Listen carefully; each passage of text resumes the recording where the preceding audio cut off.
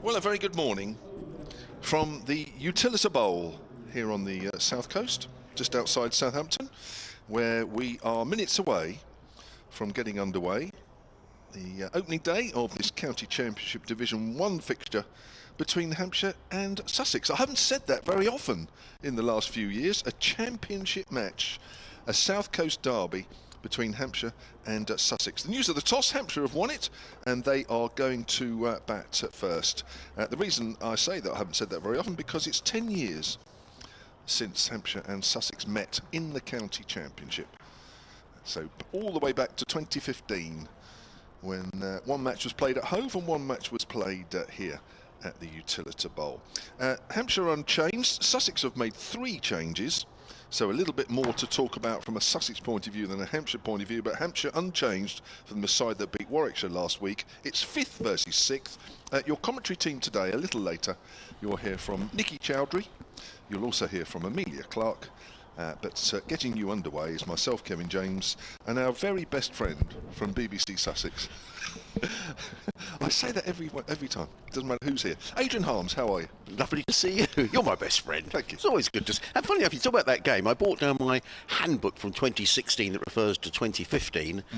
And there's that match. Sussex won, actually. And there's the Sussex bowling attack. Ajmal Shazad, Matt Hobden, Tamel Mills, who was playing red ball cricket then, and it's sadly the no longer with us, Matthew Hobden and Steve McGoffin. So yeah, Good 10 years ago. Wow, isn't it scary? And we were at the other side of the ground We were. as well. You were. Yeah, we were. I think that was our last year that we commentated from the pavilion end, but we're over at the gantry. The sunshine has come out to greet the players, who are just on the edge of the boundary rope at the far end of the ground. So, Hampshire unchanged, Sussex 3 changes. As you're our guest, do you want to go through the team first? Yeah, and big blows for Sussex. So no Ollie Robinson, who's been nursing an ankle injury. I understand that it was a case of, did Ollie play at Taunton last week or Southampton this week? They're elected for Taunton. So no Ollie Robinson. So Ari Carvelas comes in for Ollie Robinson. Daniel Hughes, the Australian opener. His partner is expecting their first child. I'm not sure whether the child has been born yet, but we wish Daniel all the best, and his partner, of course. So Ollie Carter comes in to open the batting with Tom Haynes. And last week we had young James Hayes, who was on loan from Nottinghamshire, an emergency loan. He has gone back, and Henry Crocombe, who hasn't played this season at all, is back in the side. He's had a shoulder problem, and we'll have to see how he goes. So yeah, 3 big changes, but big changes for Sussex. Yep, so Hampshire are Mark Stoneman, Fletcher Middleton, Nick Gubbins, Tom Prest, captain and wicket keeper, just like in the Sussex side. You know, captain and wicket keeper. It's Ben Brown, formerly of Sussex, and in that game you mentioned here, I think Ben Brown got a big 100. Ben Brown scored 144 not out in the second innings. He got a duck. Oh dear. Right, well, it goes like that. After Ben Brown comes Liam Dawson, then Toby Albert, James Fuller, who bowled absolutely beautifully in the second innings up at Warwickshire last week to set up the victory, Kyle Abbott, who's the Division 1 leading wicket taker currently, Brad Wheel, and John Turner. There was thoughts that maybe Felix Organ might sneak in. James Fuller, I'm not sure, felt 100% yesterday, but clearly much better today after a good night's sleep. And we are just about ready to get underway. We are well to the right here at the Utilita, which means we are on the west side of the ground, so we're a little bit further away from Sussex. Yeah, than if we were on the left side of the square. So I think that's to try and make you feel as though you're further away from Sussex than you really are.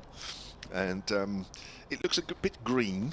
It does, doesn't it? Yes, it does. It's clearly a used wicket. I don't quite know which game that is. I didn't find that out. Apologies.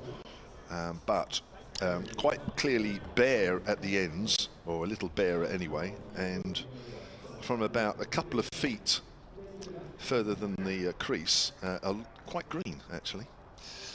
So it'd be interesting to see how this pitch plays. Yeah, I mean, Ben Brown had no hesitation when they came down. Yeah, well, we're going to bat. So I think he thought he might perhaps a bit of spin later on, Kevin, but he's hoping. He's hoping, because it does tend to get a little slower as the game goes on. So Kyle Abbott, or it's not, what am I talking about? It's Nathan McKendra, isn't it? It is. Comes running in and bowls and let go by the left-handed Stoneman outside the off-stump, taken by John Simpson. No run. Now, one thing I haven't asked you, it kept so long since I've been here for a championship match, is the ends are called the hotel end, or? Yes. Is it funny, isn't it? Well done. And the pavilion end? Or? Well, yes. It's like you've never been away. Oh, wonderful, yeah. I don't like to laugh too much, Kevin. I was saying when I arrived, I've lost a tooth. Yes. So I'm very conscious of laughing too much. Everyone thinks, what on earth's the matter with Adrian's teeth? Found out last night I was flossing. So I rang the dentist. He can't see me for a week, the dentist. So I've got a week going around with no tooth. Anyway, in comes McAndrew, round the wicket, bowls, and Stoneman is forward and just plays onto the onside, and there is no room. There are 3 slips, a gully, mid-off, mid-on, mid-wicket, and a fine leg. Just to repeat that, Sussex team news for anyone who's just joining us: no Ollie Robinson, no Daniel Hughes. And already Sussex are looking at the ball, which seems a little bit strange. We've only had 2 deliveries. But the umpire says, no, that's quite okay. So we think the umpires are Tom Lungley and Rob White, I think. Yes, they are. In fact, Sussex now got 4 slips in place. I don't know what happened in that opening delivery to make them have a 4th slip instead of a gully, but in comes McAndrew, bowls to Stoneman, who looks to clip that on the onside. Looked to me like on a leading edge, and the ball ends up with Jack Carson at extra cover, and there is no room. One thing I did notice, Kev, coming down the M27, the amount of roadworks between here and Sussex. Probably Sussex had to leave on about Tuesday. Around here, it's horrendous. Oh. Yeah, it's everywhere though, isn't it? It's not just a... No, the motorway behind us is, it's been like that for a while, and I think set to continue for a while as well. The sun is with us, quite a lot of cloud around, but the forecast is actually good for today as in comes McAndrew and bowls and caught at first slip. Wicket goes down in the first over. Catch taken there by the ever reliable second slip, who is Tom Clark, who doesn't put many catches down, and Mark Stoneman is on his way off the 3rd delivery of the morning, looking to drive the ball away, outside edge, catch taken, and Sussex in business in the first over of the day. Yeah, that's not surprising. The green nature of this pitch, I think if you pitch the ball up and you actually are prepared to get driven, as McAndrew was there, then I think you're going to get an edge. And that's, for me, that's almost the perfect length on here. Have your mid-off, mid-on straight, maybe even your extra cover and mid-wickets, and just pitch it up. And I think we're going to see a few wickets like that. Poor old Mark Stoneman, really. It's not quite working for him this season. He does have a half century against Durham here. That was 57. A couple of 40s in amongst that, but nothing major as yet. And a blob today. And Nathan McAndrew, very much sort of the senior man in this Sussex squad. He's only playing in 2 county championship games. He played last week at Somerset, and he's here for some T20s. Then he goes off again. This is often the way, isn't it, with overseas players? But pick up last week. He picked up a 4 for 71 in the first innings down at Taunton last week. And in the second innings, he took 1 for 38. So 5 in the match for the tall Australian, and a good catch by Tom Clark, who's probably a good a slip fielder as I've seen around for a long time. Sussex has been very lucky down the years with the likes of Michael Yardy in there, who very really dropped many. But anyway, Sussex, it looks like Harry Cavalos is going to open the bowling from this end when this over's finished. So 4 slips, point, mid-off, mid-on, mid-wicket, and a fine leg. And Sussex, Hampshire, 0 for 1 as in comes McAndrew, bowls to Gubbins, who's very solidly forward and plays to mid-on, where it's fielded by Ara Cavalos in his sun hat, and there is no run. Yeah, I mentioned Mark Stoneman averaging 24 this season so far, so I think you'd hope for a few more than that. I know it can be difficult, and I think nobody will be more disappointed than him. Experienced player.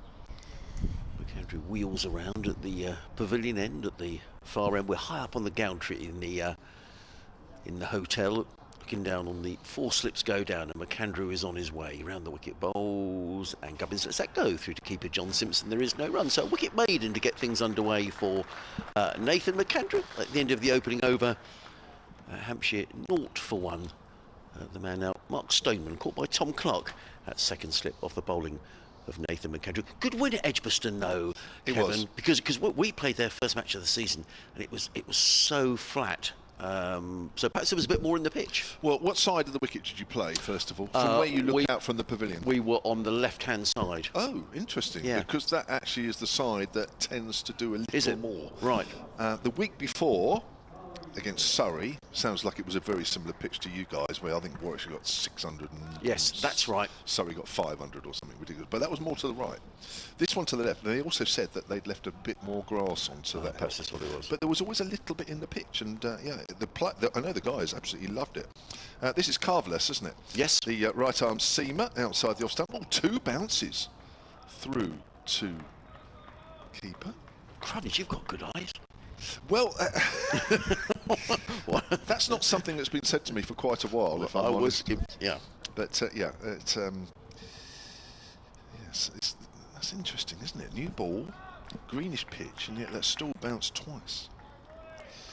So 0 for 1. Fletcher Middleton is the batter, who scored a very, very classy 70-odd last week. That's pushed up to mid-on in the second innings. Hampshire needed that, and in a way he needed that as well. He's another player that perhaps hasn't quite, in fact he admitted it to me after he spoke to me when he did that 70-odd, that he felt a little under pressure.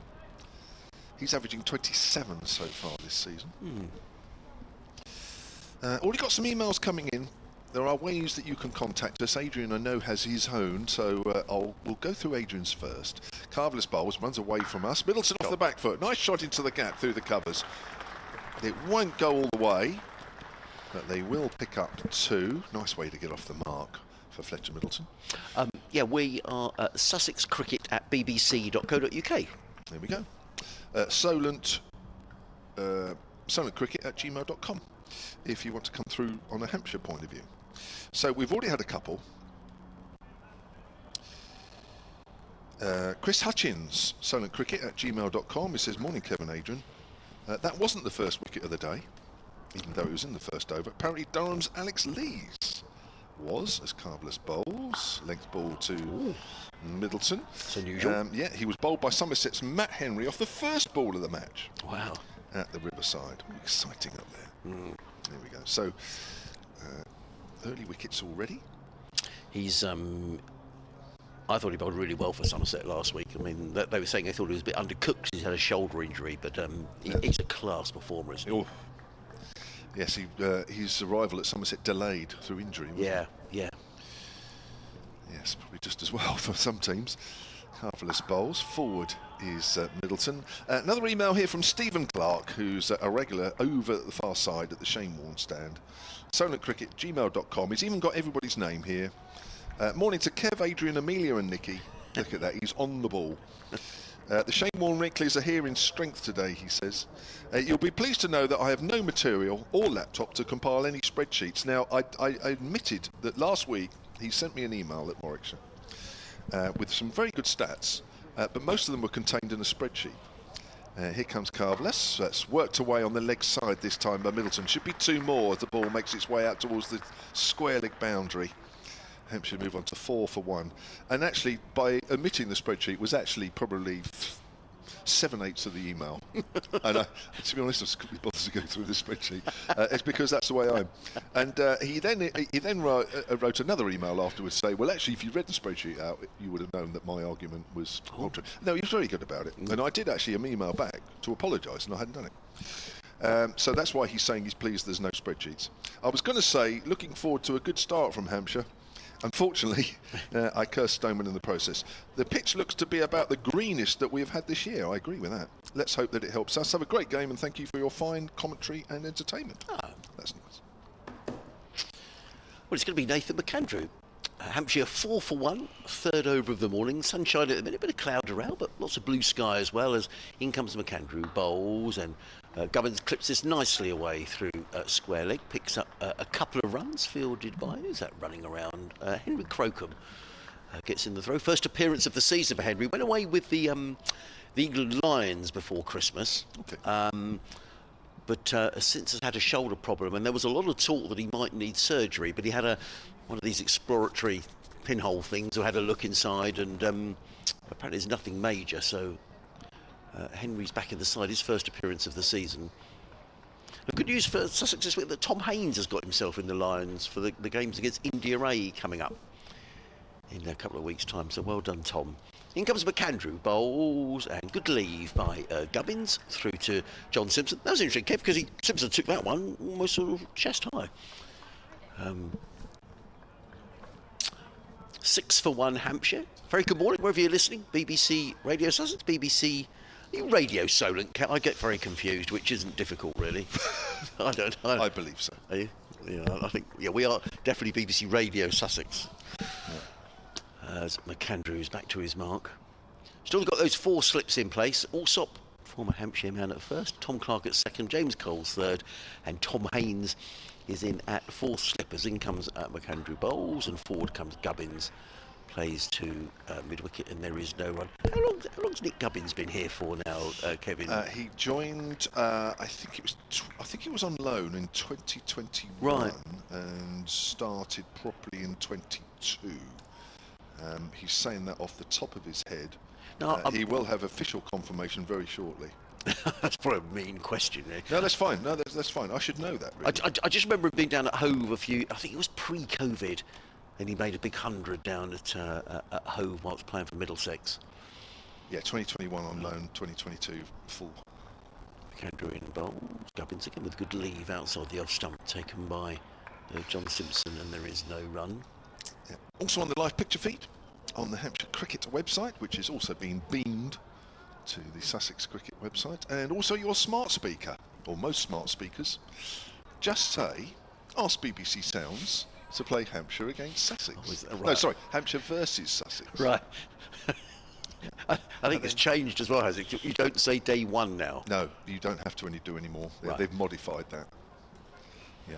So at any stage, just say Hampshire versus Sussex. McAndrew in and bowls, and Gubbins looking to clip that one away on the onside. He got a leading edge, fielded at backward point by Ollie Carter, and there is no run. So just a hint of a bit of help for the seamers here this morning. Yeah, definitely. I mean, I'd be surprised if there isn't. I mean, just if you're watching on the picture feed, just have a look at that. There's no enhancements there. It's as green as it looks. You're a bit surprised that Ben decided to... Well, I think you've just got to get through. I would say here, if you can get through hour and a half, it will calm down. I mean, it doesn't look extravagant even now, though we've had 1 wicket.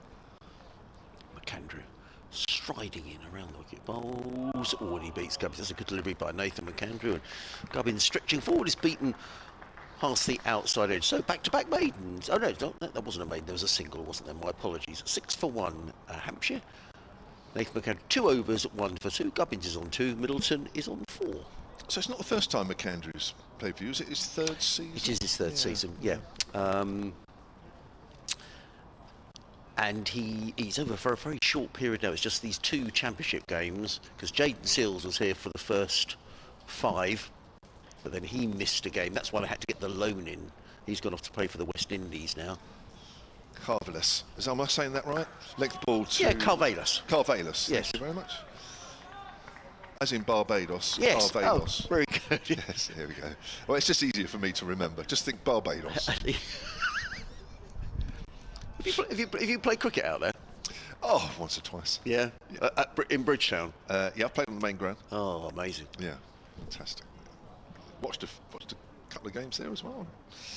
What have you? That's why I'm saying if I think Barbados, it's easy. Yeah. Carvelos. There we go. Look at that. Easy. Right off the tongue. That's almost a very full delivery. Played into the ground. Fielded on his follow-through. I think he was a little unlucky, Harry, not to play down at Somerset last week. He bowled very well in the game against Worcestershire. That was a game Sussex won. Good game, actually. Sussex won by 50 runs, but there was a terrific innings by Jake Libby, who very nearly pulled it all round for Worcestershire. They're one of those sides I hope stay up, Worcestershire. I mean, they've had a difficult start, but they've got a lot of games at home to come, haven't they? And they're good at New Road. They are. I don't disagree with you, but I worry that who will go down if they don't. A low full toss, driven but not timed by Middleton. The ball trickles really up to mid-on. If they don't go down, who's going down? Yeah, well, that's the thing, isn't it? mean, Essex have had a very poor start, haven't Yeah. they? I just look at all those sides and I think, oh no, Essex will improve. Yeah, it's a good question. It's an open tournament this year, isn't it? It is. Open competition. Carvelos comes in with 3 slips, runs away from us again. Edged, he's fallen just short, I think, a third slip. Yeah, just short of James Cole's. Watch that again, I'm sure. Here we go, on the picture feed. Yeah, half volley. He does nip it about a bit, Harry. I mean, he's not the quickest, but he just nips it off the seam a little bit. So this might suit him this morning. I think that he'd be the ideal man here. And McAndrew for me as well, experienced. He did play here back in 2022 for Warwickshire, McAndrew, I remember. Interesting, yeah. I think he'd only just come off the plane then, though. Here comes Carvelos again. That's worked up to mid-on. And that's how Paul Farbrace would have known him from his time, because Paul would have been at Warwickshire at the time, Of course. and got Nathan over. So he's, a good T20 player as well. I think he plays for the Thunder or the Sixes, one of the two over in Sydney. Yeah. I think he's played the odd game with James Vince. Yes. Oh, right, okay. Yeah. Comes in again then. 6 for 1, Hampshire. Right arm over and bowls. Middleton off the back foot. His favoured shot this morning. More runs for him. It's the ball's going to travel a little closer to the rope this time, and that will mean they pick up 3. And Middleton moves on to 7, and Hampshire on to 9 for 1. Adrian, you've already got a break. I have got a break. I've had this pastry looking at me, Kev, for the last quarter of an hour, so I'm very grateful. Adrian Harms back in about half an hour's time. Amelia Clark is going to be on with me in a moment. Stephen Clark back on the emails, solarcricket@gmail.com. He says, Neil's just accused me. Neil's one of those that sit with him, of creeping. This was his earlier email. He says, I was just being sincere. Now, I might need Amelia to help me out with this, because there's a French name here which I couldn't possibly pronounce. Hello. Yeah, Amelia's just worked out that it's her turn. Do you know, I've gone to so much trouble writing out a timetable, which took me hours. I lost sleep last night thinking about it, Adrian, and Amelia's just sat there happy as Larry. I'm sorry, Kev. I blame Nikki for that. She was distracting me. Yeah, she's a good talker. She was. Nikki, welcome. Thank you. Amelia Clark. As McAndrew comes in, that's a drive back past the bowler by Fletcher Middleton, and that's going all the way to the top end of the ground for 4 runs. That's nicely timed, and he moves on to 11 already. I feel, and he probably feeling the benefits of that useful innings of 70 last week against Warwickshire. 13 for 1. Now I need some help here, because Matthew Evans has emailed sonatcricket@gmail.com. What name is that in France?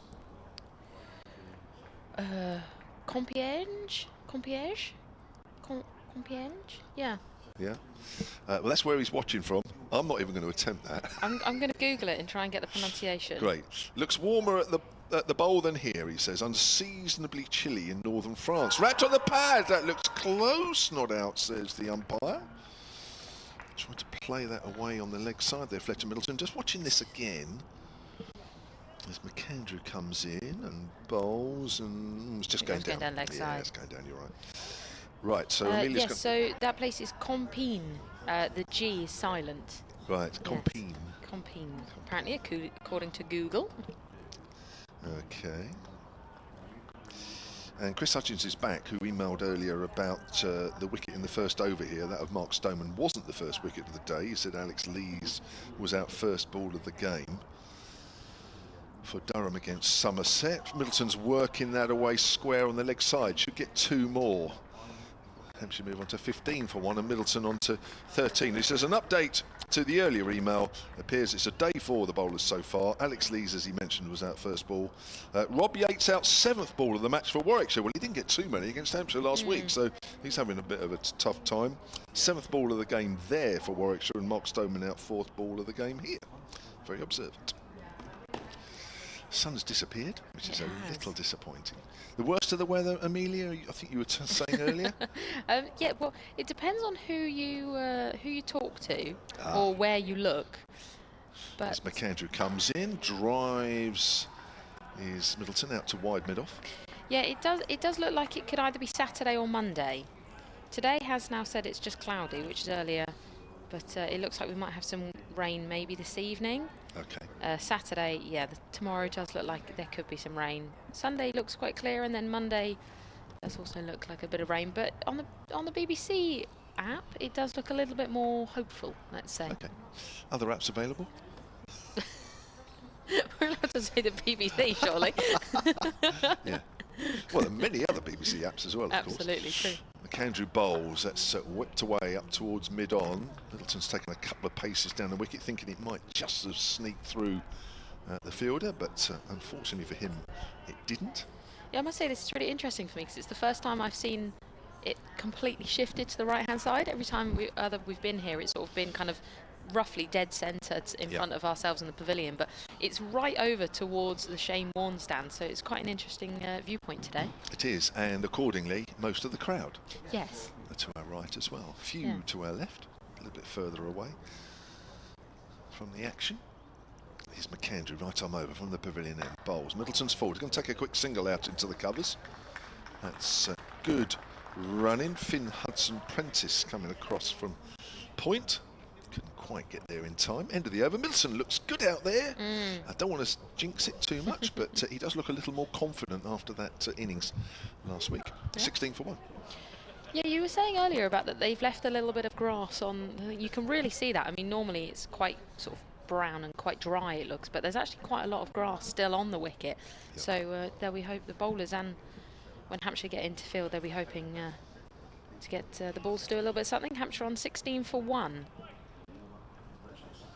And it's going to be, you're going to have to help me out with the pronunciation. Carvelos. Carvelos, thank you. Right arm over the wicket, bowling to Middleton there. Clips it out to square, to offside. As I said to Adrian, just think of Barbados. Carvelos. Carvelos, thank you. Yeah. You know my dyslexic pronunciation of things isn't always perfect. That's right. Think of Barbados. Just think how lovely it would be out there. Absolutely. Barbados. Think of that, Carvelos. Yeah. Thank you. That's great. Yeah, we all know how well Skeleton went. Yes. Oh, that's right. Chloe Skelton. Yes. Apologies again. And Carvelos coming in to Middleton on strike. Right arm over, bowls. Good length delivery played into the leg side, down to deep backward square. We won't run, I thought about it. Spoke to his dad yesterday, Fletcher Middleton, yeah, who I used to play with here at Hampshire, and he was sort of full time on the coaching staff here, and he's sort of taken more of a back seat now. Doesn't do quite so much, and we were just chatting about his boy yesterday, and he just said he felt he was playing, you know, okay during the season, even though he wasn't quite getting the runs that he deserved. He still felt that, you know, he was playing well enough, and a score was coming. Absolutely. As Carvelos comes in again, Gubbins this time on strike, well defended on the back foot. Yeah, you can see that. I mean, it's definitely, he's got the rhythm, he's got the shot, so he just needs to sort of spend a bit more time out there and just build up, as you say, build up the run. Yeah. And that will come, you know, with the more experience he gains. Correct. Yeah, he's still a fledgling career, really. This is only his 35th first-class match. I mean, absolutely. Still building up that experience. Carvelos stands at the top of his mark. Gubbins still on strike. Bowls right arm over the wicket. This time played into the offside. Goes all the way down to deep backward point, and they run 3 for 1. 18 for 1 is Hampshire. As the field resets, Carvelos wanders up to the top of his mark again. Middleton stands with his bat resting on his shoulder. Carvelos starts his run in. Gains speed, comes past the umpire, bowls to Middleton, right arm over the wicket. This time clipped into the fine leg. They'll run through for 1. They think about 2, and I think Gubbins was quite keen, but Middleton decided against it. 19 for 1. Yeah, it went quite quickly down there, didn't it? It's the short boundary side as well. Here, as we've been mentioning, well to the right. I'm just looking, actually, the number of wickets. I think as we get to the far right, that's basically a practice wicket. Right. But we are, what, sort of 4 wickets in, really? Yes. From the right-hand side. Yes. Carvelos in for the last ball of his over. Bowls again, this time into the offside. They won't run. And the end of the over. Hampshire are 19 for 1 after 6 overs. Having won the toss, Hampshire unchanged from the side that beat Warwickshire. Sussex have made 3 changes. Ollie Robinson, Daniel Hughes and James Hayes all make way for various reasons for Ollie Carter, Henry Cockholm. That's another one I've got to struggle with. And Ari Carvelos. Now, I know you love an email, so I'll leave most of the emails, and we've got a few already for Amelia to read, but I will just read this one. From Anthony Russell, who says at the end of his email, lurking at the scoreboard end of the Ingleby Mackenzie stand. So that's away to our left. That's by the, or just in front of the nursery ground here at the Utilita Bowl. 4 slips for Nathan McAndrew. 3 overs, 1 for 9. Mark Stoneman caught in the slips for no score in the first over. As forward is Middleton. That goes out to point. Anthony says, morning all. Took a day off to disconnect from a busy world and enjoy what for me is the superior form of domestic cricket. Coming from a Gloucestershire family and being based in Southampton, I can enjoy this derby as a moderate neutral. This ground is truly a wonderful place to watch cricket, but my journey in from Shirley, which for those uninitiated is a suburb of Southampton, and the chatter about roadworks on the M27 just confirms what a pig it is to get here. What a pig! That's his words. That's Anthony's words. Here comes McAndrew. Forward is Middleton. Again, he's looking for a single, but the fielders are very alert on the offside. Oh well, the price we pay. Have a good day all, says Anthony. Because clearly the journey in from Shirley wasn't great either. No. And I have had an email from Stephen Emerson at solentcricket@gmail.com, just helping me out with the pronunciation of that previous. Which one? Compiègne, as I've now, because he's broken it down for me, so I really appreciate that, Stephen, as I do struggle sometimes. So he's done it phonetically. He has, which is exactly what I need. In northern France. He says he knows it well. Good. Drive, fielded on his follow-through. Nathan McAndrew. Middleton does look strong this morning. Does look confident out there. As I say, we try and say that quietly. Well, as has Martin Main. The pronunciation of my definitely got a few emails. So thank you very much for. And so has Matthew Evans. So everyone's been emailing. Goodness me, I'm so sorry everybody for my pronunciation of that previous word. I'm gonna stop saying it now. Just say somewhere in France, somewhere in northern France. But thank you everybody for helping out. That's good. No, it's nice. No, I need it. I like to learn. Well, I didn't know it. I at least you went for it. Outside the off stump, good carry through to John Simpson, left alone by Middleton. At least you had a go. I was too shy. Oh, right. I see how it is. Made me say, did you? Yeah, I put it all on you. So 19 for 1. Hampshire winning the toss this morning. Gubbins is 3 not out at the non-strikers end. Fletcher Middleton is 16 not out. McAndrew into his 4th over, 1 for 9. Carvelos at our commentary end is 0 for 10 from 3. Green wicket here with bare patches at the ends.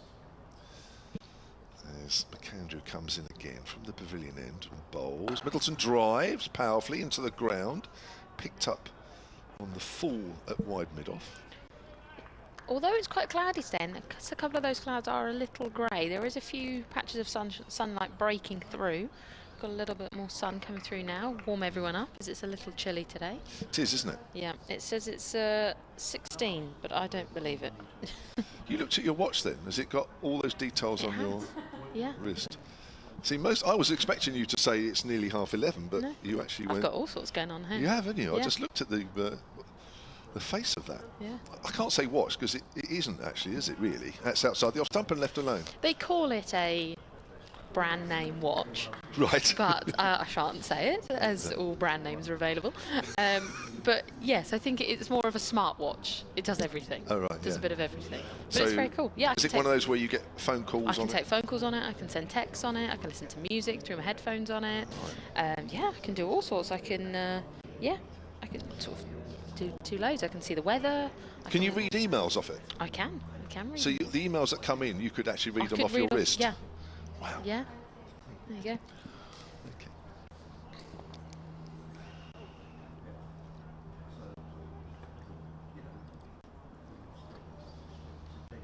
And Carvelos coming in, this time around the wicket, right arm over, that carries through. You want to do that email, go on. I was only just saying that Chris Linney has said, morning all, Lancashire member that's made the trip down from the south for the bank holiday. Left at 6 a.m. but managed to get here for the first ball. A lovely ground and enjoying listening. Thank you very much, Chris. Keep enjoying. It's a little dig there. He's come all the way down from Lancashire and still got here for the start. He did. After we were talking about roadworks Honestly. and people taking... He managed it, absolutely. longer, yes. Carvelos coming in again, right arm around the wicket. A little bit shorter this time. Gubbins on strike, no run scored. Hampshire 19 for 1. Love it. Yeah, so sunandcricket@gmail.com is where we're at all day. I know Adrian Harms will have a few when he comes back on shortly for Sussex people, unless you want to just message us. Carvelos again, standing at the top of his mark. He's going to come around the wicket to the left-handed Gubbins, who's waiting on strike. 3 slips in place. Gain speed. Carvelos is in. Bowls. And delivery, and it well left by Gubbins, and it carries through to the keeper. So Nick Gubbins averaging just over 38 this season, with a high score of 117. That came in the second innings against Surrey, a rearguard action for Hampshire. Came out of that game at the Oval with a draw. Also got 82 against Somerset here in the only innings they had, and a 77 against Durham here in the only innings Hampshire had. Carvelos in, they've just put a gully in place. Shorter delivery, again left alone by Gubbins. Carries through to Simpson in the wicket-keeping gloves. Has got a chilly feel, isn't it? It has. When you look around, it feels, even though it is, but it isn't. Yeah. It looks chillier when you look outside from here. It does. It does indeed. Lots of people wearing Many layers. coats. Yes, where's that sunshine gone?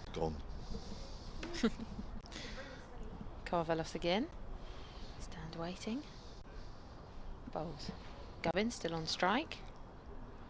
There's delivery this time, played offside, and square wicket will pick that up.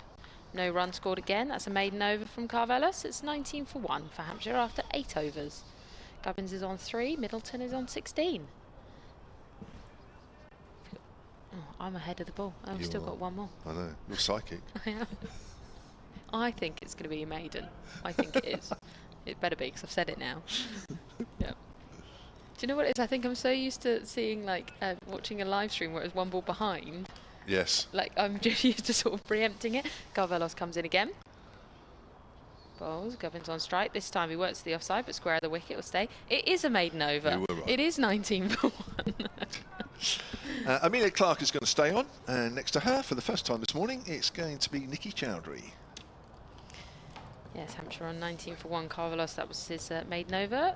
The partnership so far, obviously, I was on 19 between Middleton and Gubbins. Hello, Nikki. Good morning, Amelia. How are you? Yeah, good, thank you. Yourself? Good, good. I didn't bring them as many layers though. The sun No. fooled me this morning, as it always does. And you feel the cold as well, so... I do. Well, you saw me on Monday at Arundel Castle, Yeah. where I was running to find all the layers I could.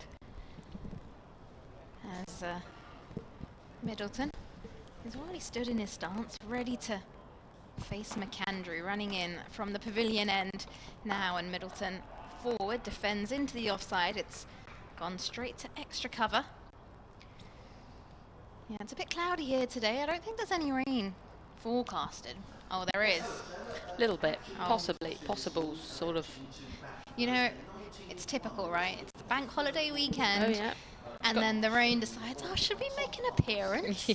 Should we just pop in and say hi across the weekend? And then all the plans that you've made based on the forecast on how the weather's been over the last few weeks, well, you can't do them. Yeah. McAndrew at the top of his mark, looks ahead. We've got 4 slips in place as Middleton is forward, and this one's gone down the leg side, taken by Hughes. And must admit, I came up and had a look at the pitch, and I thought, that's a bit green today. There's a little bit of grass left on that pitch. Maybe It's they... blending in. Yeah, maybe. I think, yeah, the grounds crew just maybe trying something a bit different. But speaking, when you say about the weather, I saw a post on social media yesterday, and it said, "Oh, the garden's in desperate need of some watering." Well, good job. The bank holiday weekend's coming up. I saw that as well. But if the garden needs water, there's a thing called a tap and watering can. Who needs water when you've got some rain? McAndrew in, and this one flicked round down towards fine leg by Middleton. He'll take a single. I get, like, gardeners will be like, oh no, my plants need a bit more water and all of that, but we don't need to ruin the entire weekend just to, like, feed your plants. True. But the weather didn't quite get that note. Clearly not. We need to have a sterner word with them next time. As Gubbins comes on to strike. Cricket everywhere today. The test match is on, day 2 up in Trent Bridge, England versus Zimbabwe, and England is piling on the runs there. County Championship in full swing. Up and down the country. We've got a women's international this evening at Hove as McAndrew comes right arm round the wicket to Gubbins, who's forward and lets this one go through to Hughes. Lots of cricket. England women taking on the West Indies in the second T20 international this evening at Hove. They won the first one. They did. I was watching. It was a phenomenal game. Great game. It was great to see a win for England after what seems like months for them. So they'll be over the moon and under a new coach, new skipper. Big year ahead for them as McAndrew makes his way back to the top of his mark. Still 4 slips in place for the left-handed Gubbins. As in he runs now. Close to the stumps, and this one outside the off stump. It's left alone by Gubbins. And now takes a wander towards square leg. Good week though. It's been a while since I've seen you. Well, Yeah, a few days. So Monday, absolutely. Been watching a lot of cricket, but I was watching the England women's game. It was very good. I mean, Did Matthews. you go over to that? No, Oh. I was just watching it on the telly. Hayley Matthews played an absolute Absolute, stellar knock. Yeah, she brought up 100 on the last ball of the innings, and while she really held that innings together, otherwise the West Indies, they were crumbling. They were. Looked very cold But, at Canterbury as well. Everyone in their jackets and woolly hats as McAndrew in full delivery. This is driven through the offside. It won't have the legs to go all the way. Slower outfield here actually down at the Utilita today, but they will come back for a couple of runs, and that will conclude the end of the over. 3 runs from it, and Hampshire are 22 for 1 at the end of 9 after having won the toss and elected to have a bat first. You just looked awfully frightened that you're about to jump onto me. No, what did you see? There was what I think, it was only because I saw one in my garden the other day. It was a flying thing, and I think it was a hornet. Oh, but no. Possibly an Asian hornet because it was massive. We have And culturally different hornets? yes. An Asian hornet? Yeah, What's yeah, the difference they've between come an over- English hornet and an Asian I hornet? will show you a picture in a moment. They're much bigger Asian hornets. As Carvelis comes in again, this time played straight back to him. Culturally diverse hornets as well. Wow. We learn something new every day. We do not get like Asian bees. I think so, yeah. So Asian hornets, are smaller with darker velvety thorax and black abdomen. I'll try and show you a picture. They just look nasty, I'm Yeah. not gonna lie. There you go, you can't really see it, but there's the difference. look That's at an Asian hornet, that's a European hornet. They're smaller. The They're European smaller, ones but- are bigger. Yeah, but they're a lot blacker. As Carvelis comes in again, this time it's clipped all the way onto the leg side and it's going to run away for 4. There is a fielder trying to chase, but he won't get there. That was well done by Middleton. Timed that beautifully, did Middleton. Just over pitch there from Carvelis, and he's not going to miss out on that. Just pure timing all the way down towards the boundary. A little bit too straight as well for the field he has. 3 slips, backward point, cover, mid-off, and then a mid-on, mid-wicket, and a long leg. In again, right arm over the wicket to Middleton. Bowls, good length this time, played into the offside and it's run away. Slower outfield, but it has managed to get the 4 just at square leg.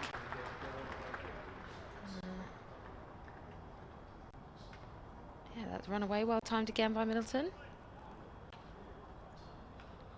Hampshire moved to 30 for 1. Yeah, again, that wasn't where he wants to bowl. Too much width on the offside this time. Broad previous, he was too straight, was Carvelis, and now a bit too much width.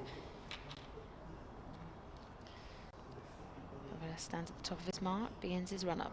Middleton waiting. Right arm over the wicket, bowls. Shorter this time, goes straight to cover, they won't run.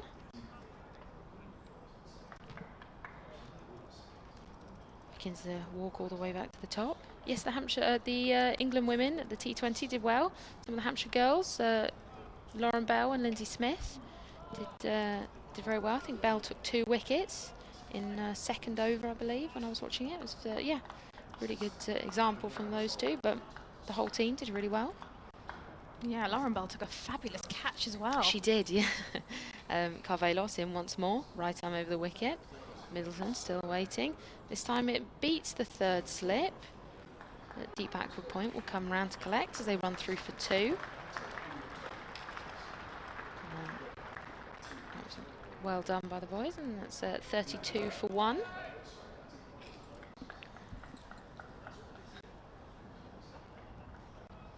Carvelos again, just wandering up to the top of his mark, no rush. 10 runs off this over of Carvelos as well.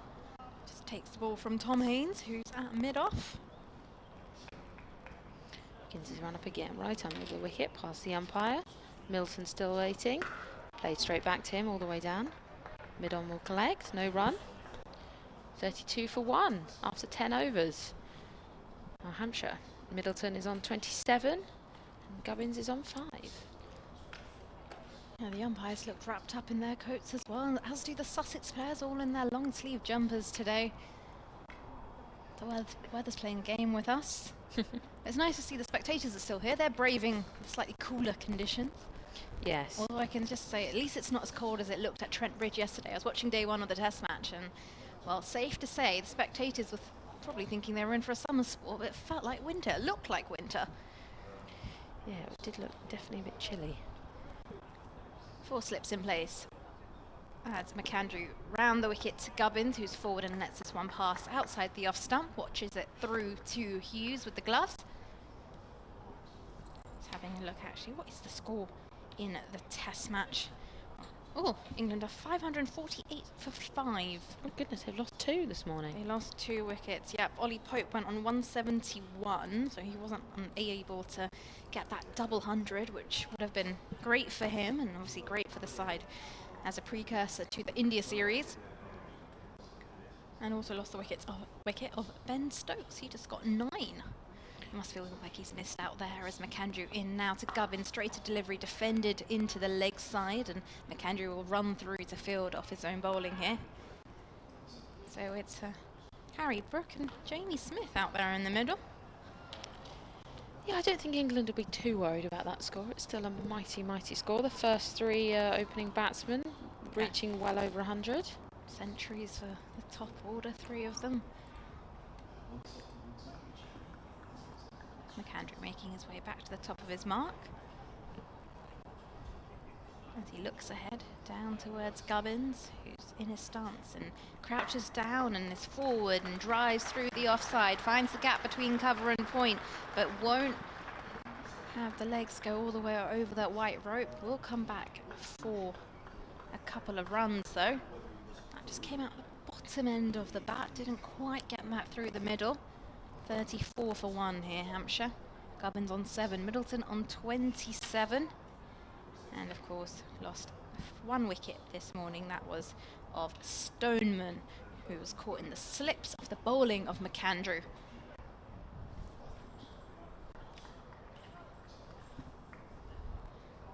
Nick Gubbins in his stance awaits McAndrew now. Full delivery, and this one is just pushed to mid-off.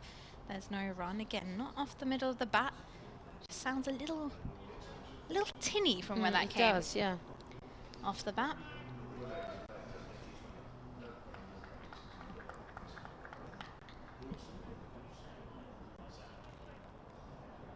McAndrew making his way back to the top of his mark.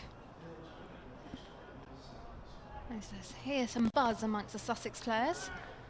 Slip cordon, fully enthusiastic on a Friday morning. There's McAndrew, ready to go once again. Runs in from the pavilion end, wide of the crease this time as Gubbins lunges into a defence, plays it straight back to McAndrew, who fields with his right hand and looks up and gives Gubbins quite a scary stare. If looks could speak, what would you say that stare was trying to say, Amelia? I don't think I can repeat it on. I don't think I can repeat it on air. I'll be honest. Well, our listeners can figure that out. 34 for 1, Hampshire. Andrew gives the ball a shine at the top of his mark, looks ahead, stares at Gubbins once again, and then he runs. And this one left alone outside the off stump. Sussex slip called in. Think that was awfully close. Just 2 runs from the over at the end of 11 overs. Hampshire 34 for 1. Middleton on 27. Gubbins with 7 to his name. And I think there's going to be a little bit of change in the commentary box. Yep, I'm going to make a way for Adrian. Thanks, Amelia. We'll hear from Amelia in a short while. But now, for the first time, I get to commentate with this morning, Adrian Harms. Welcome. Hello, Nikki. How are you? I'm very well. How are you? I'm great. Yeah, thank you. We're hearing about traffic problems earlier on this morning. Oh. I came down the A3 this morning and there was an accident there. And, I managed to get here in time, but it's main thing is we're here. Now we've got a change in bowling. And for the first time this season, we're going to see Henry Crocombe coming into the Sussex attack. Had been struggling with a shoulder problem as Henry. He was away with the England Lions pre-Christmas. But he's come back and he's had a shoulder problem, which there was some concern about that it may be, almost might be season ending, but he's had an exploratory operation and everything seems okay. So the Sussex bowling resources really stretched. No Sean Hunt, he's out for a good period of time. No Ollie Robinson in this game. But let's see how Henry, looks like he's on a slightly shorter run actually than he was last season. Anyway, he comes running into bowl to Fletcher Middleton. He's in on bowls and the first delivery is wide outside the off stump, taken by John Simpson, and there is no run. So 3 slips, backward point, cover mid-off, mid-on, mid-wicket, and a fine leg way down in the distance. Hampshire 34 for 1, using a wicket in the first over of the day. Nathan McAndrew having Mark Stoneman caught by Tom Clark at second slip without scoring.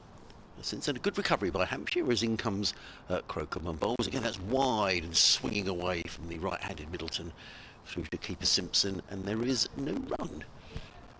Big day down at Hove today, Nikki, with England women in action. It is. It's a big day. I think if anyone's still looking to go along, the club was saying this morning there were still a few tickets available down at Hove for the game. I think starts at a strange time. I think it's 6:35 or something.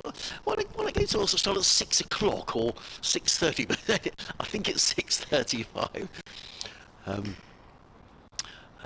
Crocombe in bowls and again swinging away from the right-handed Middleton. Has absolutely nothing to do with it through to Simpson, and there is no run. Yeah, it's a strange time. Or maybe it's a lucky time. Maybe it's a lucky Well, time. maybe. Well, they won the first game and they started at 6:35. Oh, well, there we go. That's it. And it was It's all for TV, isn't it? That's how.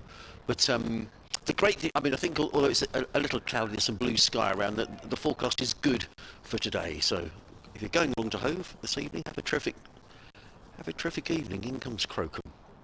Oh, that's a good delivery. That's a much better delivery. Playing and missing outside the off stump is Fletcher Middleton. I love your little shadow up here in the commentary box there The for that one. forward, yeah. The forward defence from Adrian Harms. Yeah, well, I would do that, and generally it would go past the outside edge, Nicky, through to the keeper. There is now 34 for 1. I'm actually headed up to Hove from here, so I'm going to go catch. I think, Are you going tonight? Yes, I am. Are you? Yeah. So wow, once you'll we do well to get there. What? Well, I'm not going to be there for 6:35, No. obviously. No, I know, but it's such an awful road. In comes Crocombe again. Bowls, Middleton drives. Good. Oh, well, a half stop. Oh, well, there could be a runner. Never run on a misfield is the old missive, and the ball was played into the covers. Ollie Carter, a good stop, but the ball rather ran away from his grasp. In fact, he's hurt his hand as Ollie Carter. And they thought about a single. In fact, Gubbins was halfway down the track and then decided it wasn't a good idea. Anyway, it goes down as a dot in the scorer's notebook, and nobody would know any the wiser.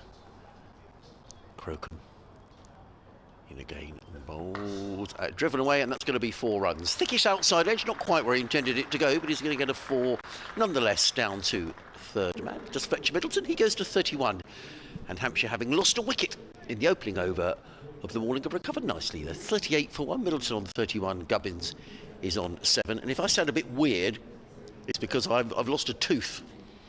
And Did you put it under your pillow?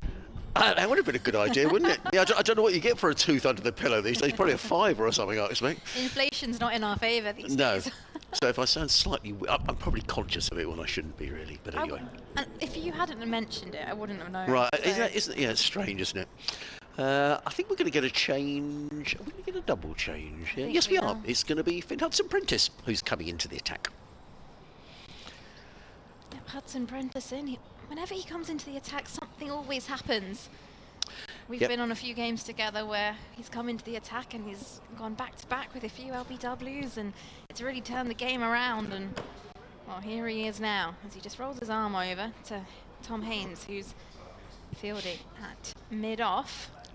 3 slips in place. Gubbins on strike, the left-hander, as Hudson Prentice comes round the wicket from the pavilion end into Gubbins, who's forward and lets this one go through to Hughes, and this one kind of balloons through to Hughes as that makes its way through. But yeah, I'm aware I'm not going to get there for the start of the game, but I'm actually going down to see Melissa Story, so we have daily podcasts across the series for the England women.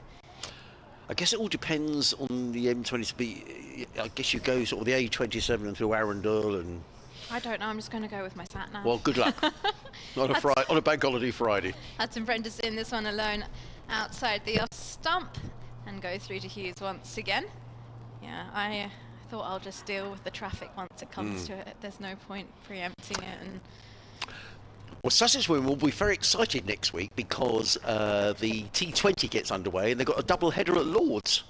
How exciting is that? That's pretty big, isn't it? Yeah, it is. Especially Amazing. if you haven't played at Lord's. Yeah. It's quite something. It's Have you? very special. I have actually. Have you? played at Wow. Lord's.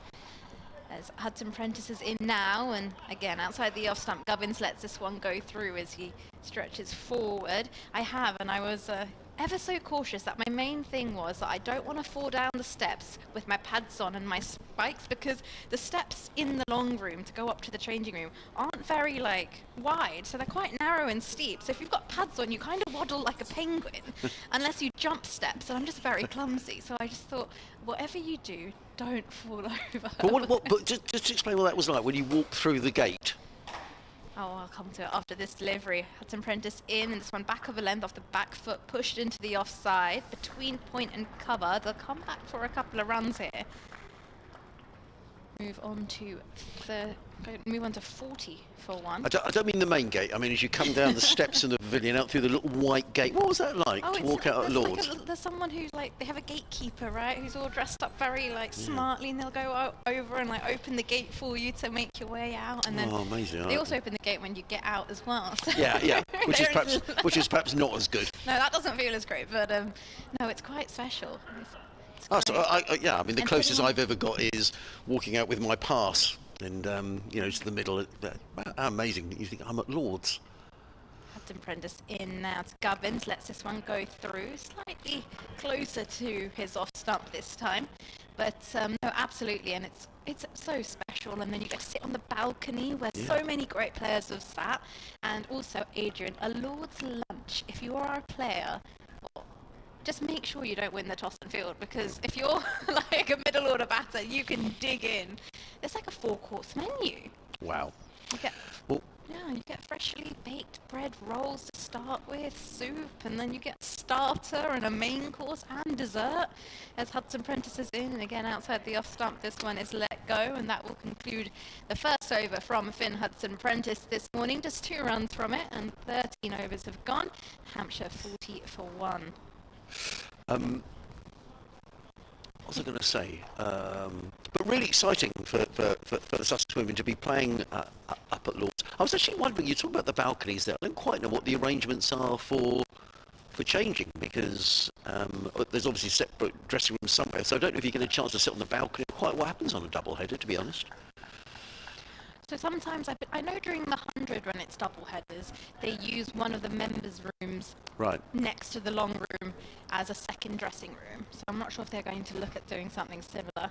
Henry Crocombe in from the hotel. That's a good delivery from Crocombe. Pacey delivery. He's clearly I would say he's the quickest of the Sussex attack, and that was a pacey delivery. Beats Middleton outside of the off stump, taken by John Simpson, and there is no run. 3 slips, backward point, cover mid-off, mid-on, mid-wicket, and a fine leg. Live cricket here on the BBC Radio Sussex, BBC Radio Solent. Adrian Arms, Nikki Chowdhury on commentary duties.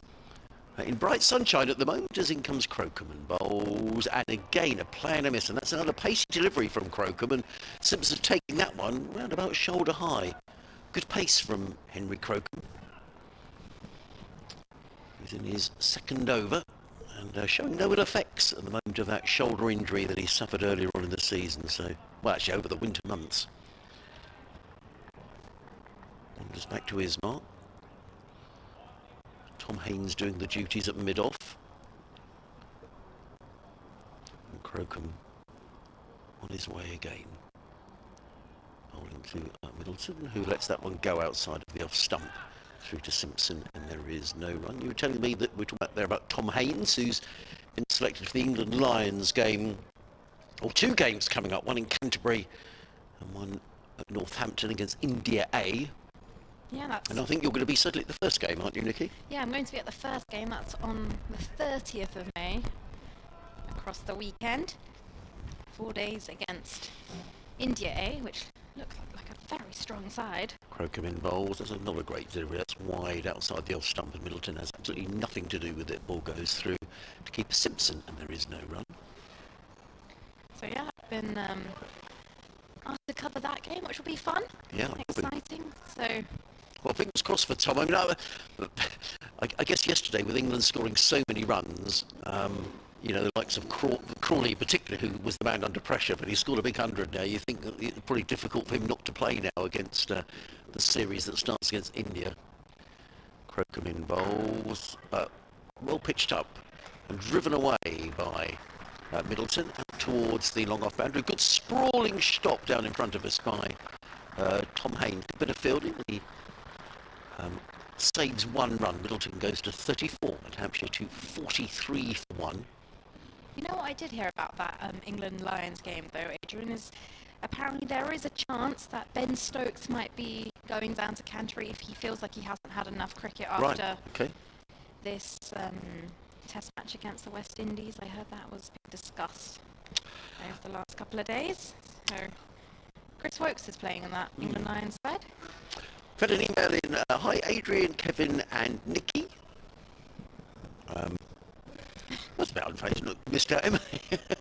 In comes Crocombe bowls and forward comes Gubbins, plays that into the offside. There is no run. End of the over, 43 for 1. Gubbins on 9, Middleton on 34. Crocombe 2 overs for 7. John says, looking forward to another 4 days. Cloud coming into Bexhill at the moment. Bexhill down in Sussex. Been a beautiful morning in the garden. I'm still clearing the weeds.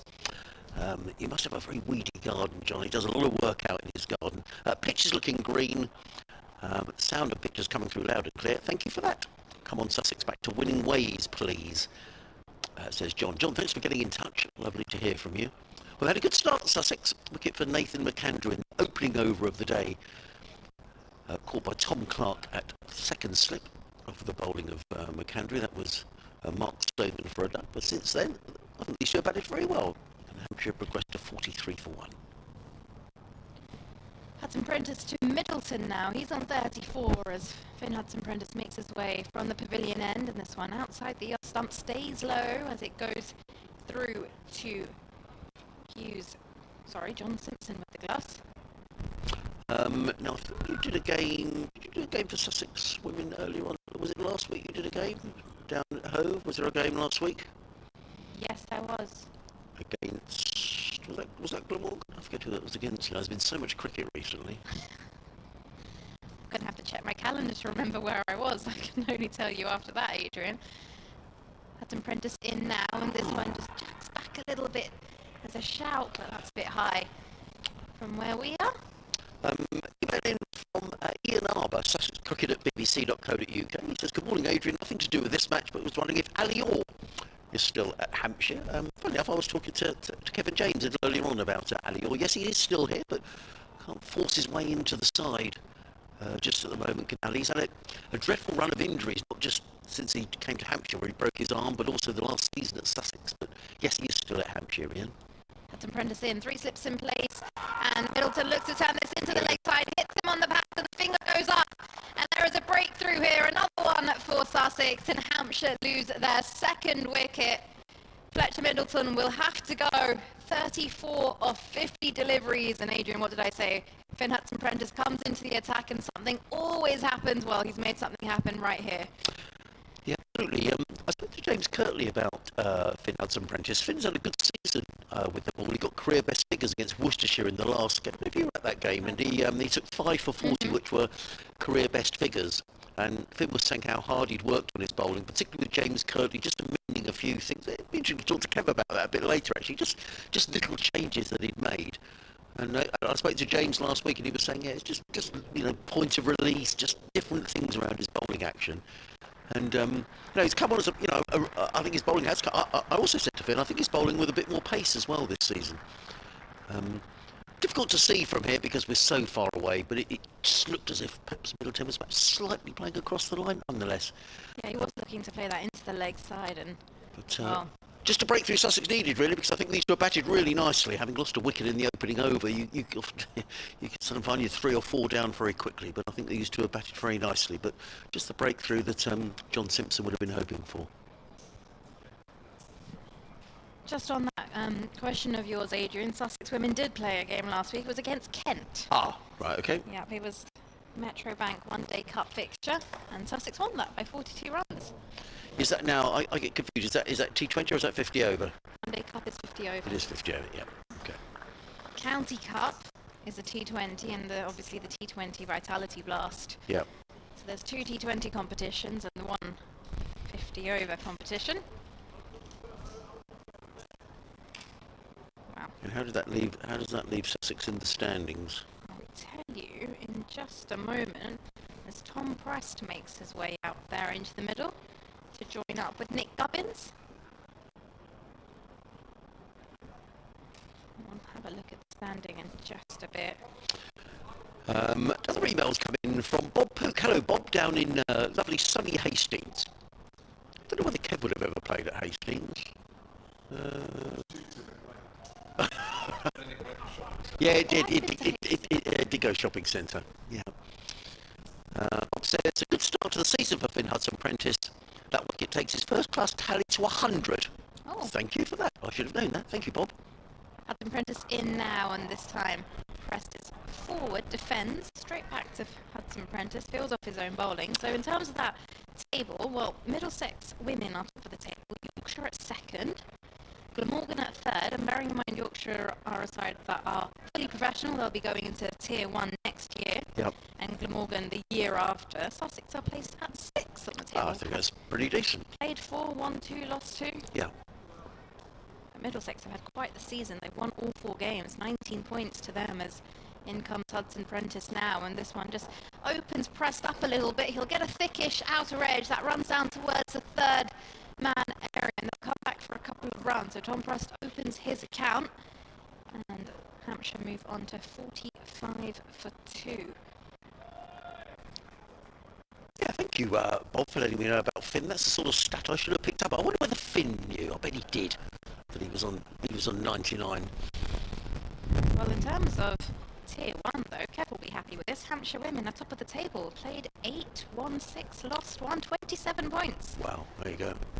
As Hudson-Prentice makes his way in from the pavilion end, over the wicket, and this time Prest defends into the offside. Ball goes to point, and that will conclude the end of the second over from Finn Hudson-Prentice, and the 15th over right here as Hampshire 45 for 2. Adrian, a few more thoughts from you, and I'll make way for Kev James. Yes, thanks very much indeed, Nikki.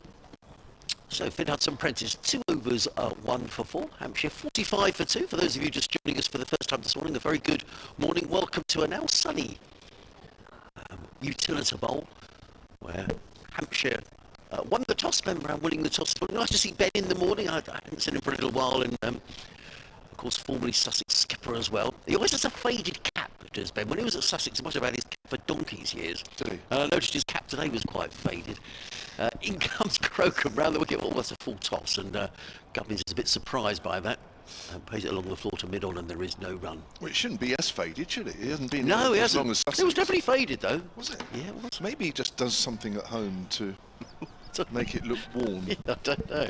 There's obviously, I guess there's a process that you can do stuff with clothes to make them look older or more worn than they are. Let's leave it out in the sun or something, I don't Yeah. know. Just looked a bit faded, but it was really nice to see Ben. In comes Crocombe bowls. Forward comes Gubbins plays into the offside, no run. And actually, in all seriousness, I mean, to come to a new county, what was this, his third season here? 22 was his first year. So to 22, so it's his, yeah. So 22, 23, 24. This is his fourth. Fourth year. Yeah. Yeah. So to come here and, you know, and then be made captain, I mean, that's quite an achievement, really. Yeah, definitely. Crocombe, and again bowls. Oh, now did I keep it a little low? I think it did. Yeah. And Gubbins, right down on bended knee, manages to jag the ball into the leg side, and there is no run. So he had, oh gosh, how many seasons with you guys? He started in 07. Yeah. 21 was his last year, wasn't it? So that's So it's 14. Yes, 15. yes. So this is. Just trying to think. So this is his. Yes. It's Farbrace's third season. In comes Crocombe bowls, and forward defensive comes Gubbins, plays nicely to mid-off, and there is no run. Yes, that's right. So he left before Paul Farbrace came. There was a year before that as well. Yeah, so he's in his fourth season. Crumbs, doesn't time fly? Yeah. I know. It's well, he played 157 games, first-class games for Ben Brown for Sussex. He's currently in his 47th for Hampshire. Crocombe in bowls, right up in the block hole, and Gubbins defends down the track, and there is no run. And I'm going to guess something like, I'm going to probably get this horribly wrong, I'm going to guess something like about 14 first-class hundreds, something like that. That I don't know. I'll have to look that up. No, I'll do it. So you can look that one up. Yeah. But I can tell you that his time at Sussex, he averaged 40. Yeah. He averages 35 for Hampshire. Yeah. Good player, Ben. Crocombe in bowls, driven by Gubbins out into the offside, followed by a tumbling Ollie Carter, who's back in the Sussex side today, played up at Trent Bridge. Some people think he's a little unlucky not to have played a little bit more this season, Ollie Carter, but he gets his chance in this game. He's going to open the batting with no Daniel Hughes. Daniel not playing in this game. We understand his partner is very close to having their first child, so I shouldn't imagine for one moment that Daniel is listening, but if he is, we wish you and your partner all the very best and hope everything is going well. Hampshire 45 for 2 at the end of the over, tidy enough from Henry Crocombe. Yeah. 3 overs 1 maiden, 0 for 7. That's for sure, yeah, of course. That's a gimme, isn't it, that one? Wishing him well. Go on, how many first-class hundreds did you get? Well, I guessed 14. 26. No. I wouldn't have thought that either, I must admit. Wow. If I'd had to guess without looking, I wouldn't have got quite that many. Right, here's Hudson Prentice then, right arm over, 2 pressed, length ball, plays it out square on the offside. Well, that's poor by me, because he must have got the majority of those at Sussex. Well, I'll tell you how many he got at Hampshire of those. Obviously, I haven't got that detail right on my tip of my tongue. Yeah, no, it's poor by me. I should. No, not at all. No, you can't remember everything. That's why we need a bit of help from time to time. Well, I do. I need a lot of help, to be honest. Well, fortunately, most of the Hampshire public do that for me. We were saying he made 144 in this fixture 10 years ago. Yeah, I know. I've forgotten that. I tend to sort of conveniently forget all the defeats. That's a good delivery. Bounced and leaves is pressed, but equally that's a good leave. Right, Ben Brown, first class hundreds for Hampshire. He has made 4. Right, crumbs. One of those quite recently. And 22 for Sussex. Yes, that's amazing. Wow, crumbs. No wonder you got on well with him. You'd have spoke to him virtually every day. Right. At the end of the play. Well done on another 100, Ben. Congratulations, your side winning another match. It gets turned around there, Preston. He didn't know where that was going at all. I could tell him that it went up to Jack Carson at backward point, but he most certainly was looking on the leg side initially. 45 for 2 then, Hampshire. Mark Stoneman for no score. Fletcher Middleton for 34. The wickets that have been taken. Yeah, just a really nice bloke, Ben, really. And as I was saying, and that proves, I mean, a heavy run. I mean, the amount of times, particularly latterly in his career at Sussex, when Ben was walking in with Sussex 30 for 4, 60 for whatever it was, he always seemed to make runs. Well, he's been pushed up the order a little bit this year. He's wrapped on the pad, playing across the line fractionally. Stunted appeal out there. Yeah, he's been moved slightly up the order the last 2 or 3 games, because he actually is in quite good form. Ian Hefford has emailed soniccricket@gmail.com. He's talking about the quality of the sound on the live feed. I don't think I could do anything about that, because I'm not sure which live feed you are talking about. If it's the live picture feed, I certainly have no control over that. If it's the BBC online feed, probably equally so. 45 for 2. I could probably try a little bit, but probably won't make much difference. Nice drive and well stopped by Hudson Prentice on his follow through, and immediately he pushes a man out deep on the leg side, which would suggest he might be either double bluffing, a bouncer, or he's quite keen to bowl one. Now this doesn't make for great radio. Right. I'm going to show you a picture of me and you 10 years ago. Oh my word, we're babies. Look at our jumpers. Those are the days where we turned up with the same coloured jumpers. Nicky says it all. Looking at that picture, press drives, and again it's a good stop on his follow through by Hudson Prentice. Look how young we look. 45 for 2. Look what 10 years of cricket commentary has done to us. Yeah, that's right. Oh dear, oh dear. Yeah, we both turned up with purple. So this is dreadful radio, but it's a picture of Kevin and I here 10 years ago. We've got identical jumpers on. Yes. I've always liked Kevin's. I do remember that, actually, us turning up with the same, and they are, it's a, what colour is it? It's like a mauve, is it? Or yes, I would purple? say yes, I would say purple. And actually, Sussex won that day, and it was the first game of the season, so I said, it'll be my lucky jumper. So I kept wearing it, and I kept on, I got relegated. Yeah. Hence why I threw mine away straight away after that game. In comes Crocombe, bowls to Gubbins, who plays to mid off firmly, actually, and a good sprawling save by Tom Haynes, who gets a rather sarcastic round of applause from his teammates, does Tom Haynes, falling over. Yeah, comes. It's not like it's a jumper that's a run. What would be a run-of-the-mill coloured jumper? Green? Would it?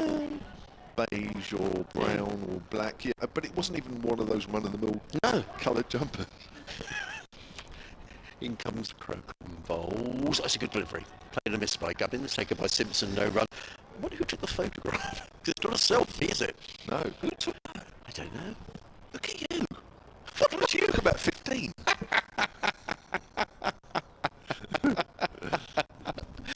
Dear, oh dear. That's quite uneasy. Yeah, anyway, Yes. look, we can keep that. We can, you know, we'll have a reunion one day and we say, do you remember that picture, Kevin, when we... Yeah. Anyway, in comes Crocombe. Round the wicket bowls, and Gubbins plays firmly to mid-on, fielded by Nathan McAndrew, and it's white side that way laughing. Well, just one final thought. I don't know whether to be laugh or be sad over that photo, really.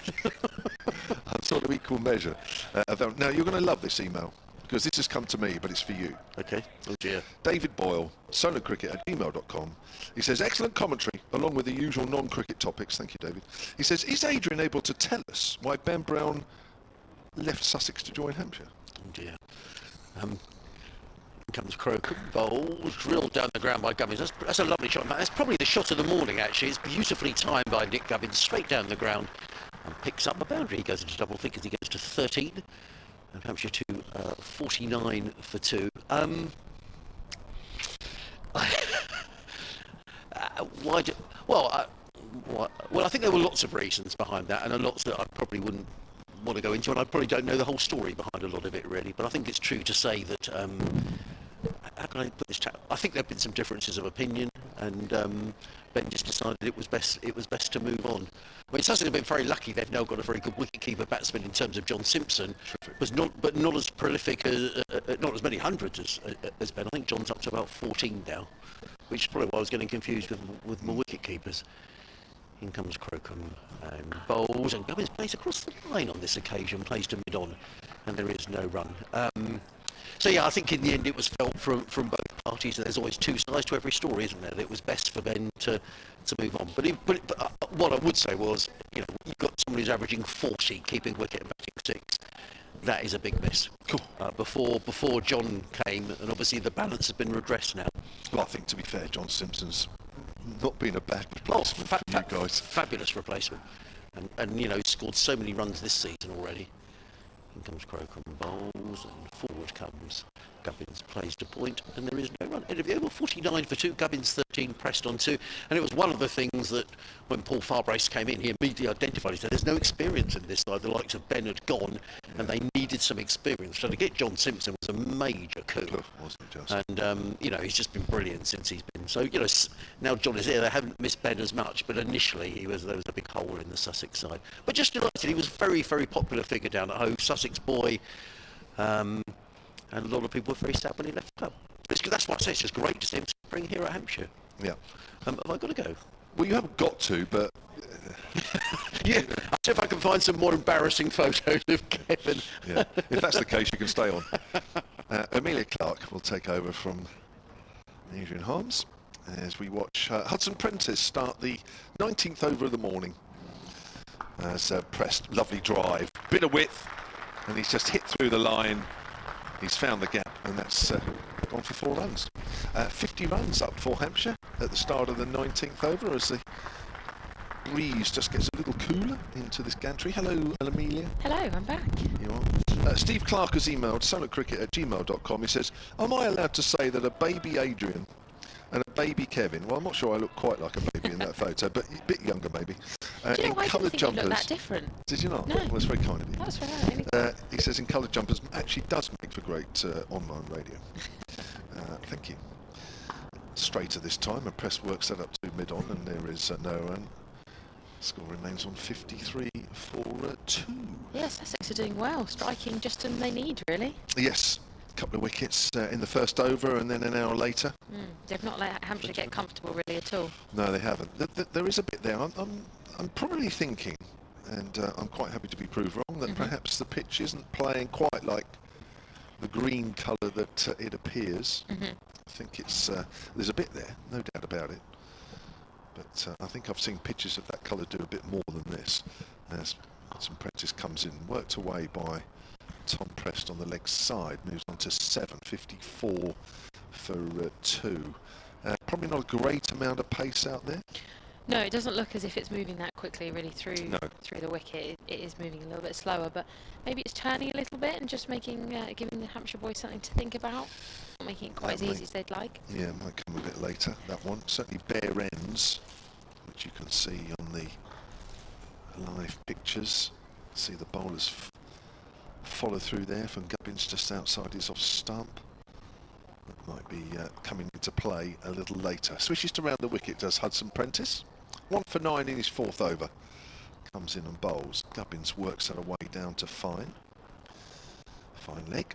14 he moves on to. 55 for 2. I think slowly but surely the clouds have got a little denser. Yeah, they have. I mean, now looking on the weather apps, it might just be saying cloudy all day.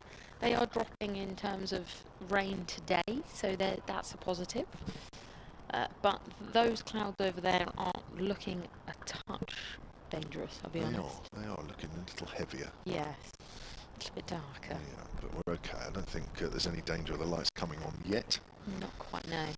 Although the nursery pitch, I think, is covered, or some of the wickets are covered over the way to our left, just in case. Hudson Prentice bowls. Press works that to straight mid-on, past the diving fielder. Not enough on it to take it all the way over the rope, but enough for Press to turn for 3, and he moves into double figures. Hampshire move on to 58 for 2. Yeah, that's what I've noticed definitely about today, is the outfield is definitely moving slower, and the boundary definitely on this offside looks a lot wider and a lot sort of further from obviously the crease, which we know obviously has moved just a little bit over. The main sort of strip has moved to its right, but it does feel as if it's yeah, there haven't really been any motion on this left-hand side as we look. And that's a bigger boundary, isn't it, to Gubbins' offside, which is to the left as we look. Pitched well to the right, as we mentioned earlier, if you're not actually here or watching the picture feed currently. Here's Hudson Prentice again. That's bounced twice through to John Simpson. End of the over. 58 for 2 then. Gubbins has 14. Prest has 10. Stoneman out in the first over for no score. Flick to Middleton for 34. A wicket for Nathan McAndrew. And the man we've just seen bowling now, Finn Hudson Prentice. And Kev, you're going to have to help me. Just, I want to make sure my pronunciation is right. The next bowler is Crocombe. Crocombe. I think Is it Adrian says Crocombe? Crocombe. Thank there we you. I'm just Crocombe. Thank you. Yes. It's like the French words all over again. It's just, honestly, why do I always get the ones that I can't quote? Oh, it's not going to be him anyway. It's going to be now it's Think about Barbados. Barbados, and it's Carvelos. There we are. Goodness me, my dyslexia has been tested today. For anyone who can't see it, it's not spelt like it looks. So No, it looks like Carveless, doesn't it? yes. Carvelos is coming in from the hotel end, right arm over, bowls, a little bit shorter this time. That's worked straight into the offside and pushed all the way down it, just not quite to the boundary, but they'll run through for 2. Yeah, that was a real loosener, that one, wasn't it? Short and wide. It's almost as if Preston had too much time for that one. Not sure that quite came out of the middle of the bat. No, it sounded just maybe a little tinny, as if you didn't quite Yes, get it everything did. on it. You're right. The field reset, clouds are coming over. They are moving sort of, well, the wind seems to be going from left to right, so it should be the way the clouds are going. As Carvelos comes in again, right arm over, bowls. Crest waiting, again, works in through to the offside. Deep backward point waiting, they'll go through for 1. Get Gubbins on strike. Hampshire 61 for 2. So we're saying Ari Carvelos, but is it Aristides? Yes, I think it is, yeah. His full name. Wow. Yes. I can't say that. No, it's quite a lot, that. So Ari is obviously a lot easier. Greek. Well, it does sound a bit Greek, doesn't it? Yeah, he's actually born in Joburg. Oh, very nice. This time he's coming right arm round the wicket to the left-handed Gubbins, who blocks in behind. But he has played for Greece.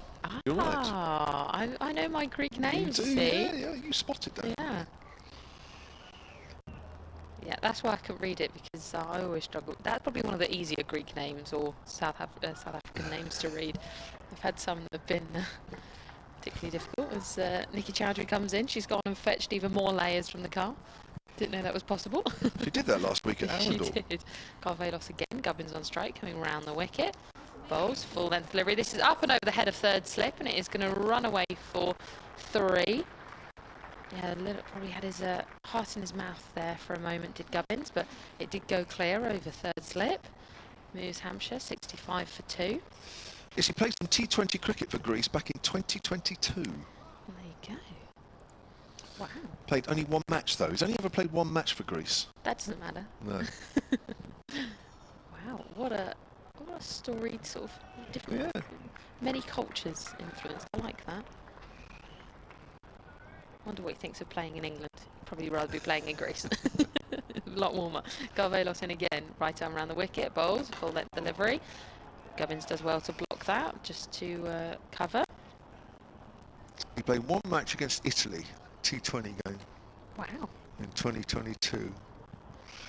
I'm just trying to find a bit more.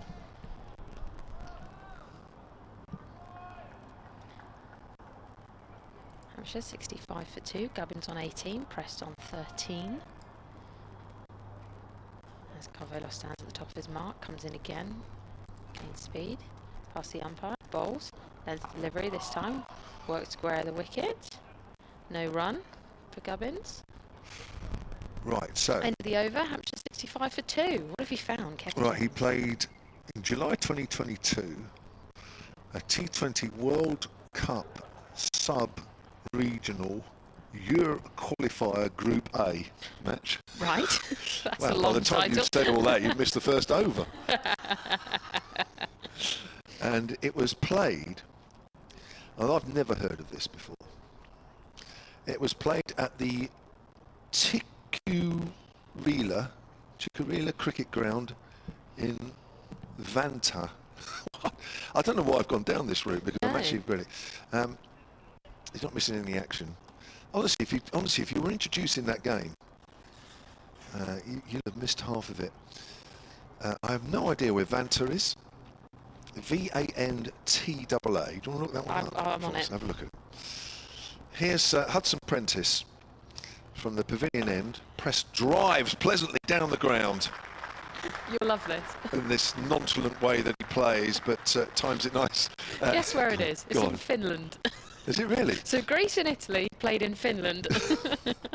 Well, this gets It's getting weirder by the minute. even bizarrer. Right, if that's the right word, bizarrer.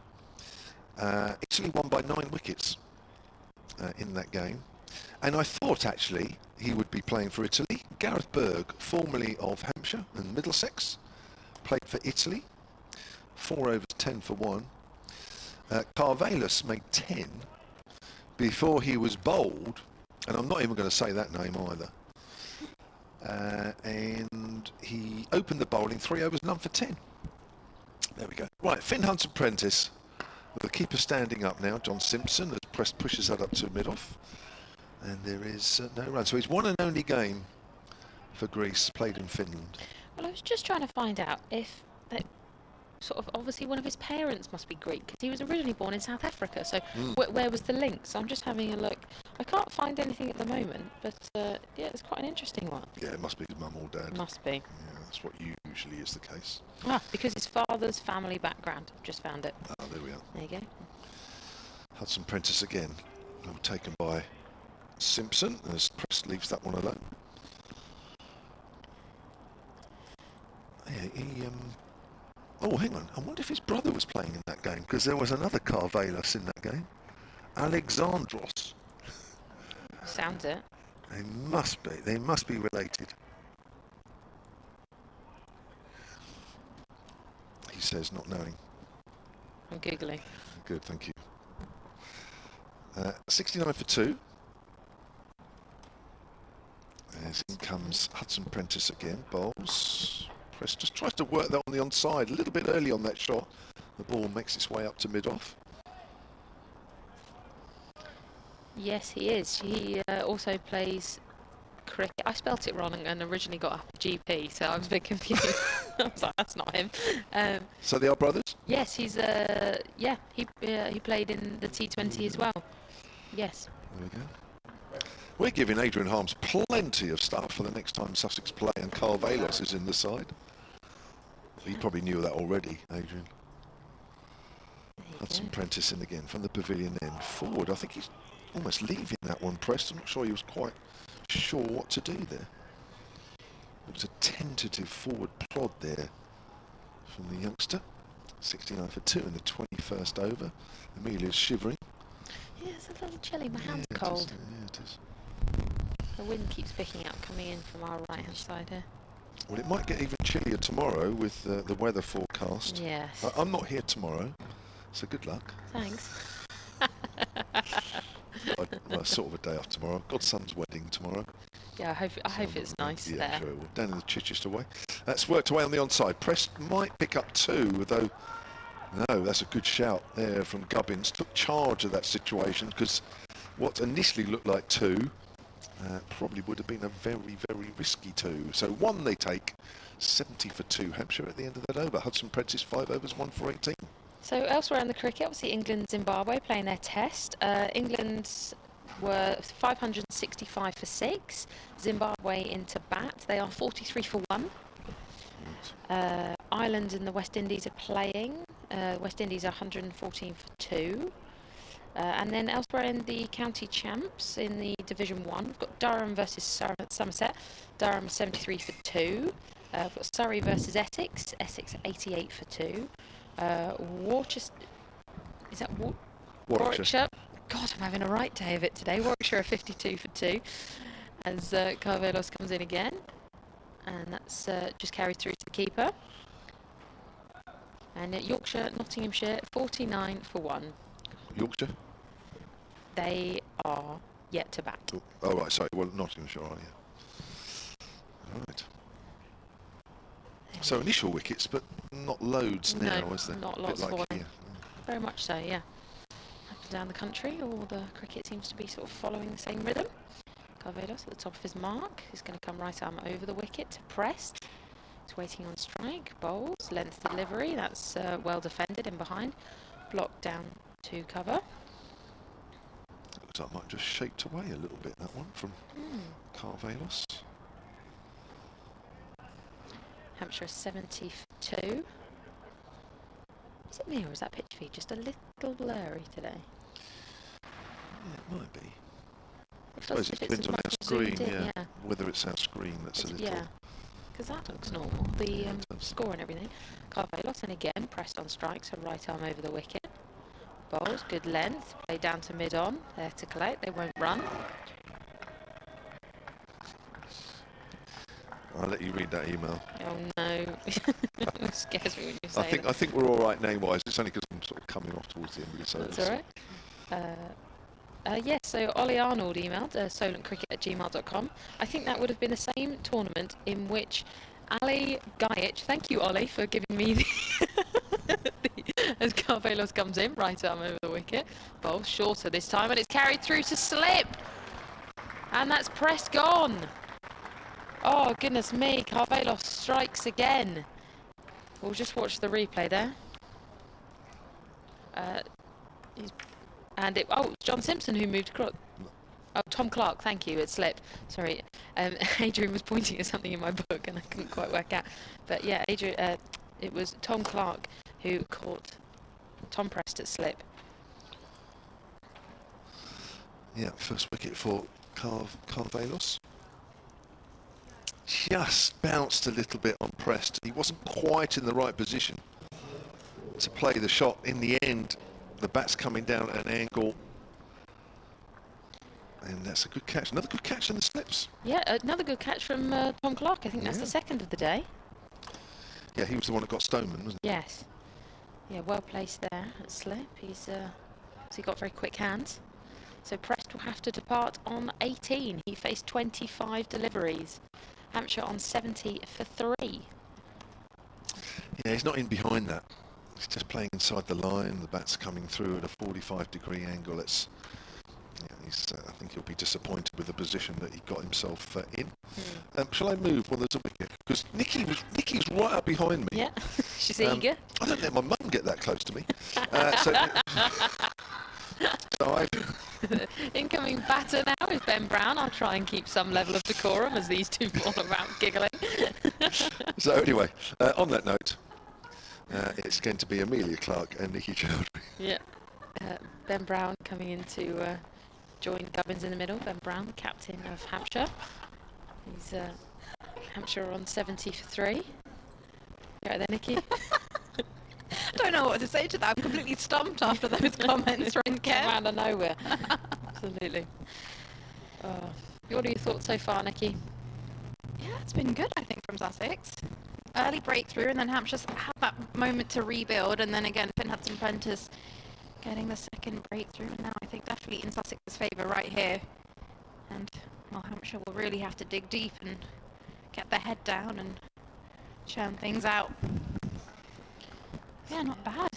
Especially for Sussex, who lost the toss. I'm not sure if you know what they would have liked to have done had they won. Yeah, it's an interesting point. Would they have liked to have bat? Are they now thinking, oh, actually, that's quite handy? Carvelos in again, right arm over the wicket to Brown, who waits. Well left, carries through to Simpson in the gloves. Sorry, I'm still getting over what Kev said. He sat there smirking as well now. He is. He was happy with that one. Hampshire 70 for 3. Last bit of paper flying away. I don't know how it's managed to rip out of my book. I need that. That's today's goings on. Carvelos stands, comes in, right arm over the wicket, past the umpire. Bowls, good length this time, played to the offside, just down to cover. And a maiden over for Carvelos with 1 wicket. So a very good over indeed for Sussex. Yeah, they'll be happy right now. 22 overs gone, 70 for 3. Gubbins on 18. He's still there. He's going strong. And now he's joined by Ben Brown out there in the middle. It's a maiden over from Carvelos. I can tell you I'm a bit happier now, Amelia. So I managed to go get my jacket. Although I now just have like loads of jackets in the back of my car because you never know. And your trainers as well. Oh yeah, I came in Birkenstocks. You were very I came in my Birks, and then, well, the fashion police and the fact that I realised my toes are too cold. Yeah. I went and got my sneakers, which I actually brought because I thought it was going to be pretty cold at Hove this evening. But no, well,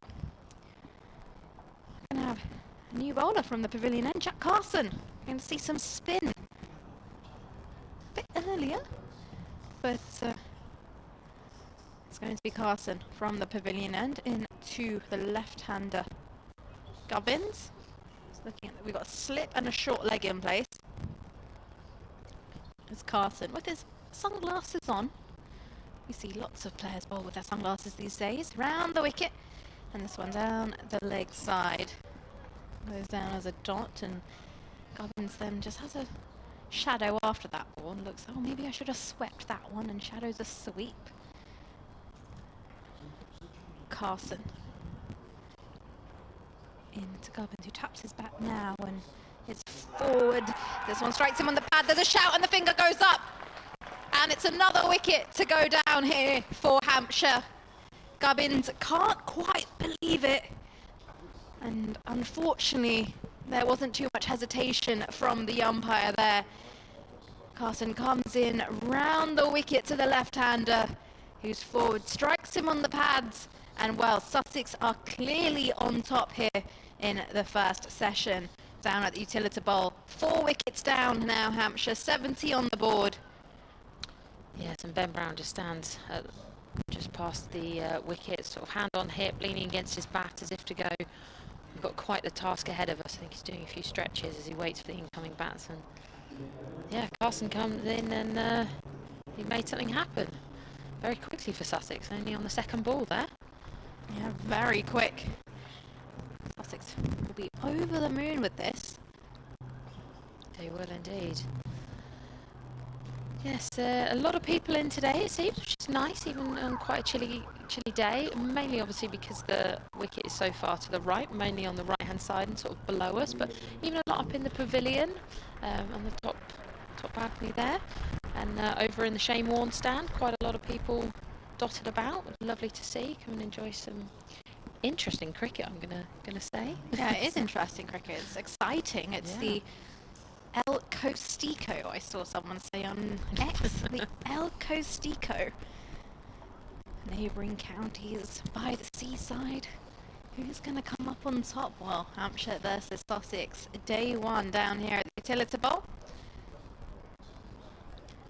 And out comes Liam Dawson into the middle. You know, he can bat. He'll be on strike to come up against Jack Carson.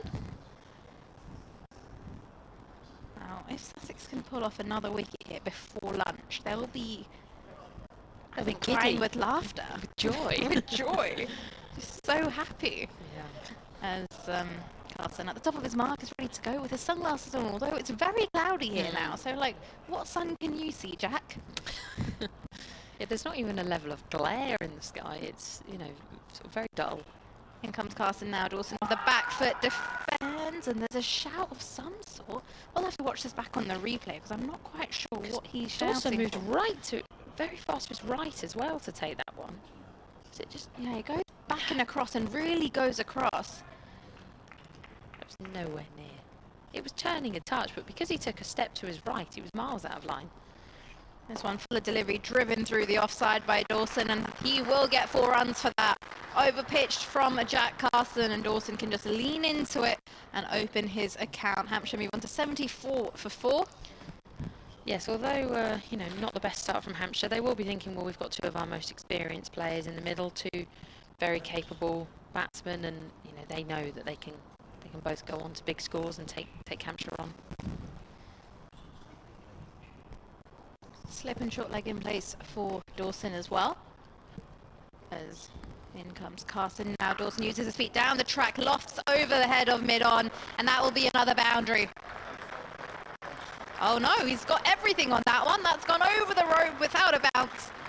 And the umpire raises both his arms, and that is going to be 6 runs instead. So Dawson just taking on Jack Carson here, disrupting his length a little bit.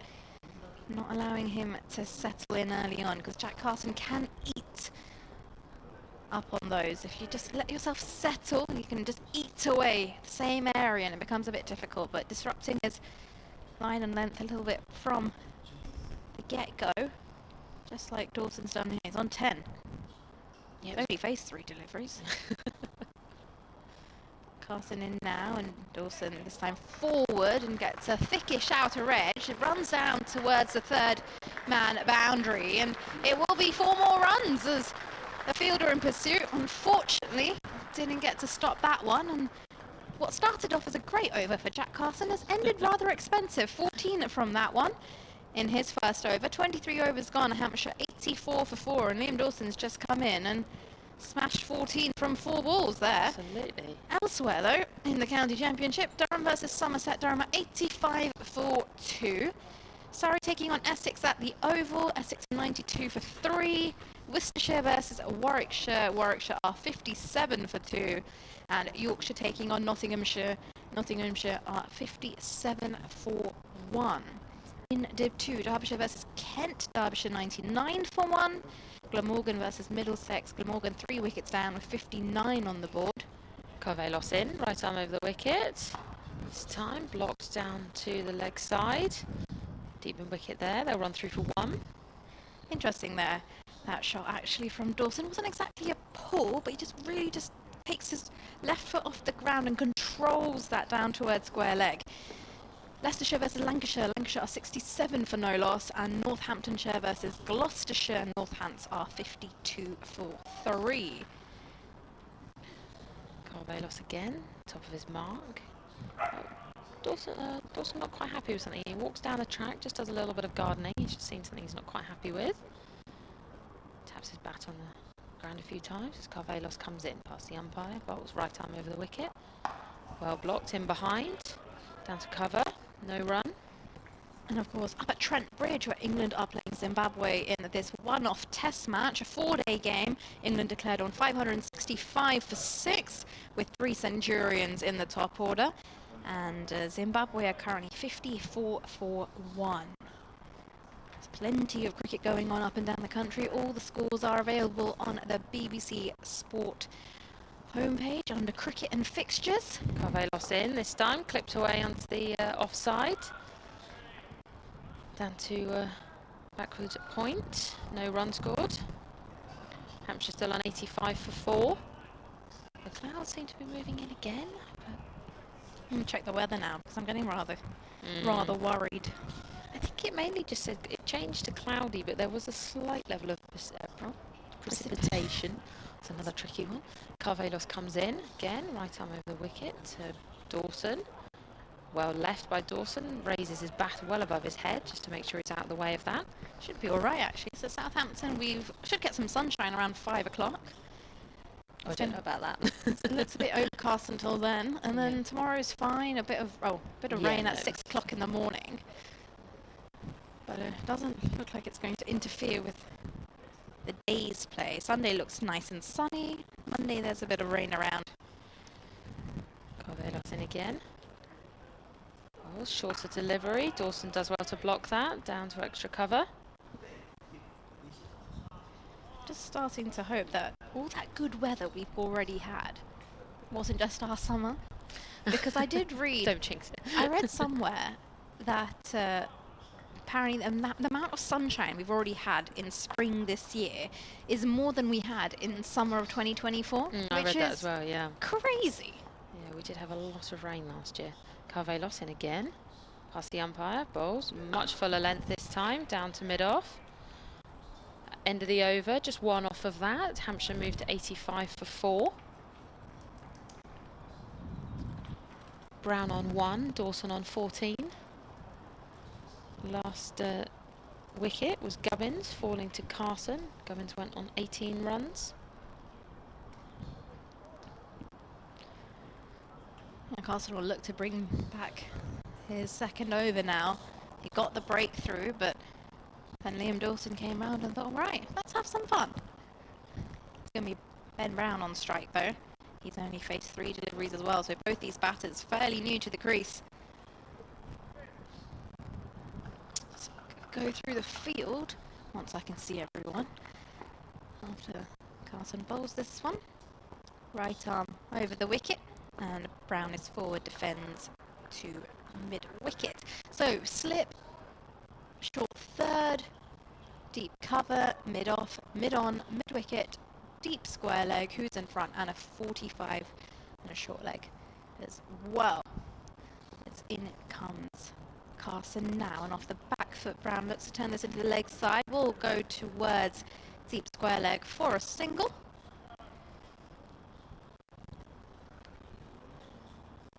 Yeah, who is he's just walking back. I think the Hampshire team. I think it's Jack Carson. No, who is it? Just here. Is it Henry Crocombe. No, number 36. It's Carvelos. He had his big sun hat on. He lost it as he went Carson through. in now and down on one knee is Dawson. Sweeps down towards deep backward square leg. Will come through for a couple of runs here.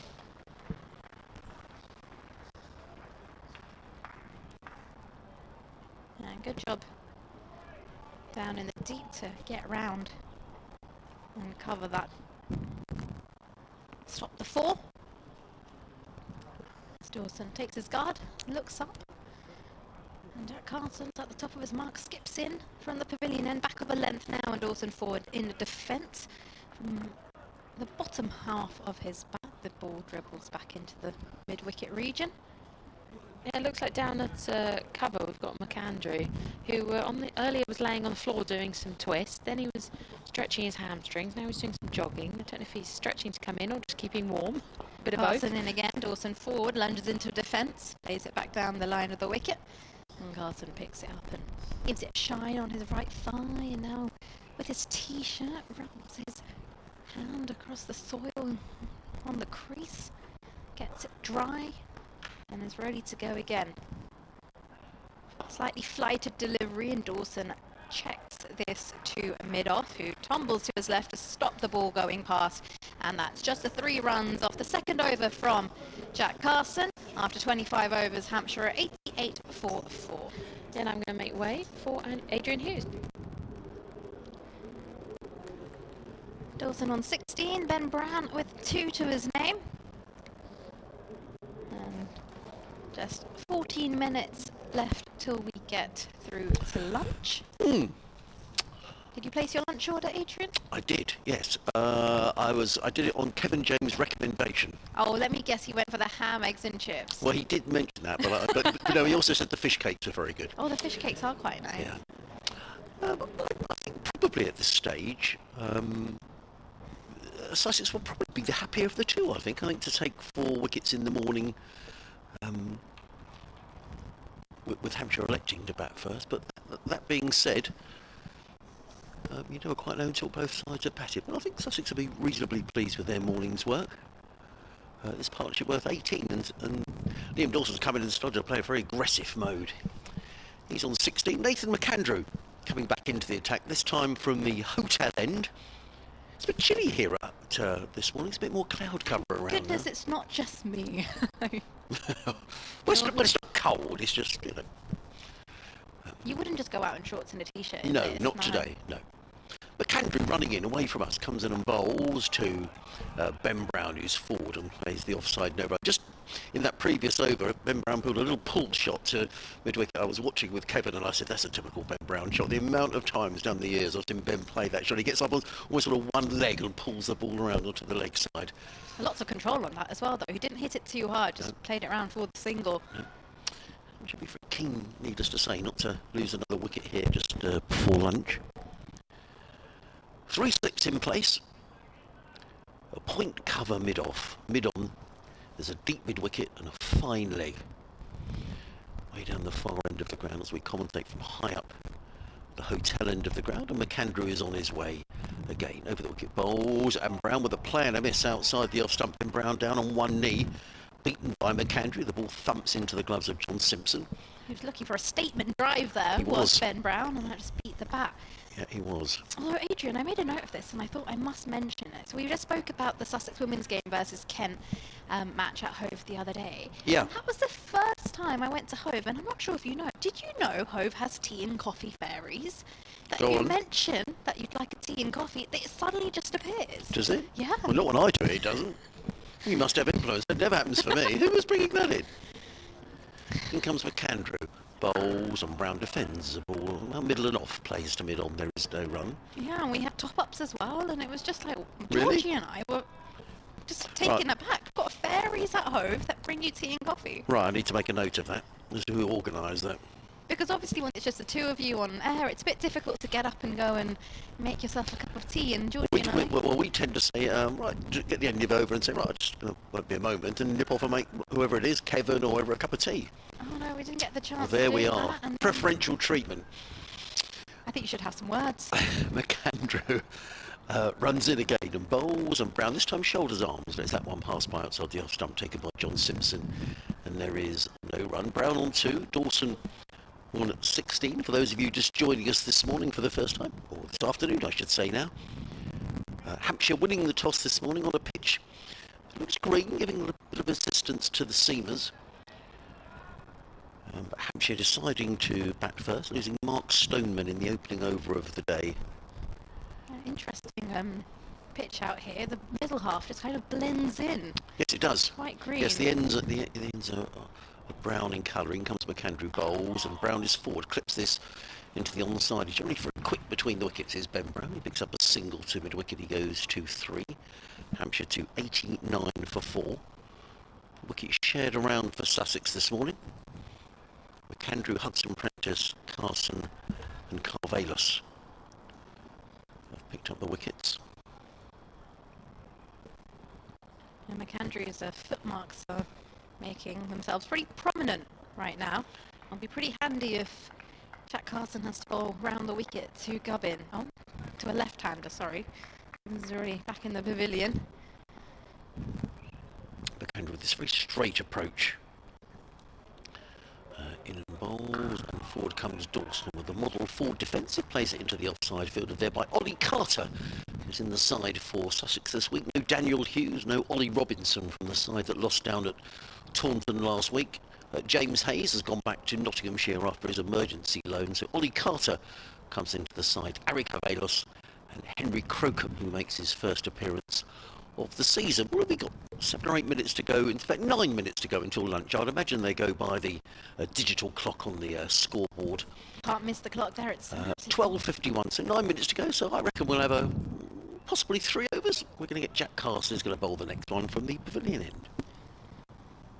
Carson ready to go. Had a quick word with his teammate at mid-off, just telling him to go slightly wider, as in he skips now to Ben Brown off the back foot. Just turns this down towards 45. There won't be a run. Yes, so Stoneman for a duck, Fletcher Middleton 34, Nick Gubbins 18, and Tom Press making 18 as well. The men out. Carson skips in over the wicket, tosses this one up, and Brown forward goes to defend. There's a shout of it hitting the pads, but no one sounded entirely convinced there. It kind of just hummed away. There's Carson ready to go once again. In for his 3rd over now. Brown off the back foot defends respectfully to short mid-wicket. Well, these two would know each other very well, because when Jack Carson came into the Sussex side, Ben Brown was the skipper. A few years ago that now, as Yep. Carson in. Flatter delivery, Brown forward. This one squirts towards backward point, will come through for a single. So how many overs are we into today? Is this the 27th over? This is the one? 27th over. Yeah, so just a little bit behind. Mind you, with 4 wickets going down, I guess it all takes a little bit of time. Yeah, John Simpson's just signalled to mid-off to say, can you drop back a few yards? Yeah. As Dawson's on strike now, and they know the tempo Dawson's played against Carson so far. Will he be going with the same sort of momentum before lunch? Who knows?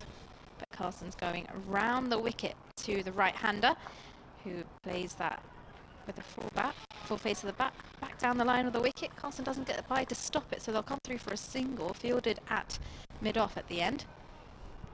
Just changed his angle here for the right-handed Liam Dawson. Jack Carson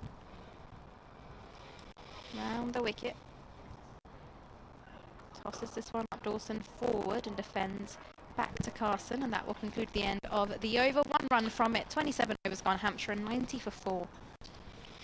And you're listening to live cricket on the BBC, BBC Radio Sussex, BBC Radio Solent. Adrian Holmes, Nicky Chowdhury on commentary. The Test match First wicket for Sam Cooke for England. England declaring 565 for 6. Zimbabwe 64 for 1 in reply. In that, England's total 171 for Ollie Pope. He was out this morning. 58 for Harry Brook.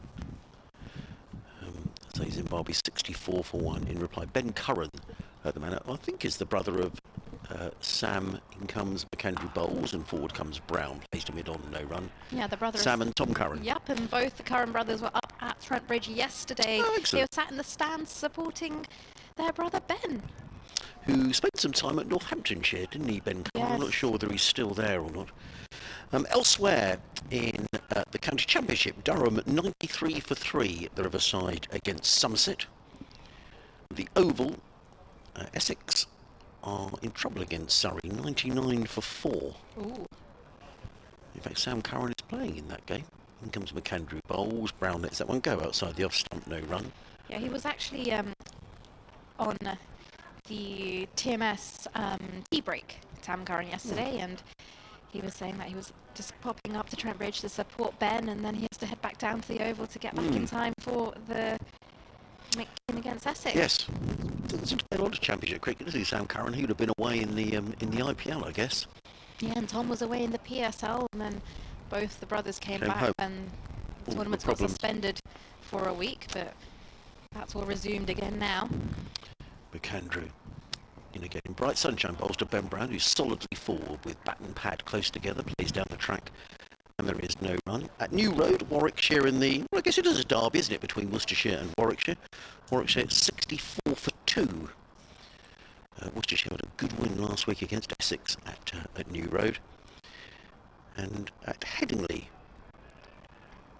Nottinghamshire are 65 for 2 against Yorkshire. There's all the scores in the first division of the championship. McAndrew, 1 wicket already today. Bowles to Brown, who's forward, plays down the onside of the track. And again, there is no run. In the second division, Glamorgan 66 for 3 against Middlesex. Lancashire 75 for 1 against the leaders of Division 2, who are Leicestershire. Northants struggling at Wantage Road against Gloucestershire. They're 60 for 4. And there are the scores so far in the county championship today. The sun is out. Not too much blue sky around, but at the minute the ground is bathed in sunshine as Nathan McAndrew, the tall Australian all-rounder, runs away from us and bowls to Brown, who I thought for a moment had chop that on. I think he changed his shot halfway through the shot there, Ben Brown. I think he was looking to punch that away through the offside. Then he thought maybe cut it, and then Yeah, he got caught in between. I think he was slightly caught betwixt and between, but the ball dribbled out into the offside, and there is no run.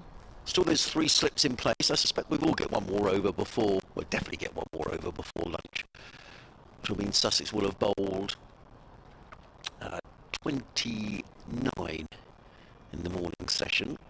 McAndrew's just made a change in the field. He's brought himself into a shortish mid-wicket, Ollie Carter. So there's a gap through the covers now as in comes McAndrew. Bowls, and Brown plays onto the onside exactly to where Ollie Carter is, who nips round to field before a single can be taken. Good over by Nathan McAndrew. 8 overs, 3 maidens, 1 for 15. So very tidy from Nathan McAndrew, leading the Sussex attack this week in the absence of Ollie Robinson, who's had a niggling ankle problem throughout the early weeks of the season, and I would imagine Sussex probably made the decision that either he was going to play here or at Taunton last week, and a lot of cricketers come with T20s over the next few weeks as well. So no Ollie Robinson, but Hampshire 90 for 4, Liam Dawson on 16, Ben Brown is on 4. And Jack Carson to continue from the pavilion end. Still has his sunglasses on as he's in round the wicket to Dawson. Off the back foot, just finds the gap on the offside down towards deep cover, and will come through for a single. Hampshire 91 for 4 now, and this will be the final over before we break for lunch. There's Ben Brown on strike.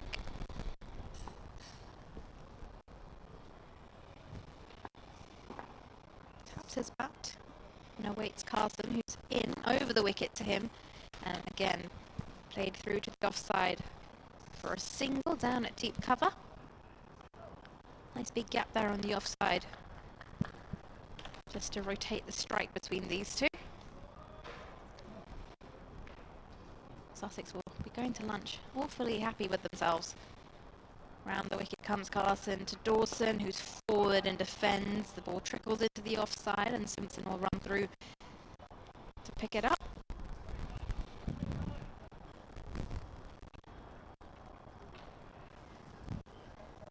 And Carson turns the ball at the top of his mark and skips in once again. Flatter, slightly quicker delivery, and Dawson forward drops this into the offside and will come through for a single. There is no one at cover. Yeah, it's interesting that field positioning, isn't it? 'Cause I guess you've got the fielder sweeping on the cover boundary to prevent the boundary, but it does mean there's a single just to push the ball, and yeah, absolutely. Carson over the wicket to Brown now, who's forward and defends the ball to short mid-wicket. 3 runs from the over so far. Carson takes his time at the top of his mark.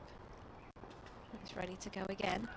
A bit more effort as he turns over his front hip here, and this one will be blocked out by Ben Brown to conclude the end of the 29th over. Hampshire are 93 for 4 as the players make their way off the field to head over to lunch.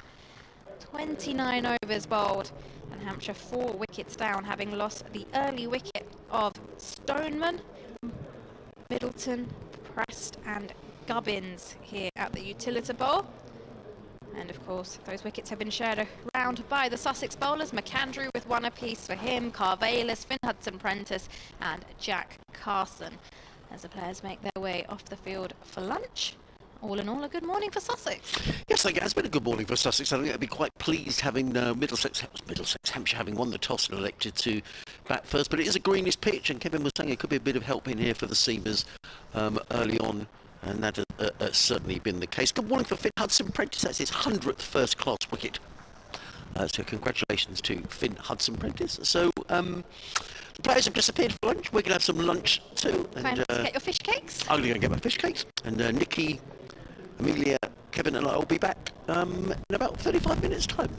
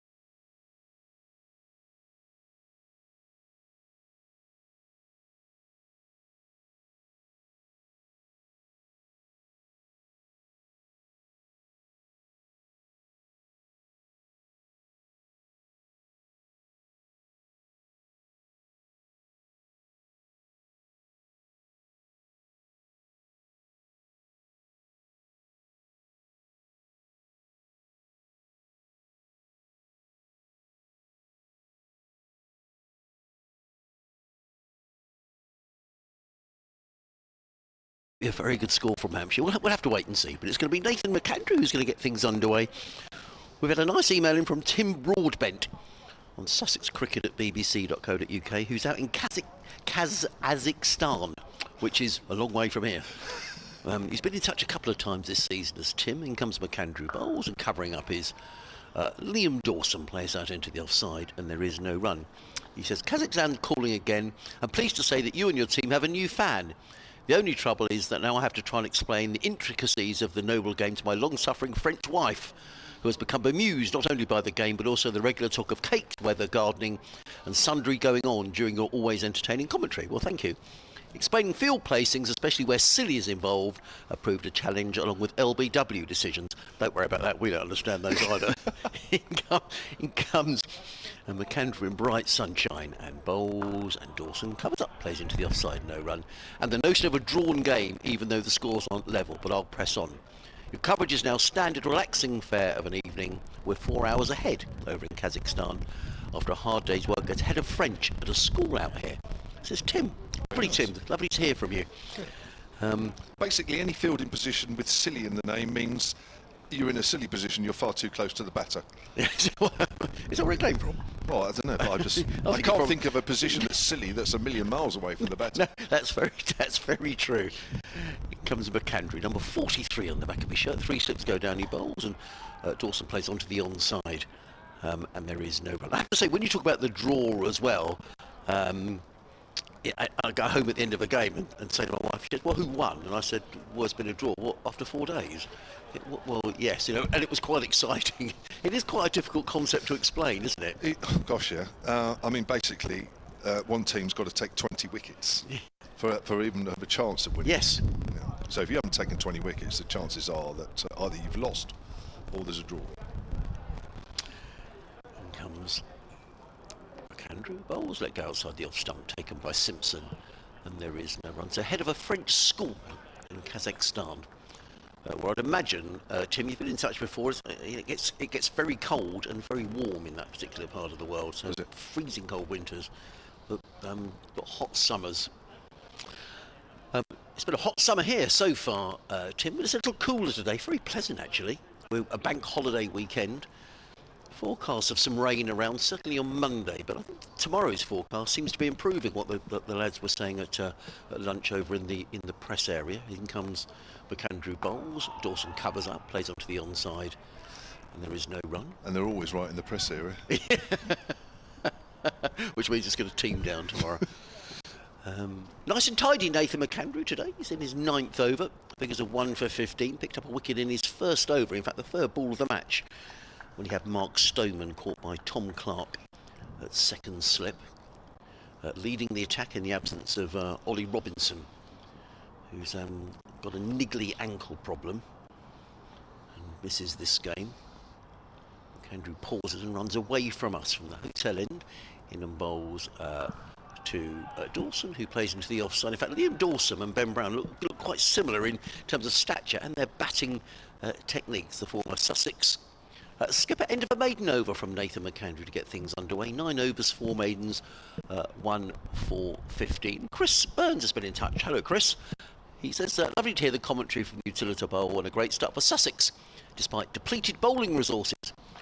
Apologies if you've already covered this, but distortion on the comms. Yeah, I think we've done what they can to try and sort out the distortion, so hopefully we're coming over a bit better after lunch. It sounds fine in our ears, so I mean, not necessarily a great guide, but yeah, it's only it's quite difficult to know what. So everything's working this end, Chris. So hopefully everything will be will be okay. Yeah, I think suffice to say, if it's on the picture feed, it's certainly not our problem. It'll be more Hampshire's, but hopefully that's not the case. But even if it's on BBC Sport Online, I suppose we could try and sort something out. This happened a little while ago. Here's Hudson Prentice, and Brown drives into the covers, and there is no run. I could probably try and rectify that if there is. I'll have a listen when I come off air.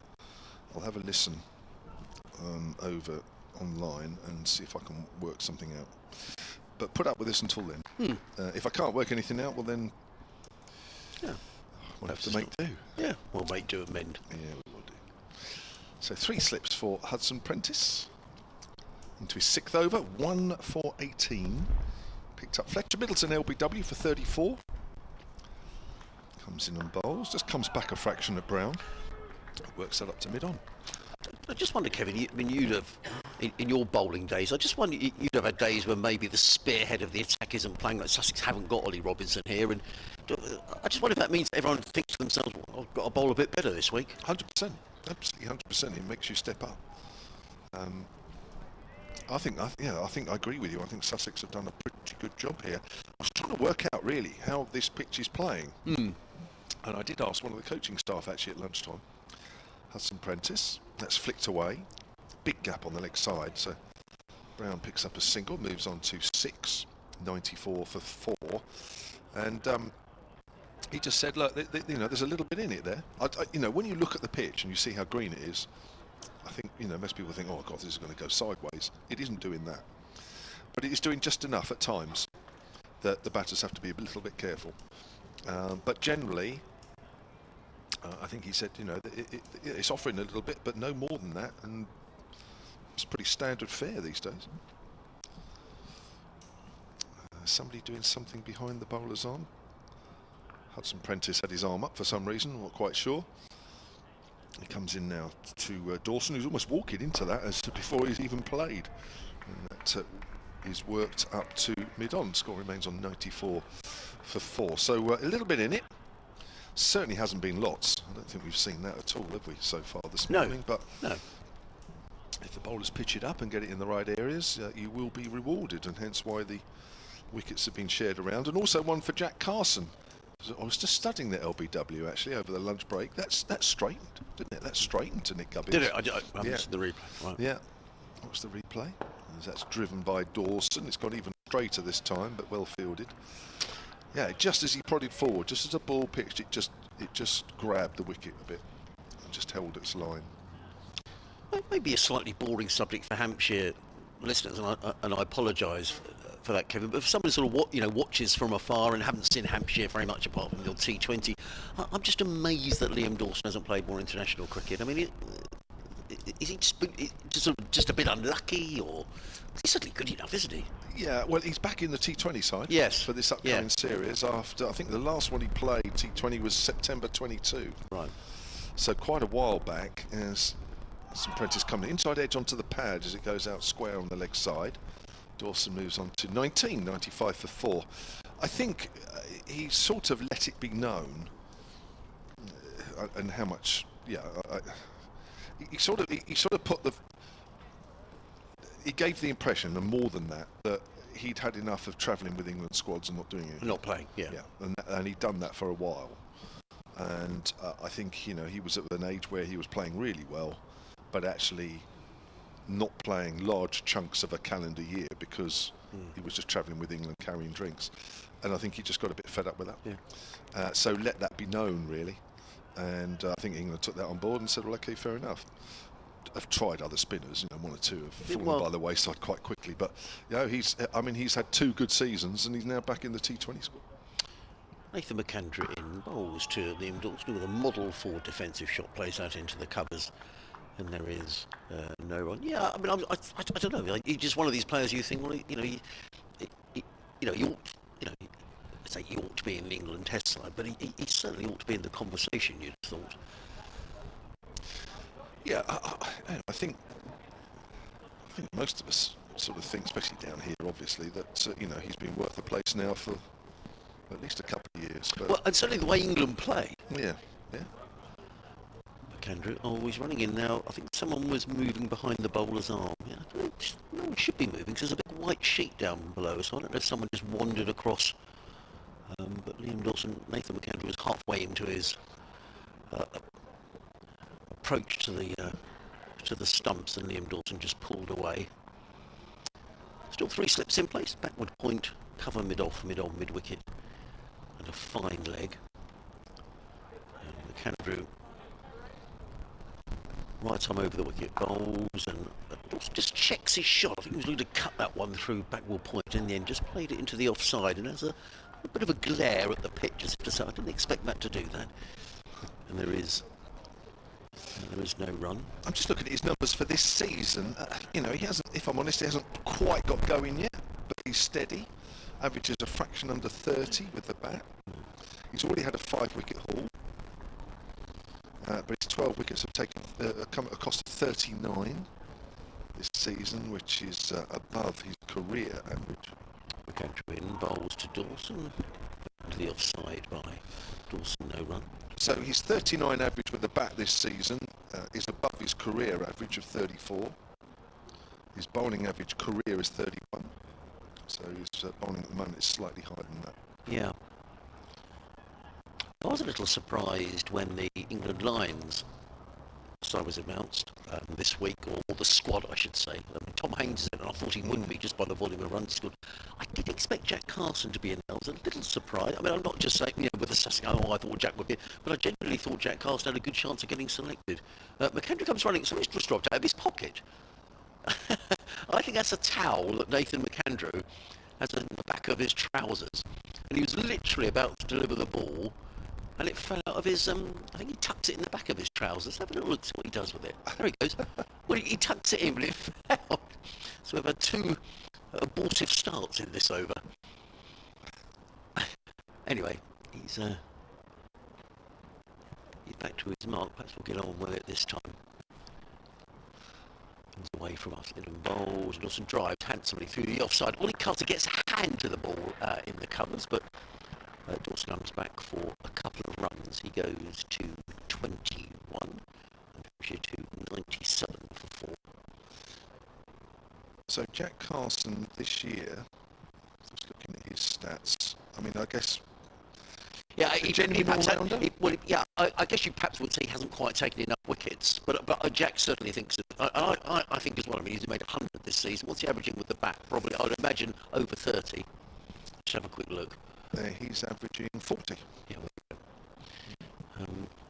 McAndrew in bowls. Forward comes Dawson, plays to mid-off, and there is no run. So he's averaging 40 with the bat, but 57 with the ball. Well, I guess 9 wickets. Yeah, I guess that's you know, we know no spinners aren't taking a lot of wickets. No. But I'm not quite sure who. I just thought they might have a look at him for the Lions.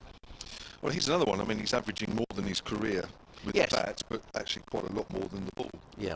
33 career, playing his 57th first-class game. Yeah, there's a lot of cricket for somebody who's only 23 years of age. Yeah.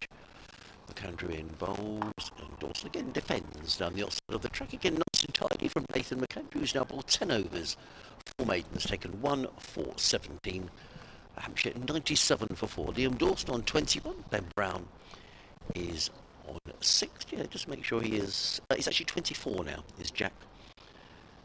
Because he's Irish, isn't he? Yes, he is. Yeah, I mean, it's a nice story. It was lovely when he got his 100 down at Hove the other week. That was his maiden first-class 100. His parents were over from Northern Ireland. I mean, he came over as a teenager, went to school, you know, over here. So he's very much part of the Sussex Academy. So, you know, it's quite, you know, he's an incredibly determined cricketer, Jack. And as I say, you know, you try not to be influenced by the fact you see these guys all the time. But I just felt that he might be there or thereabouts for the Lions. But the fact that he isn't suggests there's, you know, 1 or 2 ahead of him. Actually made his debut, first team debut in the COVID game at Hove, 2020, Hampshire. That's flicked away again, a la Ben Brown, with 1 leg up in the air, a bit like all grannies as well for those that remember. That's 2 runs as it's gone down to deep backwards square leg, where it's fielded by Jack Carson, we've just been talking about, 99 for 4. He's always quick between the wickets, isn't he, Ben? Yeah. Always runs the first run very, very quickly. Yeah, so he's played a lot of cricket, but I guess probably the 9 wickets probably goes against him in terms of, you know, who's taking wickets in terms of spinners this season. Yeah. Brown facing Hudson Prentice, plays that into the ground. It goes in, out on the offside. Brown is on 8. Dawson is on 21. Into the 33rd over of the Hampshire first innings. Looks like Brett Brown's having trouble marking out his guard. A couple of times he's got the bail down, knocking it into the area where he's standing. Just trying to create a bit of a hole. That suggests that his wicket is quite hard. Most batters use their spikes to run line down. Hudson Prentice bowls full. It's driven. It's not time, but it's going for 4. Square out on the offside. It was full and quite wide from Hudson Prentice, and that's the Hampshire 100 up at the cost of 4 wickets. Just watching the replay here on the picture feed, you'll just see there's a bit of width there. Brown's front foot not close to the pitch of the ball, but gets the bat coming through the line, and the natural angle takes it square on the side. Brown moves on to 12. Hudson Prentice from that pavilion end in again. Better length. Brown plays that late. He's running down to third man. That'll be 4 more. Quite deliberate play late there. Just opened the face of the bat. Lovely shot, wasn't it? Lovely play by Hampshire skipper. Just sorry, come back to this Lions squad. A couple of names on not Eddie Jack of Hampshire. Yes, a fast bowler who broke into the first team last year in the T20s.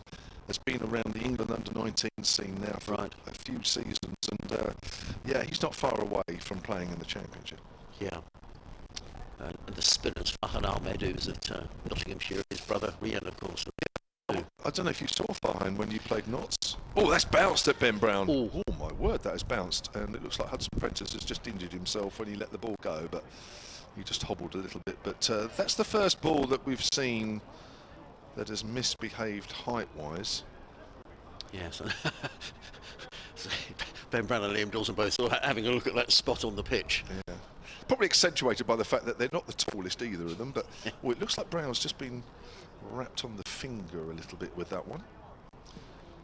But yeah, that is most definitely just reared a little bit at Ben Brown. Played it well.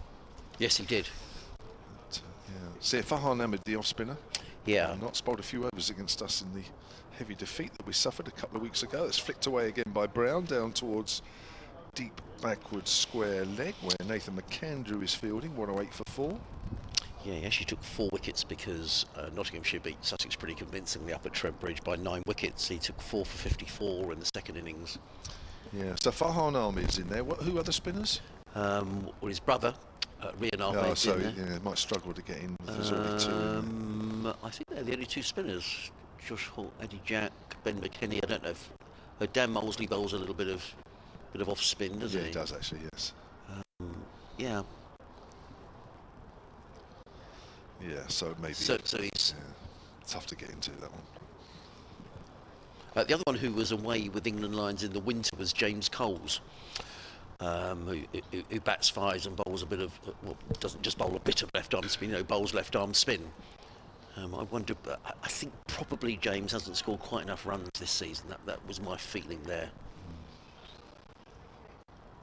It's very competitive. It is. McAndrew comes in and bowls to Ben Brown, plays 2 mid-on, and there is no run. If I spoke to James pre-season, and he'd come back from the Lions tour, and it was fantastic under the guise of Andrew Flintoff, and I thoroughly enjoyed it. And he did say, you realise when you're around these guys, just how good you've got to be, and how you've got to prepare and be ready and improve. So he's had a taste of it, James. Was he the one, because Hampshire played Sussex in a pre-season game here. I'm just wondering if he was one of the ones that got runs. I think he did. Yeah. Yes, he did. In comes McAndrew, bowls, forward comes Brown, plays into the offside, there is no run. I think he made a ton. Yes, I didn't want to say that just in case I got it wrong, but yes, I'm pretty sure he did. I watched a little bit, and I think I saw a couple of shots he played over extra cover, 6. Yeah, he's a very stylish player. James Coles, strong through there, but also really strong through mid wicket as well. And the fact he bowls as well, left arm spin. He was picked up. I think he played here in the 100. I think he got picked up in the 100 here last year. I don't think he played a huge amount. I might be wrong, but in comes McAndrew, bowls, and Brown steers. That's a very good piece of fielding, and that's kind of Jack Carlson at his best, really. Very competitive cricketer, down very quickly to his right hand side, got the throw away to the non-striker's end, well backed up there by, who's that, Ari Cavalis, and there is no run. Yes, he did. Southern Brave 2024. Yeah. Quite how many games he played. Let's have a look. And he's only James has just turned 21. Let's have a look here. Yeah, just turned 21. So a great experience for him. McAndrew in bowls. Brown defends down the track, and there is no run. My initial findings suggest that he didn't actually play. No, okay. He was part of the squad. Just going to double check that. I think he. I stand corrected. I've got a feeling he might have played in the final. Let's have a look. But he was Sussex's Oh, second. he did play. No, he did play. Yeah. Don't quite know why it didn't come up.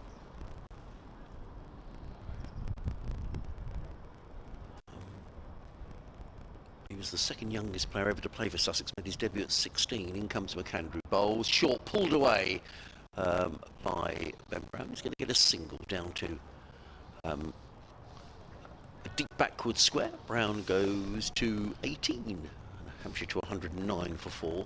Yes, he did play in the final. I don't think he made any runs in the final from memory. Oval Invincibles won by 17. Batting first. Cole's batted 4. Made just 4. Right, okay. But he played, yeah, he played more. 1, 2, 3, 4, 5, 6, 7, Okay. 8. Yeah. McAndrew. Oh, stylishly driven by Liam Dawson. To bit off, fielded by Tom Haynes on his knees. And there is no run. End of the over, 109 for 4. Dawson is on 21. Brown is on 18. I'm just peering towards Kevin's list that he's got. Oh, up you're there. on. You're still on. Oh, I'm still on. Yes. Sorry about that. Hampshire Apologies. listeners. You look so keen to get off. Adrian Harms is staying on, obviously reluctantly, and it's going to be Amelia Clark. Thanks, Kevin. And it is going to. Who's that warming up at mid-off? Looks like Ari Cavalos is warming up at mid-off. Now, I'm just trying to see if there's a change of bowling, or is it still? Oh, it's still from Hudson Prentice. It looked like it hurt his leg in the previous over, and he's just scratching away at the crease. Hi, Adrian. Hello. All good. Yeah. And these two are batted. Well, we saw a delivery in the last over that sort of got up off a length and was a bit awkward for Ben Brown. But other than that, these two have looked fairly comfortable since lunch. Great. Yeah, they have. Hudson Prentice on his way in, bowls, and Ben Brown steers that into the covers, and there is no. This is quite difficult. I've watched Ben Brown so much during his career, and all these familiar shots. I remember, yeah, Ben plays that shot. Played into the covers, and there is no run. Yeah, I think comfortable is definitely the word. I think these two look. They've found their groove, and they've come out after lunch, and they've thought, yeah, we just need to. And Hampshire really need them to create a solid partnership here. They do, because Sussex having the best of the morning, but I'm always slightly loath to say that until both sides have had a chance to bowl on the pitch. You never quite know what a good score is. In comes Hudson Prentice, bowls, and Brown steers that through point and picks up a comfortable single. He goes to 19, and Hampshire to 110 for 4. We were chatting away as we went over for lunch. Yes. You were explaining about tennis and tennis seasons coming, so I guess we're into that sort of stage, aren't we? Sort of, is it French Open coming up French soon? Open, the qualifying's going on now. Right, okay. And then the French Open will sort of be kicking off very shortly. I think sort of next week, and that'll be going for 2 weeks, and then have a bit of a quieter spell, and the grass season kicks in, and then Wimbledon's underway. Yeah. And it runs through from there. Yeah, they're probably the two closest together majors.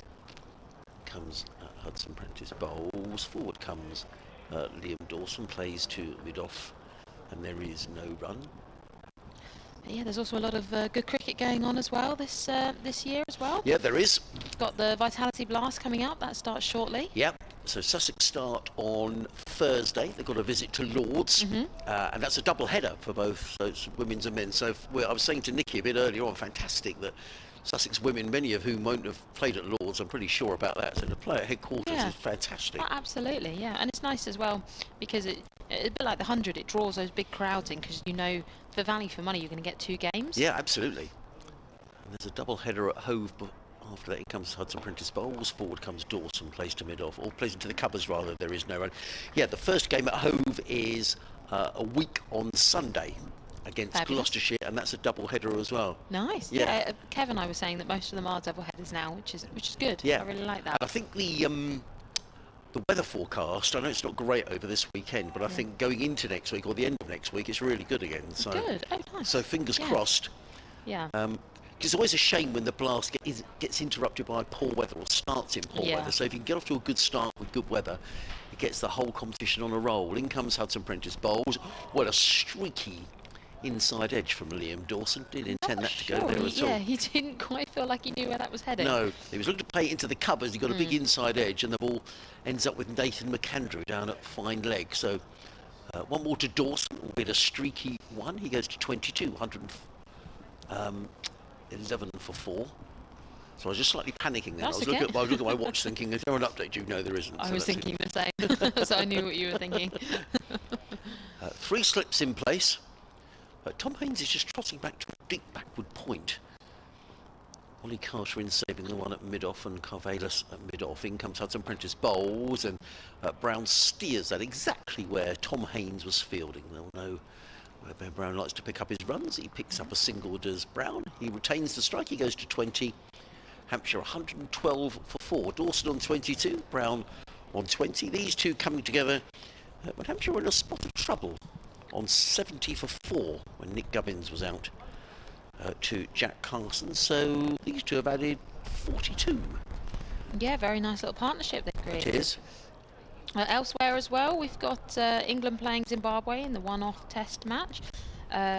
Zimbabwe are 99 for 2 after 21 overs. The England women are playing West Indies again in a T20 this evening. That kicks off at, well, not quite 6:30. It's 6:35. Yes, I know, on the dot. Very nice and precise. As McAndrew comes in from the hotel end, right arm over, bowling to Brown. This is just pushed forward, and McAndrew will do his own fielding. We've got in the Division 1 county champs, we've got Durham playing Somerset. Somerset are yet to bat. Durham 127 for 4. We've also got Surrey playing Essex. Surrey are yet to bat. Essex are 125 for 4. We've also got Warwickshire. They're on 91 for 2. And Yorkshire, Nottinghamshire are 94 for 2. As McAndrew just stands at the top of his mark, waiting. Brown on strike. McAndrew in, bowls, good length delivery, and it's clipped. It looked as if, there might just be a little edge as it carried through to the wicketkeeper. But umpire not interested, and I don't think he obviously got anything on it. Bit of a lucky escape there from Brown. I just wonder if there's a bit Kevin was saying he spoke to a couple of people at lunchtime who were saying there's a little bit in this pitch, and I think it just nipped away from Ben Brown, and Liam Dawson came down, just had a little word with him, didn't he? So. Careful. Yeah.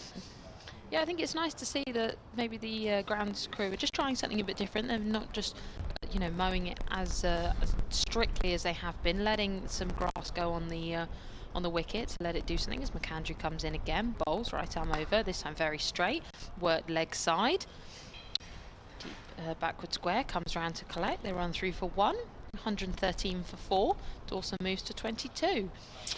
Just coming back to tennis, one of the things that's happening right now is this paddle tennis. Is that something you're a fan of as a tennis fan? Has it been good for the game? Yeah, I think it's quite hard because I think if you're in tennis and you're in paddle, I think that it's seen as 2 different games, really. Right, okay. But I think it is good because it's got a lot of different people into the game. I think it's a slightly easier game as McAndrew comes in again past the umpire, bowls, shorter, played just into the covers there. Yeah, I think it's a shorter game and it is easier to pick up. There's still a lot of technique that you need to learn, but I think it is very much more sort of like beginner friendly game. Yeah. And you can kind of pick it up and have rallies at an early stage, whereas in tennis I think you've got to have a level of technique to start really getting good rallies. And I think what actually needs to happen is a bit more of, I think it's sort of, at the moment, tennis and paddle are kind of never the twain shall meet, but actually I think they need to come together. And I mean, I know my club in Chichester have embraced paddle and they're trying to put some more courts in. As McAndrew comes in again, well left by Dawson, because it is a growing game. I mean, when I worked in Spain for a while, it is huge out there, and I mean, it was invented on the continent, and I think, I played in places that are like a football pitch sized indoor venue, 2 floors, all paddle courts, and it's open until early hours of the morning, because that's how the Spanish operate, and it's full all the time because they just love it out there. But you can play indoors. It can be air conditioned. It's a little bit of a nicer environment, especially so on the continent it's so warm. So yeah, I think it is a good good game as McAndrew comes in once more. Bowles, good line there, played right down to mid-on. Yeah, and I think it's definitely gaining a lot of experience and sort of interest in England, and Hampshire are 113 for 4. Yeah, well, they certainly are.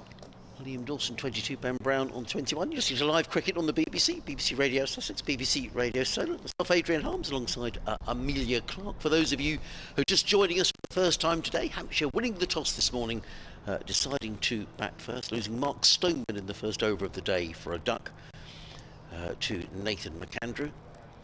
Fletcher Middleton next out, he made 34. He was LBW to Finn Hudson-Prentice for 34. Then Tom Prest was well caught by Tom Clark at second slip off the bowling of Eric Abelis for 18. Nick Gubbins LBW to the off-spin of Jack Carson, also for 18. Since then, though, these two, the former Sussex skipper Ben Brown and Liam Dawson, something of a recovery. These two have added 43 now for this 5th wicket. As in comes Finn Hudson-Prentice in his 9th over, comes in and bowls to Ben Brown, who plays that stylishly into the covers. And there is no run. Just coming back to that conversation, Yeah. I just wonder a little bit with paddle tennis, when it's a little bit like the tradition of lawn tennis, whereas you had with cricket, when you had the tradition of the 4-day game, Yeah. and then T20 came in, and the 100, and some people say, oh, it's bad for the game, but others say, well, hang on, it expands the game to more people. And I think it's a similar thing, You know? really. I think, yeah, it's a bit like pickleball as well. Right. Very similar, Yes. kind of, and also it takes up less space. You know, you can get more courts Yeah. in. Hudson-Prentice charging in bowls to Brown, a good delivery, pitched up, and Brown drives to mid-off, fielded by Cavelis in his white sun hat. There is Yeah. no run. I think any game getting people active is a good thing. Yeah, for really, sure. I think it comes down to that. Really, and you know, in tennis, it can be quite daunting when you're trying to pick up a lot of new information. And actually, if you can pick up a paddle racket and have a bit more of a go and get things going earlier, you might enjoy it more. And also with tennis, if you're on a court and you've got to walk around the court picking balls up, that takes half the time up, doesn't it? Absolutely, especially if you lose one. 2 slips in a gully. Hudson-Prentice in, bowls to Brown on leg stump, and Brown steers that through mid-wicket. They've taken one. There was a slight hesitation, but there was always a single there, fielded by Jack Carson.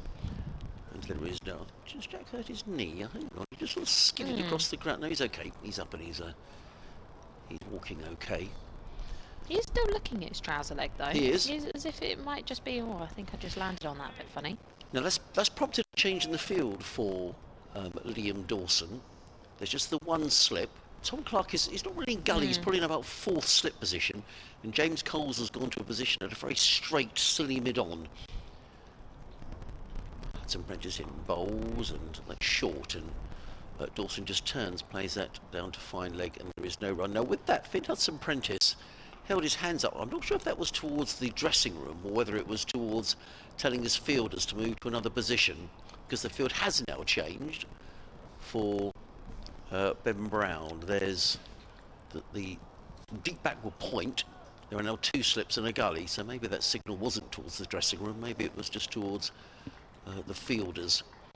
So 2 completely different fields for Ben Brown and for Liam Dawson. Hudson-Prentice in bowls, and Brown drives down the ground without timing, fielded at mid-on, and there is no run. 115 for 4.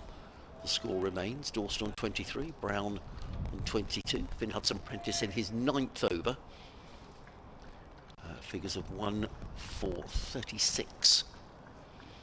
Sussex have also picked up a bowling point. I can see there on the board. They have. Good spot. Yep. Yeah. All points gratefully received.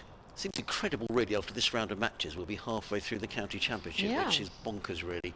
Hudson-Prentice in, bowls, Brown defends down the onside of the track. There is no run. 115 for 4. Dawson 23, Brown on 22. I'll do one more over, and then Nicky Chowdhury will come and join us.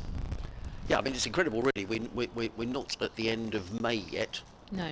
and we'd have played half the games in the county It's championship, amazing, isn't and it? we've only had 2 months of the season. Yes. Lots of talk about the schedule for next year, which I think we all know is going to change. Quite how it's going to change, I don't know, but It's always the way, isn't Well, it? it seems going to be to change, but but you don't know how. Yeah, it seems to be there's a move towards less county championship matches and rescheduling the 50 over, and all sorts of committees working on that. Let's hope we get some news soon. McAndrews coming in from the hotel end again to continue his bowling. He bowls right arm over the wicket, a little bit wider there to Dawson, who manages to get a nice full bat on it. Offside, it rolls, and it's just rolling towards the boundary, and it's just picked up right on the deep extra cover boundary. Well fielded there, but they've managed to run through for a few.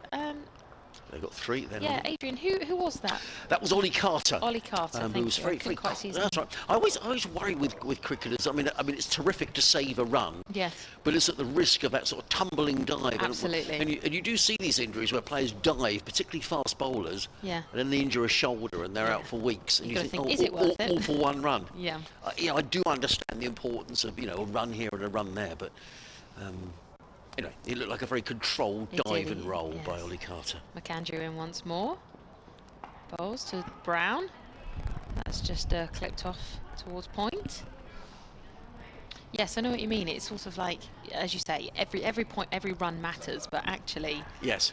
would it be worth just going, could get there? Well, I mean, know. and certainly, T20 cricket, you do know that every run, and people will say, well, in 4-day cricket, every run counts, which it does, but I sometimes wonder at the risk of an injury when someone's careering around the boundary and they dive and roll, and Yeah, you think, absolutely. crumbs, or go headlong into a advertising hoarding or something. Yeah. McAndrew in once more to Brown. Bowls, good length, well defended in behind, down to cover. Good contest this at the moment. Yeah. Amelia, with good bowling from McAndrew and Hudson Prentice, and Brown and Dawson being watchful, but when the odd loose ball has come along, they've made sure they've punished it. I can just see Jack Carson warming up at backward points. I don't know whether we are going to get a little bit of spin, maybe from the Sussex off spinner. Yeah, I mean, he did well in this morning's Yes, he did. overs. And really keen to get in and do some more as McAndrew comes in once more past the umpire to Brown, who's on strike. Bowls. That's played into the offside to point, no run. Yeah, I mean, he picked up that wicket, didn't he, in his first over of Nick Gubbins. And Yes. Liam Dawson rather good after Jack Carson a little bit, but His scoring, I think it was 14 off the last 3 Yeah. balls of his over. yeah. But sometimes, as a spinner, you think, well, if they want to come after me, Yeah. I'll get them eventually. Absolutely.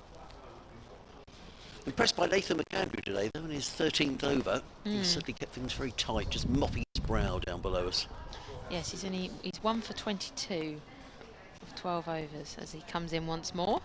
Bowls, good length again, defended by Brown.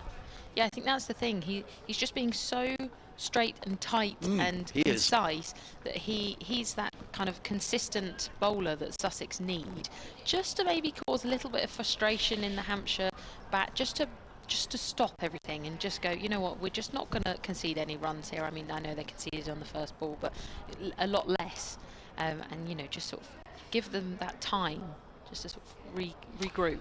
Yeah, I think without Ollie Robinson in the attack, he's leading the group, so there's a big responsibility here this week on Nathan McAndrew. So as he comes in once more, Bowls. This time played leg side. It sort of he sort of fell over the top of it, did Brown, but he managed to run through for 1. Hampshire 119 for 4. 38 overs. And I think Nathan McAndrew is going to leave the field. Now, that could be pre-arranged. It's just that he waved immediately up to the dressing room when he delivered that ball. Now, I don't know whether that's because a drink's being brought out or maybe another jump, but I think the big Australian's making his way off the field now. Yeah, he's got a hand on one hip. I wonder whether let's just see. He's definitely going off the Yeah. field. The 12th man came on. So we've got a change around now, and Nicky's coming in. So I have to keep an eye on Nathan McAndrew. He seems to be running off, so maybe it's a Yeah, he doesn't seem to pre-planned be break. in too much pain, but maybe, yeah, as you say, pre-planned. But the 12th man is in. Hampshire 119 for 4. Dawson on 26. Brown on 23. Field is just resetting, and Nicky joins me. Hello, hello. Hello. All right. I'm all right. Just managed to keep myself warm. Yeah. I do feel like the breeze has. It has picked up, but I did. I was just having a chat with Kevin, and I discovered the other day why I'm potentially always I feel the cold more. So I went to the doctors, and Right. out of the blue, I just mentioned it. I was like, I just feel cold all the time, and they were like, oh, let's just take your blood pressure. And had the thing strapped around Yeah. my arm, and the first reading was something like crazy, like 88 over 60, if I'm not Good mistaken. gosh, And that's apparently low. that's really low, and I'm That's not really low.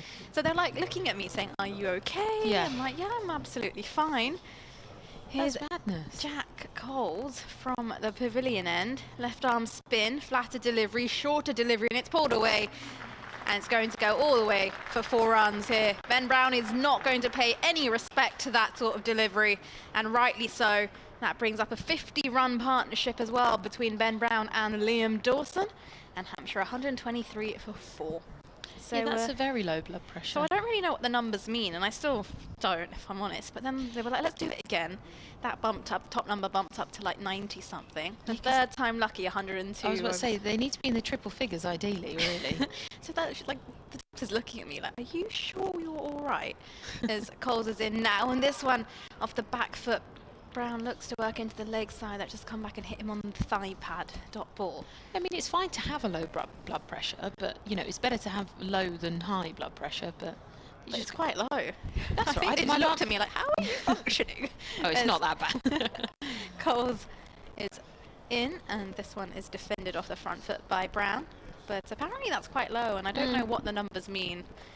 But that apparently is a likelihood to explain why I feel cold. And this one down the leg side, there's an appeal from Coles saying, is there a nick into the gloves of Simpson? But no one's really interested. That's another dot ball. I do like the scoreboard. 1, 2, 3, 4. 123 for 4. Right, so the higher number is your systolic, is the pressure of when your heart beats. In comes Coles now, and Brown is forward defend. Straight back to Coles. You know these words just go straight over my head. There's a reason I did double science at GCSE, Amelia. Yes, it's your systolic and your dystolic number, and it pretty much means just like the pressure. Coles in now, and Brown looks to turn this into the leg side. This comes off his pad, and that will conclude the over. First over from James Coles, and will only be the boundary from it. And at the end of the 39th over, Hampshire 123 for 4. That was a very quick over by Coles. He wasted really no was. time at all. Yeah, those words just go straight over my head. Fair enough. It doesn't make, yeah. It pretty much means you got low blood pressure, but you're fine. I'm okay. Yeah, as long as it's not reading 0 at any point, you're fine. But you might be a bit chilly. Well, on that, if you'd like to drop us a line, you can send us an email on solentcricket@gmail.com. Get in touch with myself, Kevin, Amelia, Adrian. We're all here. It's a full house. Let us know your thoughts on this game. Well, Hampshire 123 for 4. Nice little rebuild from Liam Dawson and Ben Brown going on at the moment. And of course you can tweet us as well. I think it's @SolentSport on Twitter. Are you on Twitter? What's your handle? I'm not on Twitter. Oh, no. you're the one of those who stray far away from social media. Crocombe coming in now, bowling. This time working onto the leg side. Down to deep square. They run through for 1. 124 for 4. We do actually have an email actually from Brian Budd saying, hi Kevin everyone, pleased to be able to say enjoying the commentary now that the sound quality has been fixed. Watching the test on the other screen and very impressed by Brian Bennett, Zimbabwe's opening batter. He's only 21, signed him up and could be the answer to our opening problems. Wow. Well, he's on 63 from 69 deliveries at the moment. Zimbabwe lost 2 wickets, 124 for 2 right now, trailing by a whopping 441 runs. Crocombe comes in again, right arm over the wicket to Dawson, who watchfully defends. Sorry, to Brown. But yeah, lots of cricket going on elsewhere in Div 1 of the Rothesay County Championship. Durham versus Somerset. Durham on 153 for 4.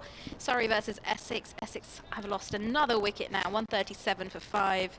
Worcestershire versus Warwickshire. It's another close-up battle of the neighbours. 104 for 2 are Warwickshire. Crocombe in comes again, past the umpire, bowls. Again, watchfully defended by Brown. This is just played down to mid-on. No run, 124 for 4. And Yorkshire versus Nottinghamshire. Nottinghamshire 114 for 3. Over in Div 2, Derbyshire versus Kent. Derbyshire 155 for 1. Glamorgan versus Middlesex. Glamorgan 112 for 3. And in Leicestershire versus Lancashire, Lancashire are 94 for 3. And Northamptonshire versus Gloucestershire, Northampton 98 for 4. Crocombe in once more. This time plays onto the leg side. Down to deep backward square. They'll jog slowly through for 1. 125 for 4. And over here at the Utilita Bowl, where Hampshire playing Sussex, if I say this right now, because I know I've just been messaged by a few people, in the El Clasicoast clash. Hampshire 125 for 4. I was really struggling to get that word out earlier. It was just all over the place. Crocombe in once more. Well, good length delivery again, played down into legs, the square leg. They'll run through for 1, maybe 2. Yep, 127 for 4. I love what you've got on your screen in front of you there, Amelia. It's just It's a throwback to my childhood. It's just giving me just a prompt for all the. Well, I the names of the understand different why. places. Because there's a lot of fielding positions. Crocombe once more. Was again nicely defended in behind. Yeah, for our listeners, Amelia's got a screen in front of her that actually has the entire pitch mapped out, and it has every single fielding position named on it known to man. And there's a lot of fielding positions. There are. And I can understand why you've got it up in front of you, but you know what, that's a flashback to my childhood. 40 overs gone, Hampshire 127 for 4, where I'd be sat down and made to remember and kind of given like a mini mental fielder's test on who's where, and I'd have to like redraw it and like do the dots everywhere. Oh, goodness, Yeah, that was me at 8 years old. that's fun. But you can test me on my fielding positions any day of the week. Yeah. Here's Coles in from the pavilion end. Left arm round the wicket to the right-hander, who's off the back foot and turns this round the corner towards a deep, long leg. Just really confused why we've got a long leg for the spinner. Well, I've just said that, and now long legs run over to deep square leg, see? Clearly they could hear us from up here. Hampshire 128 for 4, Dawson on 29, he's on strike now. And they're just dropping mid-on back as well. Deep square leg, deep cover, and a long on, as this one is played off the back foot down towards deep cover by Dawson. He'll come through for the single. So yeah, I remember there was a fond, it's a fond memory of mine. It was Christmas, I think I was 8 years old, and I wasn't allowed to eat my Christmas dinner until I memorised all the fielders. What a fun Christmas. I know, it was great. Joyful. As Coles is in now and Brown forward, slashes this through the offside, closes the face of the bat as he comes through for a single. So we have had a question at solentcricket@gmail.com from David Lord. He said, afternoon all, can you tell me why Liam Dawson takes his gloves off and rubs his hands in the dirt? Thanks, David. In comes Coles now, and this one is an attempted cut by Dawson off the back foot, goes straight through to the gloves of Simpson. The only reason I can think of it, but it doesn't make sense because he's batting. Is it As to a dry his bowler- hands? As a bowler you do it, just normally maybe your hands get a bit clammy to dry it up, better grip on the ball, as flatter delivery, and off the back foot Dawson defends to mid-wicket. Well, he's got quite thick gloves on, so maybe he does just get like a bit of a sweaty palm and he just wants to dry it off. Yeah, that's an interesting one, because you see it from bowlers, as in comes Coles now, and Dawson lunges into a defence, and that will conclude the end of the over. 3 runs from it, and at the end of 41 overs, Hampshire 130 for 4. Hampshire having won the toss this morning and elected to have a bat. They're in a little bit of pickle early on, having lost the wicket of Stoneman in the first over, and then there was a bit of a partnership from Fletcher Middleton and Nick Gubbins that took them to the fall of their second wicket when they were 43 for 2. And then Tom Prest and Nick Gubbins put on another few runs, and we lost a wicket off Prest at 70 for 3. And then not long after that, it was Gubbins who fell 70 for 4 in the following over. And while now, since that, from being 70 for 4 to 130 for 4, it's been the job of Liam Dawson and Ben Brown, and a fabulous job they've done so far as well. Henry Crocombe just stands at the top of his mark with a blue spray paint. Is on the floor. He comes in, bowls. Good length delivery. This is work down to cover. They won't run. Ben Brown on strike. Yes, I think that's the only reason I can think that he would take his gloves off and maybe go on the rub his hands on the floor. Yeah, maybe your hands are just clammy, and they can sometimes slip in your gloves if you've been holding the bat for a while, you've been out there batting for a while, hands can get sweaty, and then if your hands slip in your gloves, then it's going to slip in your grip, and it's a trickle-down effect. Crocombe in, and this is cut away down to third man. They'll run through for one.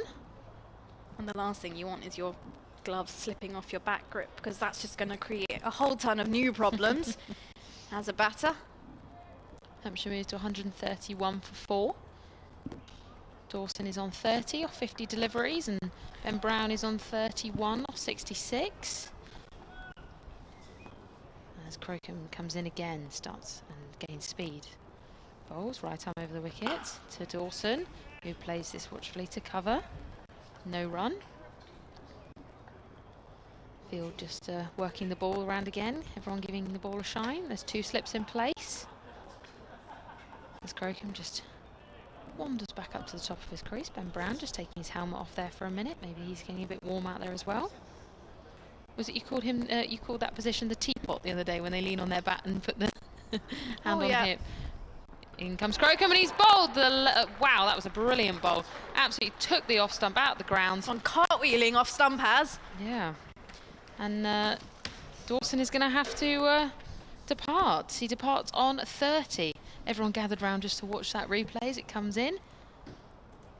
Oh yeah, it did do a little bit. It did move a little bit. I think the ball just nipped in a touch, and yeah, Dawson will be departing. Hampshire are 131 for 5. Just when we were praising both of them out there in the middle, what a fabulous job they were doing to bring this innings back together. Commentators' curse is real. Liam Dawson will have to depart. 30 from 52 deliveries. That puts an end to this partnership of 51 runs. Which does mean our new batter, Toby Albert, makes his way out into the middle. And I'll be making way for Kevin James. Thanks very much, Amelia. Toby Albert making his way out into the middle for Hampshire. Hello, Nikki. Hello, Kev. I think they got a little inside edge on that one, didn't he? I don't know. It's just trying to watch that back, the replay. It sort of suggested there might be quite a lot of deviation after it pitched. Crocombe playing his first game this season. Good wicket to get. Completely took Liam Dawson by surprise. Certainly did. And that ended a partnership of 61 with Ben Brown. Useful partnership. 131 for 5. Hampshire. Crocombe 1 for 16 in his 6th over. Yeah, I mentioned at lunchtime that one of the Hampshire coaching staff was saying to me, there is just a bit in it from time to time. I think we can say that one definitely nipped back, but I think also caught a bit of the inside edge. Who have we got now? Toby Albert in at 7. Was a little higher at the start of the season. Toby Albert, but has dropped down fractionally down the order. Was actually in James Vince's place in the first game. Yorkshire here, batting at 4. That was the match Adam Lyth scored 100 in, isn't it? In the second innings? Here, I think you're right. Actually. Yeah. And then bowled again! Crocombe in, and Toby Albert first ball, Yorker delivery. And that's taken the off stump out once again. Back-to-back wickets falling here for Hampshire. And they're 131 for 6. What's going on, Kev? Wow, he's on a hat-trick. Let's just watch that again. Oh, that's a great Yorker. Speared in, right underneath the bat. That's a great delivery. It's completely outdone Albert there. He's going to be making a very quick walk back. Wow. Hat-trick delivery, though, coming up for Henry Crocombe. 131 for 6 now is putting pressure under, putting Hampshire under pressure. First game of the season. They're saying, where's he been? Well, he's been injured. Yes, thanks. You're right, but He's certainly made a statement on his first game of the season, even if he doesn't get a hat-trick. He's already made a statement. Well, Nikki, you've got the honour of commentating on a hat-trick ball. Yeah, it's going to be exciting. Well, the Hampshire dressing room, I'm pretty sure there's a few people scrambling to get their pads on right now. And it's not a straight walkout from the dressing room. They're having to go round the white sheeting. Oh, is it? Oh, okay. See, past the sight screen and then come down almost steps nearer the away dressing room than their own. Got to be quick, otherwise you'll be timed out. I actually saw that, you know, a couple of weeks ago. It's one of Sussex women's game. And I believe it was against... Oh, gosh. I'm not going to say who it was against because it's completely slipped my mind. But one of the Sussex players came out in the middle and they came out, took their guard, looked up, and the umpire just put a finger up, raised her finger, and off she went back to... That's harsh. That's harsh. Now, just let me build this potential hat-trick up, because the last Sussex player to get a hat-trick was Jason Leary, the left-arm seamer, back in 2001, and ironically it was against Hampshire at Hove. So there we are, there's a bit of background. Well, who knows, it might happen again in a few moments' time as James Fuller makes his way out into the middle. Just a little bit of gardening. Crocombe into his 6th over, 2 for 16. Absolutely brilliant stuff from him. It's going to be another Yorker. He's executed them brilliantly, so why not? 4 slips in place as Crocombe from the hotel end runs away from us into Fuller now. Goes for the Yorker. It's ended up as a low full toss, and Fuller just blocks this out into the leg side. It will be a dot ball, and it will conclude the over as well. 42 overs gone. Hampshire 131 for 6. Do you think we'll get a chance to see Sussex bat this evening? I think there's a good chance, don't you? Do you want to see Sussex bat before you go? Yeah, I wouldn't mind it. I wouldn't mind seeing a bit of Sussex batting, but obviously for Sussex's sake, I hope it's not too late in the day. And not for the last 10 minutes. That's not gonna... That's not gonna be good. Adrian wouldn't be happy. No. If you see Sussex come in just about for the last 10 minutes of the day. I don't think the openers for Sussex would be happy, Tom Haynes. No, I think he'd rather wait till tomorrow if that's the case. So it's going to be... Who's bowling at this end? It's James Coles. With his left arm, slow left armers, comes into Brown, who's on the back foot, steers it out to point. Stephen Clark is on the email, sterlingcricket@gmail.com. He says, how does the size of the crowd look from your viewpoint? I feel like it's very skewed to one side of the ground. I think you're right. If you're sitting on the west side of the ground, which is to our right, Brown works that wider mid-on. He'll take a single and quite beat the fielder. 132 for 6. I would say if you're sitting to our right, the west side of the ground, you probably feel as though, yeah, there's a really good crowd. If you sit to the left, you've got large areas to yourself. Yeah, you could just like lie down across the seats. It's like when you get on a plane and you notice the entire row is empty. Yeah. When was the last time that happened to you? Recently, actually. Recently, because I was very nice to the person at check-in, and I was just like, well, is there any chance of not having a person next to me? Well, it pushes that length delivery out into the covers. So you managed to get a whole row of seats lying flat down, yeah? Yeah, so on the way out, actually, whilst I was travelling, going outbound, I managed to get a whole row of seats. Coming back, I didn't even get a whole seat. I managed to go up the stairs. Did you really? I did. Were you upgraded? Well, that's turned. It's gone past the outside edge of Fuller's defences. I was. Wow, lucky you. It was great. Very nice. I was so excited. Normally, you'd probably want to make the most of the fact that you could lie down and experience a bed at 30,000 feet. Works that up to mid-on. It's a little deep, but he's hit it a little too strongly for a single. Very nice. But I was so excited I could barely sleep. I was just like, oh wow, this is so cool. What does this button do? Yes, unfortunately, the tickets that I buy, I'm always turning right. There's Fuller's on the back foot, but very nice, Nicky. You're very lucky. End of the over, 132 for 6. Stephen just goes on to say from here, and he's over by the Shane Warne stand near the pavilion. He says it looks quite possibly the best crowd of the season so far. Oh, wow. But he is in an area where there's quite a few people packed in. It depends where you're sat, I think. But Yeah, one it thing does. is I've never actually paid for it. I've just been lucky at You the know. check-in desk. Maybe I've just maybe I looked really tired that day, and they just felt sympathy for me, thinking, "Wow, she could do with the rest." Do you always ask the question though? Oh, I do. Do you? Because if you don't ask, you don't get. It's like playing cricket, right? You've got to ask the umpire. So what's your question? How do you phrase it? Because So I need to learn something here. So this is a trick I learned, actually. So you never ask for the upgrade directly, as in runs Crocombe from the hotel end, and this is a delivery outside the off stump, and well, Brown just sticks his bat and has a little bit of a waft with this one, goes through to Simpson. So I always ask, is it a full flight? Right, Subtle. yeah, so you can't just, I'm not going to be completely open about it. I'll just, oh, is it a full flight? And then I'll always engage in some conversation, and then I'll be like, oh, well, do I have enough miles to do the upgrade? As in comes Crocombe now, and this one's a short ball that's tucked around the corner down towards deep square leg for a single. And then they'll be like, oh, normally I don't. So they'll be like, oh, let's just have a look what we can do, etc., etc. Or I've been lucky enough to have that happen a few times. But there's another question I've learned. If it's a full flight, then and you're not in a rush to travel, you can always ask some of the airlines if they're giving options. If they've overbooked the flight, they can book you onto the next flight and give you a flight ticket for free. So then you basically get your whole flight ticket back. As in comes Crocombe now, and bowled again! Completely through the gate here of James Fuller.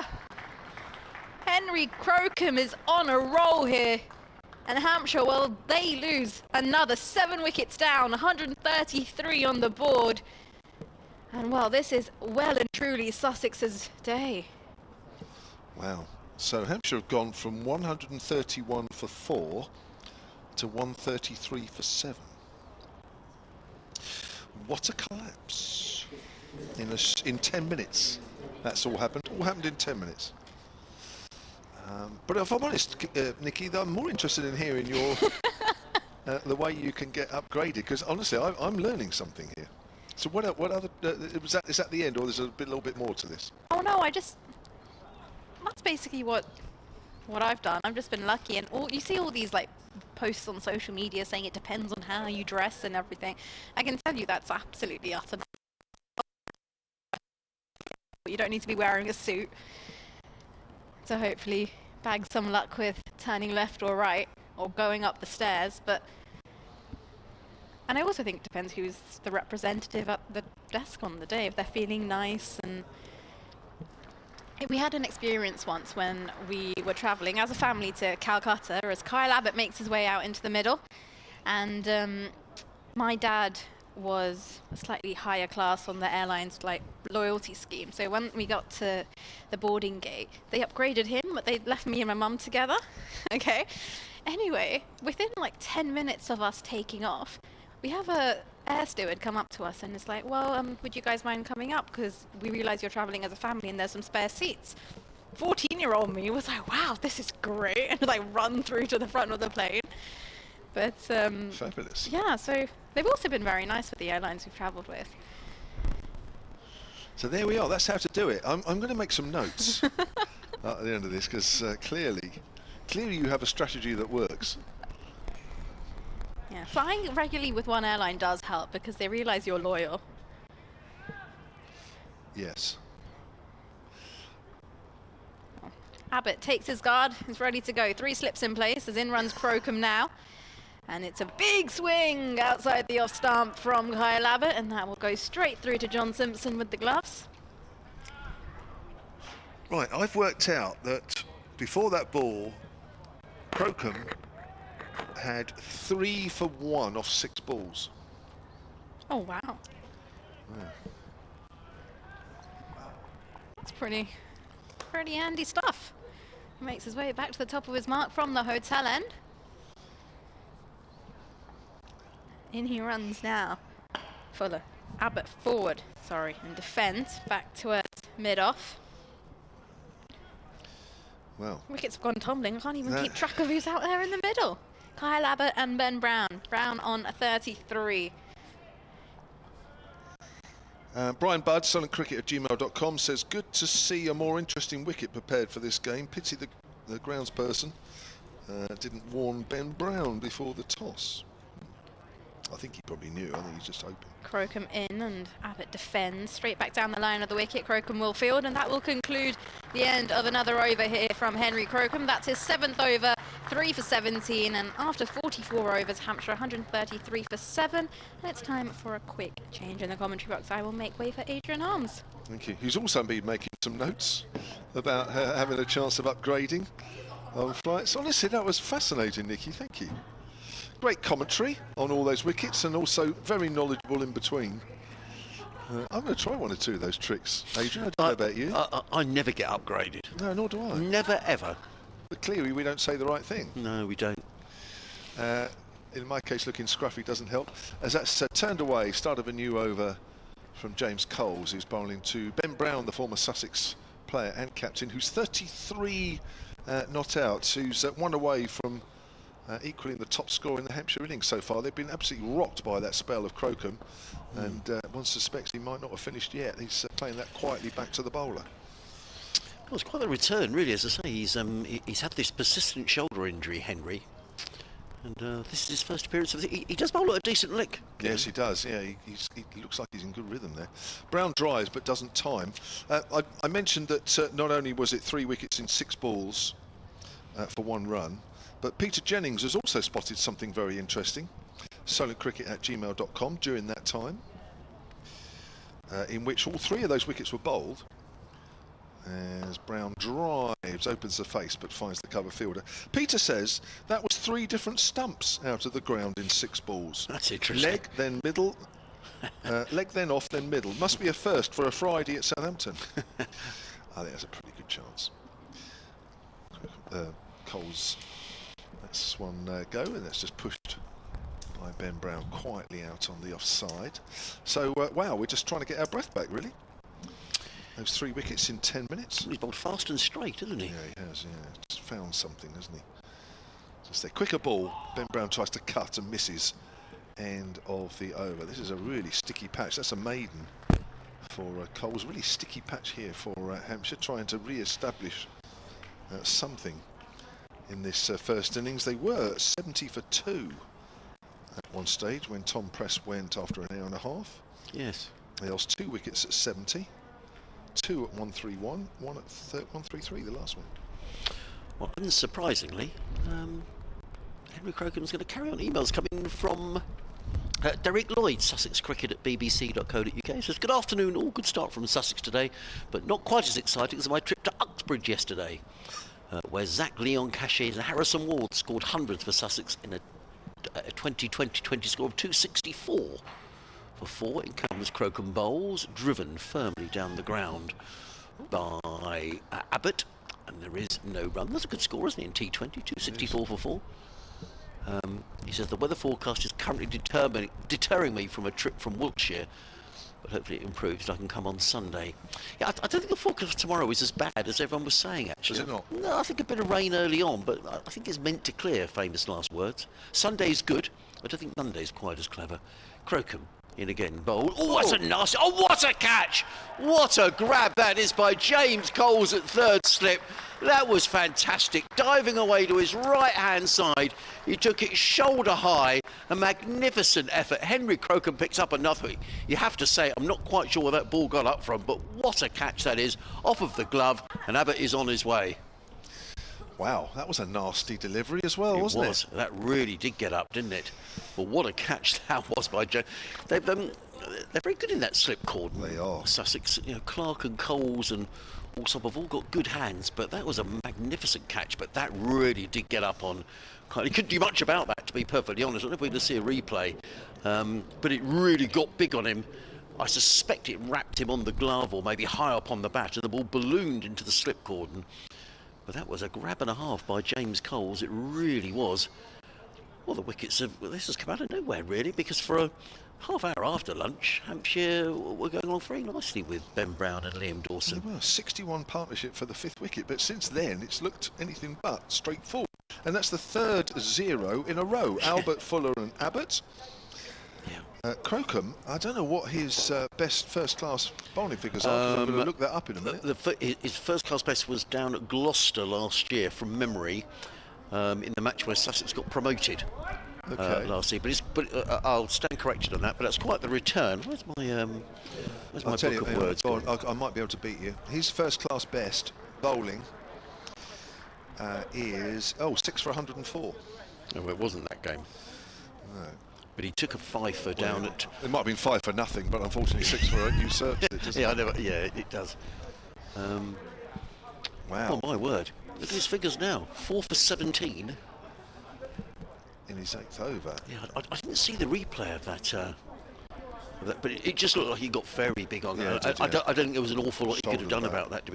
And clearly from a Sussex perspective, great news for Sussex, but it's slightly tempered by... the Hampshire bowlers may well be in the dressing room sort of thinking, well, there's a bit in this for us as well. Well, yes, definitely, especially this end, by the looks of it. Although I think Ben Brown got one that bounced on him. Yes, he did. Pavilion end. Yes, he did. Yeah. Well, Brad Wills, the new man in, 4 slips. And Crocombe looking for his 5th wicket. And his 4th since lunch. In this spell.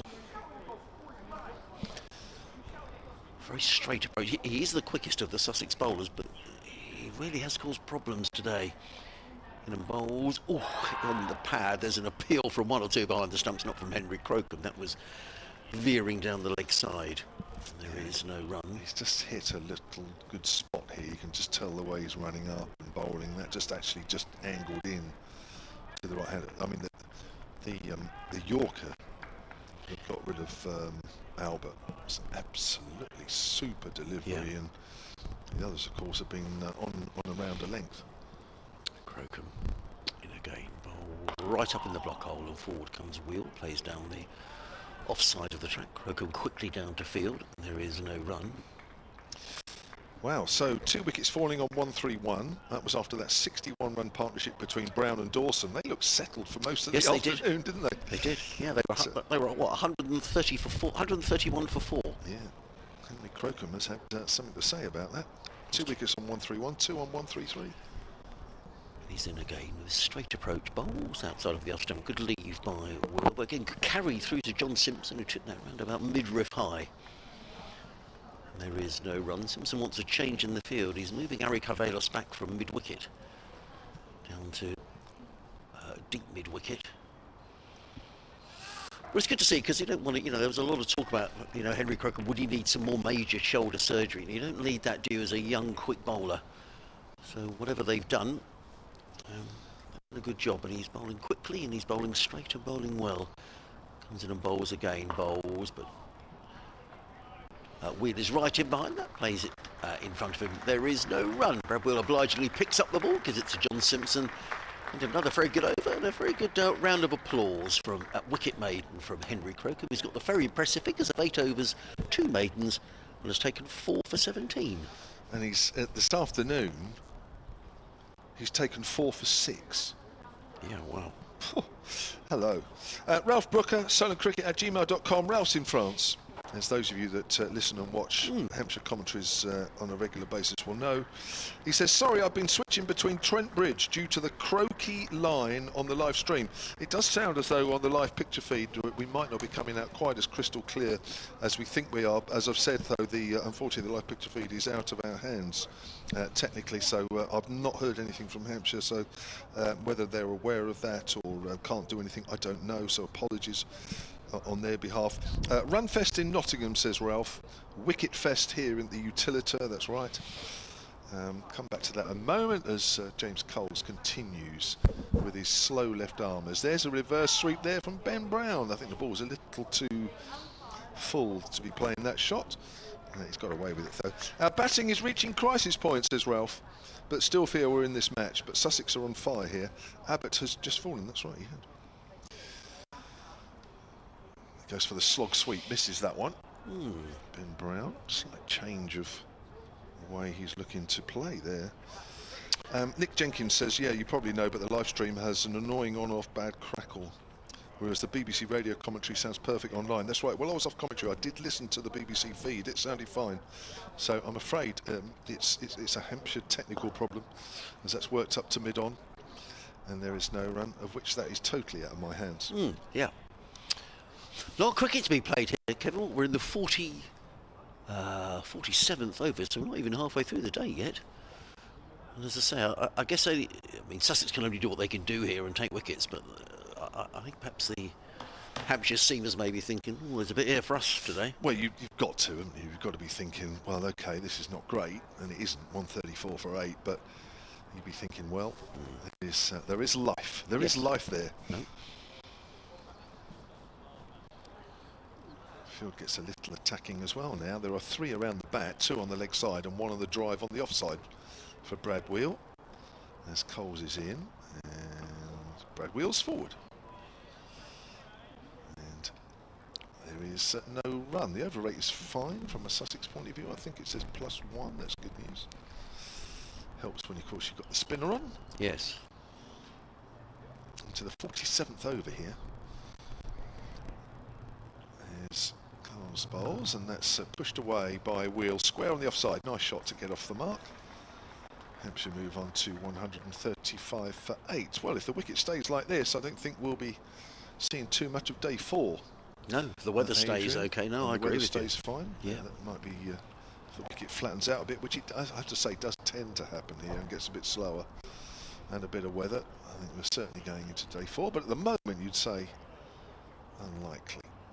Goes for the slog sweep, Ben Brown. He gets hold of this one, and that's going out away on the leg side. In fact, it's just held a bit in the turf. I thought actually it was going way out, but maybe he got underneath that a little bit more. Batters almost collide on the 3rd. Ben Brown will keep the strike. It looks like he's going to employ the slug sweep a little more now to help the score move along, because they've been stuck in the 130s, and whilst they've been stuck in the 130s, they've lost 4 wickets, 138 for 8. Just wonder whether Ben has decided that attack is the best form of defence. Elsewhere, it's funny you say about wickets, because there's been so many good wickets around. It's been so hard for bowlers in the last 2 or 3 weeks. But just looking through Division 1, Durham 186 for 6 up at the Riverside against Somerset. At the Oval, Essex are having a poor start to the season, 155 for 7. And 8 wickets down here. And at Headingley, Notts, who've been in good form with the bat, 124 for 5. So I just wonder whether, the wickets have been very much in favour of the batters, and perhaps groundsman thought, well, we're just going to address the balance slightly. That's right, yes. Anyway, Henry Crocombe is coming in. Very impressive figures of 4 for 17. Comes in and bowls to Brown, who, well, he's got no idea where that's gone. It's gone away over the head of keeper John Simpson. It's gone away for an extraordinary shot. He was going to pull that on the leg side. He's top-edged it over the top of the keeper, virtually behind John Simpson for 4 runs. I'm not sure Ben knew where that had gone. He goes to 41, but they all count 142 for 8. Yeah, he looks like he's just up to gear here, isn't he? Yes, With he the has. wickets that have fallen. Also, yes, that was a little too full to be playing that shot, I think, with any confidence of knowing the height of the bounce. Sussex are allowing Ben Brown the single here. They've moved 4 men back on the boundary edge as Crocombe comes in to bowl to the former Sussex man. In and bowls, and Brown hits firmly, and he's decided not to take the single. So that tells you everything may be about Ben Brown's approach here. Just with 2 wickets left in the hutch, he's decided he's gonna have a go here. Is Ben Brown, 41. I don't know an awful lot about Brad Wheel's batting, but I mean he looked confident enough in that opening over that he faced. Ben Brown clearly decided that he's gonna take the attack to Sussex. Crocombe in, bowls to Brown, who again inside edges that one down to fine leg. There would have been a single there, but again he decides not to take it. Brad remains on 41. Yeah, I think well, we're only on the 3rd ball, so he's obviously going to try and take as much of the strike from now on as he can. I think he'll be reasonably confident in Brad Wheel. Obviously, John Turner, I think to be fair to John Turner, very much in the side as a bowler, so maybe. Crocombe in, Bowls to Brown, who steers that to backward point. That's the 4th ball of the over now. Sussex are going to bring the field in. 3rd man is coming up to backward point, I would think. Deep mid wickets come up to a 1. Actually, that's interesting. They're leaving the deep mid wicket out. Yeah, I think because it's a short boundary side. I mean, in this situation, I think this is the ball you're looking for a boundary, and then a 1, and the minimum a 1 off this. Oh no! Now he is bringing Carvelos up. So he was in, then he moved him out. Now he's moved him back in. So Sussex has got 1, 2, 3, 4, 5 men saving 1 and 2 slips in a gully. Crocombe in, bowls to Brown, and he drives, and he's going to get 4 runs. Oh, well, the ball rather plugged in the outfield again. And it's rolling towards the boundary edge. Tom Haynes in hot pursuit, and the bowl just beats Tom Haynes. So driven away over extra cover by Ben Brown. Safe enough shot. He goes to 45 and Hampshire to 146 for 8. Yeah, it's quite a sandy outfield, this. So the ball does, if it's in the air, it does tend to not just hit the ground and roll like some outfields. It tends to just hold a fraction. Now, this is the ball he'll look for a single. But I don't think he'll be too silly about it. I could be wrong. I just wonder as well whether John Simpson might be tempted to change the bowling at the other end and maybe bring one of the seamers back into the attack. Nathan McKendry is back on the field. He went off a little earlier on. Final ball of the over. Crocombe in. Bowls to Brown, who's on the pad. The ball, I think, was going down the leg side. There is no run. Ben Brown's a bit irritated with himself that he didn't manage to pick up a single. End of the over. 146 for 8. Brad Wheel on 1. Ben Brown is on 45. You're staying on, Adrian? I'm staying on. Yes. And Amelia is going to come back, I think, and join us. Henry Crocombe, impressive figures, 9 overs, 2 maidens, 4 for 25. In fact, James Coles is going to carry on from the pavilion end. He's going to be bowling to the right-handed Brad Wheel, who's on 1 of 6 deliveries. Hello, Amelia. Hello. The last time we were on commentary, I remember we were saying, well, these two, Dawson and Brown, look quite comfortable after lunch. It's all changed. It just goes to prove I don't know what I'm talking about. In comes James Coles, left arm spin around the wicket, in and bowls to Wheel, who punches this into the offside. And there is no run, fielded by Tom Clark at short extra cover. There is no run. Well, I know how you feel. I saw one wicket, I departed, and goodness, I think about 4 more fell. Coles bowled him, and there goes another wicket. And James Coles, there's me saying, I wonder if they might change the bowling and bring on a seamer. And Brad Wheel plays all around a straight one from James Coles, and he's on his way, so another wicket goes down. Goodness Brad Wheel is on his way gracious. for 1, and Hampshire lose their 9th wicket. Ben Brown makes a signal towards the dressing room. The skipper is standing defiant at the moment. The 9th wicket goes down on 146. Yeah, Sussex are, well, I don't even think very much in control. Quite summarises how well they've bowled these last few overs. I mean, Crocombe has to be given full credit, really. Well, it goes from 131 for 4 to 146 for 9. So I think Hampshire have lost 5 for 15. Yes, but in the space of 3, we're in the space of 6 balls. Yeah. Well, as I say, it's always tempted. I think when you see wickets fall like this, you're always tempted to say, well, OK, but Sussex have got a bat yet. Absolutely. Seen enough cricket to know that. Having said that, Ben Brown is sort of leading on his bat at the non-striker's end. No, he's on 45 not out. Yeah, he's very much the Hampshire hope right now. He needs to, and as he has done before, lead his team from the front. And yeah, he needs to sort of stay in for as long as humanly possible at this rate. He does. So just while the final man comes out, John Turner. So very quickly rattling through the scores. Durham 194 for 6 at the Riverside against Somerset. Who's in the wickets there? Let's have a quick look. 3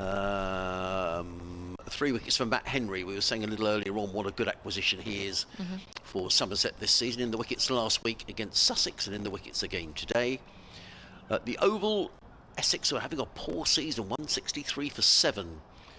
Wickets shared around there. 1 for Worrell, 2 for Smith. Sam Curran back in the county championship side for Surrey, picking up 2. Jordan Clark and Tom Laws for Surrey. Down at New Road, Warwickshire, 149 for 2 against Worcestershire. Tom Latham on 52, Sam Hain on 63. So they're the scores in the First Division.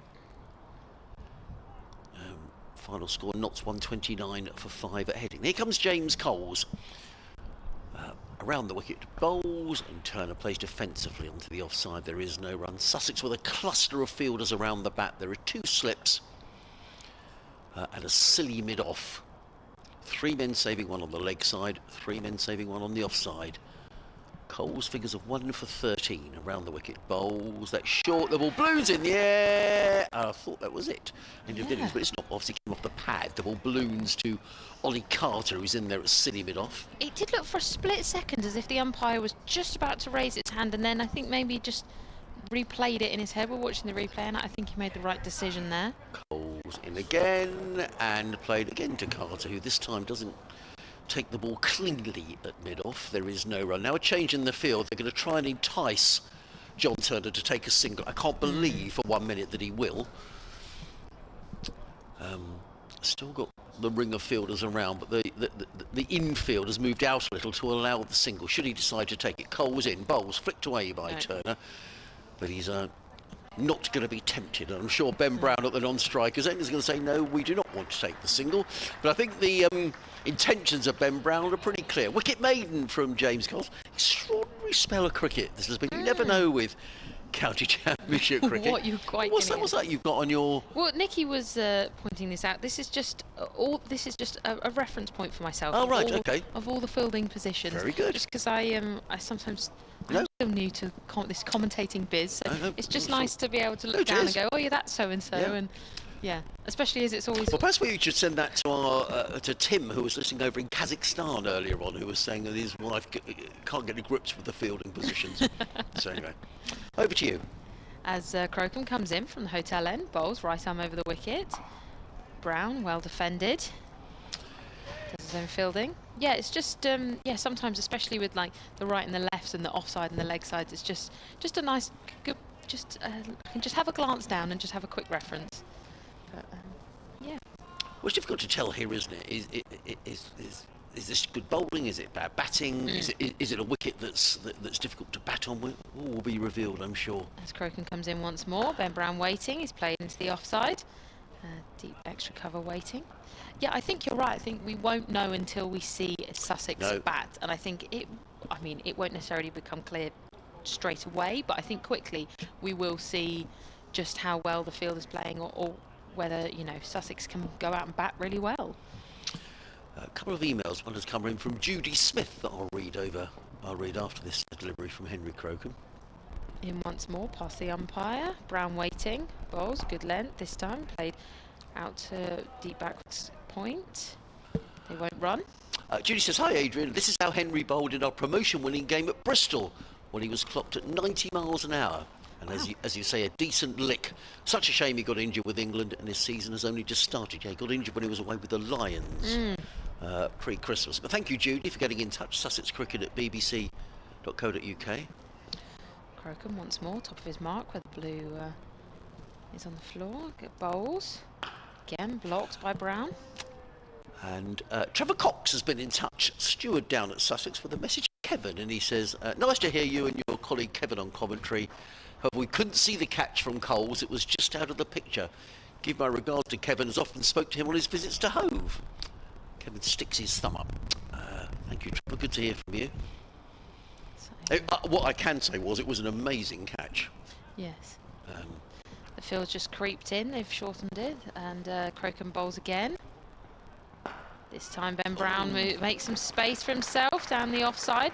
There is a field chasing after it, and it won't quite get to the boundary, but they will run through. Yeah, Tom, that wasn't far away from... Who was that in at short extra cover? I think that's Ollie Carter in there. Yes, it is. It wasn't far away. It was in the air. He dove to his right. Yes, he almost got a finger on it, but not quite. But yeah, Ben Brown just really made some space for himself there to be able to drive that through the offside. We'll be looking to get a single here, will Ben Brown, for the last ball of the over. I think that's why the fielders completely crept in. They've all you can feel the literal squeeze around Ben Brown as Crocombe comes in once more. And Brown taps his bat, waiting. Or a short bouncer of a delivery. He swiped at it, didn't get anything on it. And that's the end of the over. Hampshire 148 for 9. They are. If you just joined us and wondering what on earth's been happening today. The story of the day was that Hampshire won the toss, decided to bat first this morning. They lost a wicket in the opening over of the day where Mark Stoneman was caught by Tom Clark at second slip off the bowling of Nathan McAndrew for a duck. Fletcher Middleton made 34, Nick Gubbins 18 and Tom Prest 18. But at lunch, Hampshire were 93 for 4 and then progressed to 131 for 4 before Henry Crocombe took 4 very quick wickets. James Cole's the other, and he's in again now, bowling to Turner, who plays back down the track, fielded by Coles of his own bowling, and there is no run. 2 slips and a silly mid-off in place. 3 men saving 1 on the leg side, 3 on the off.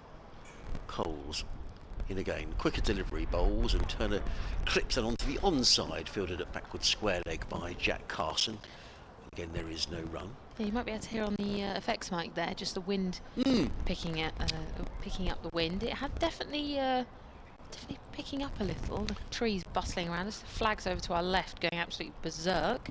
Coles in again, bowls, or hits the pad of Turner, bounces onto the onside, and there is no run. John Simpson nips from behind the stumps to field, and there is no run. The good news is the clouds are high, and I think the forecast is for it to stay dry all day, which is welcome news. In comes Cole again round the wicket. Bowls, and Turner is beaten outside of the off stump, taken waist high by John Simpson. Again, there is no run. 4 balls gone in the over. I don't think Ben Brown will be keen to be allowing Turner a single. He'll want the strike for the next over. In comes Coles. Bowls! Oh, it very nearly breached Turner's defence. He did well, dug that one out. There was a puff of dust. And there is again no run. Now the field goes back to allow the single, which I'm sure he won't take if it's offered. Coles in again. Bowls. Squeezes that one out to backward point, but he's played out a maiden over. So well done, John Turner. James Cole, 7 overs, 3 maidens, 1 for 13. Yeah, just as we have a change in the over, we've got the scores elsewhere in the county champs, one-day Division 1, sorry, is Durham versus Somerset. Durham are 206 for 6. Surrey versus Essex, Essex are 169 for 7. Warwickshire are still batting at 154 for 2. They're doing very well. And Nottinghamshire are 129 for 5. As it looks like Hudson Prentice is going to come in. Yes, well spotted. Yeah, it's a change in bowling. I wonder whether they're going to switch things around. Perhaps being a little cautious with Henry Crocombe with his shoulder. We want to over-bowl him. Yes, I think you're right. They're in a very good position now, and let Hudson Prentice have another crack at it. He has got 1 wicket already so far this innings. He'll be obviously looking for a second. Yeah, let's give you his bowling analysis so far today. As he comes up in and right arm over the wicket. Brown waits. That's played leg side. No run. Yes, Finn Hudson Prentice, 9 overs, 1 for 36. Nathan McAndrew, 13 overs, 1 for 23. Carvelos, 1 for 28. Crocombe, stand-up bowler, 4 for 27. Carson, 1 for 21. And Coles, 1 for 13. Hudson Prentice definitely takes one of the longest run-ups. He's well past the blue spray paint on the floor as he bowls. Brown waiting, well defended, in behind. Wind very much definitely picking up, whipping around the ground. Lots of people in today, especially sat on this right hand side, but it does look a busier of the days that we've seen in the past. Lots of people come out on Friday. I think people like Friday cricket. I mean, I think, you know, it's the weekend, it's a bank holiday. A lot of people work from home, inverted commas, don't they, on a Friday. Hudson Prentice in again. Brown still waiting. Bowls again defended down into the mid-off. We find that a lot down at home. The Friday attendances are really very good. Then you tend to go into the weekend. A lot of people are playing cricket or got other things to do. On. Be interesting if this does go into the 4th day, whether we have a big turnout or not. Yeah. Yeah, a lot of people up on what I think is sort of the members' balcony up at the top of the pavilion there. Probably the busiest I've seen it in a while, actually, up there. As Hudson Prentice comes in, past the umpire, right arm over, Brown waiting. This time it's slashed away into the offside, and there is a fielder waiting just on the boundary at deep backward square. Well, Ben Brown is dealing here in boundaries and pretty much nothing else, or certainly even numbers, as he tries to retain the strike. Yes. But only 2 balls left in this over. As the field just creeps in again, knowing they're going to be looking for the single.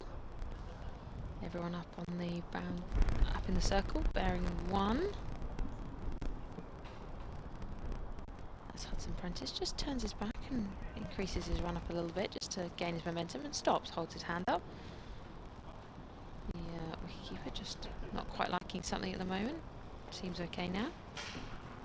They're just going to send a square leg down to deep square. Yeah. So they're allowing Ben Brown the single there. Ben Brown's just looked at that and thought, okay, well, I might try it there.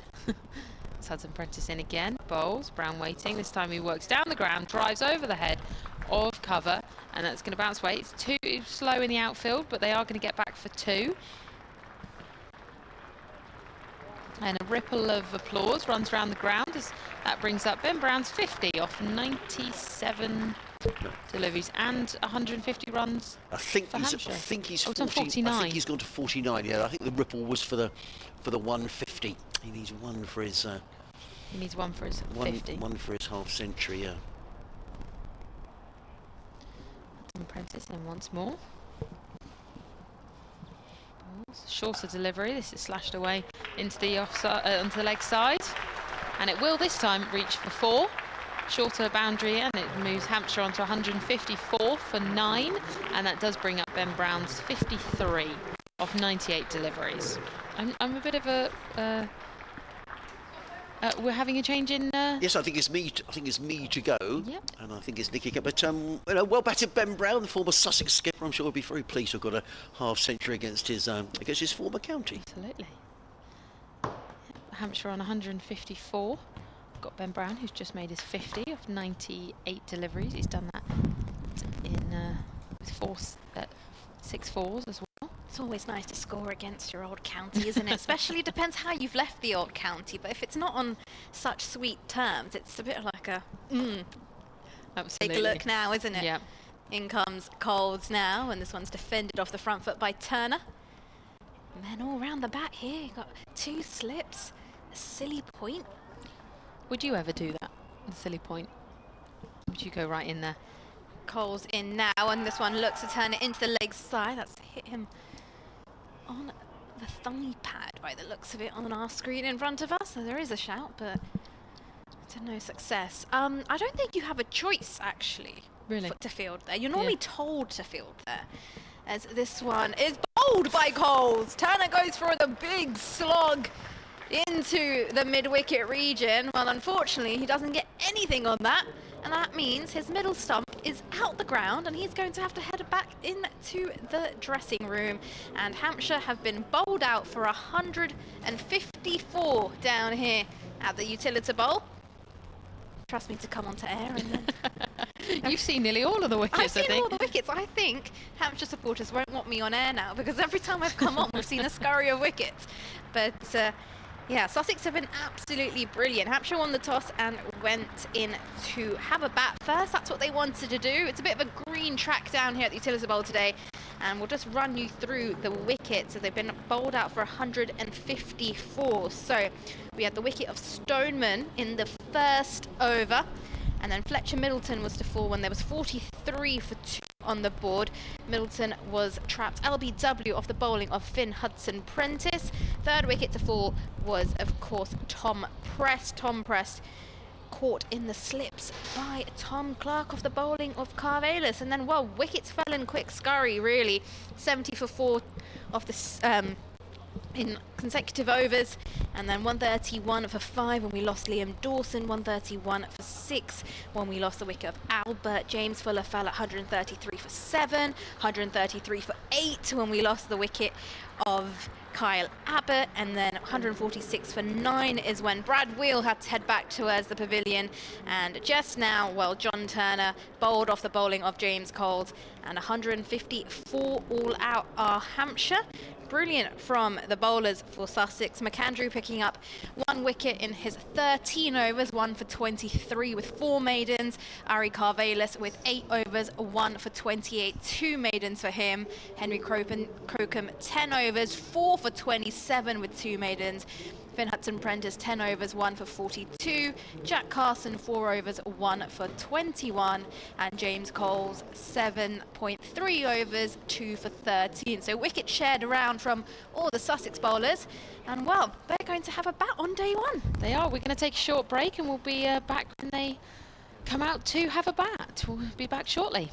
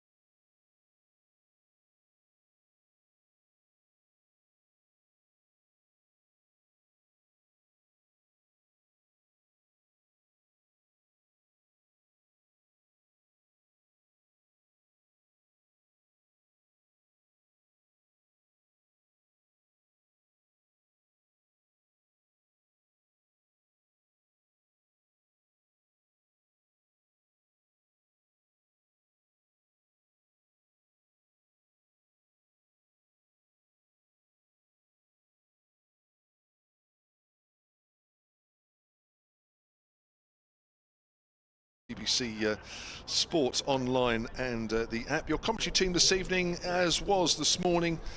A little later you'll hear from Nikki Chowdhury and also Amelia Clark, but it's myself, Kevin James, and from BBC Sussex, Adrian Harms. What an afternoon we've just witnessed, Adrian. Well, it's amazing, really. I didn't see that coming at all, because I thought after lunch for the first half hour or so, I thought Ben Brown and Liam Dawson played very well. I mean, there were one or two balls that caused the batters a few problems, but in general terms, I thought Hampshire looked quite comfortable. Then enter Henry Crocombe, and all of a sudden, Hampshire losing 6 for 23 and bowled out for 154, which I don't think any of us saw coming. I guess the thing from a Sussex point of view, Sussex supporters were thinking, oh, that's good, but they've got to bat now, and there's been a bit of help in this pitch for the seamers. I think you were speaking to someone at lunchtime, Kevin, who said, yeah, there's just a little bit here for the quicker bowlers. Yeah, it certainly was. And Henry Crocombe, first game of the season, 4 for 27. Yeah.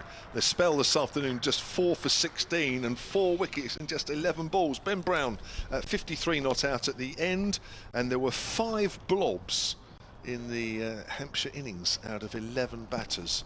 Here's Kyle Abbott to get the Sussex reply underway. He's bowling to Ollie Carter, who's forward, solid in defence as that ball makes its way up to mid-off and the sunshine comes out. Yes, the second game of the season that Ollie Carter has played, young player who was initially in the side as a wicket-keeper batsman, but since John Simpson has arrived at the club, he's been in and out of the side, but only as a batter. But played very well up at Trent Bridge a couple of weeks ago. He's in the side because Daniel Hughes, the Australian, isn't playing in this game. Here's Abbott from the pavilion end, bowls, Carter's on the back foot, tries to force it away, doesn't time it, gets a bottom edge as the ball trickles towards the slips. And the reason Daniel isn't playing is because his partner is expecting their first child, so I hope all is going well with Daniel and his partner, everything is okay, but he's not playing in this game, which has opened the door for Ollie Carter to get an opportunity at the top of the order.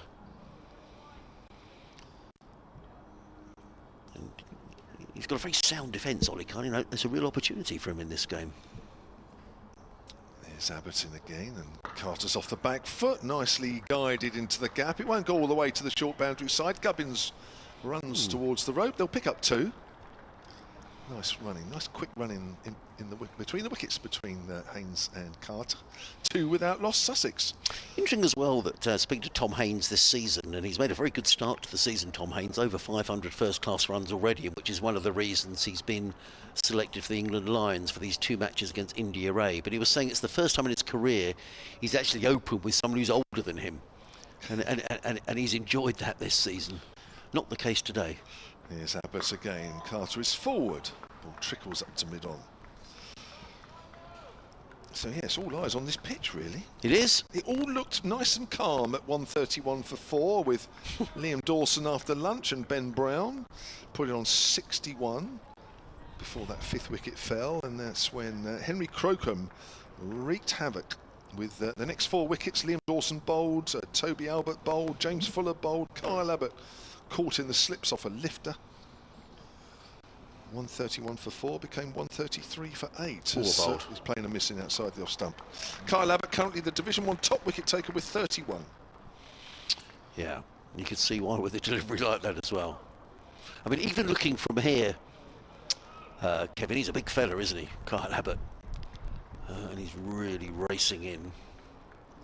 Yes, he is. Yes, he's been bowling very nicely, as 31 wickets would suggest, of course, but he's kept running in, and has just been putting the ball, as he always does, on the right spot and getting a bit of nip, and as he does, and yeah, he's always been a prolific wicket taker in the seasons that he's been with Hampshire. Here he is again, 3 slips weight and bowls. Ollie Carter's playing a missing.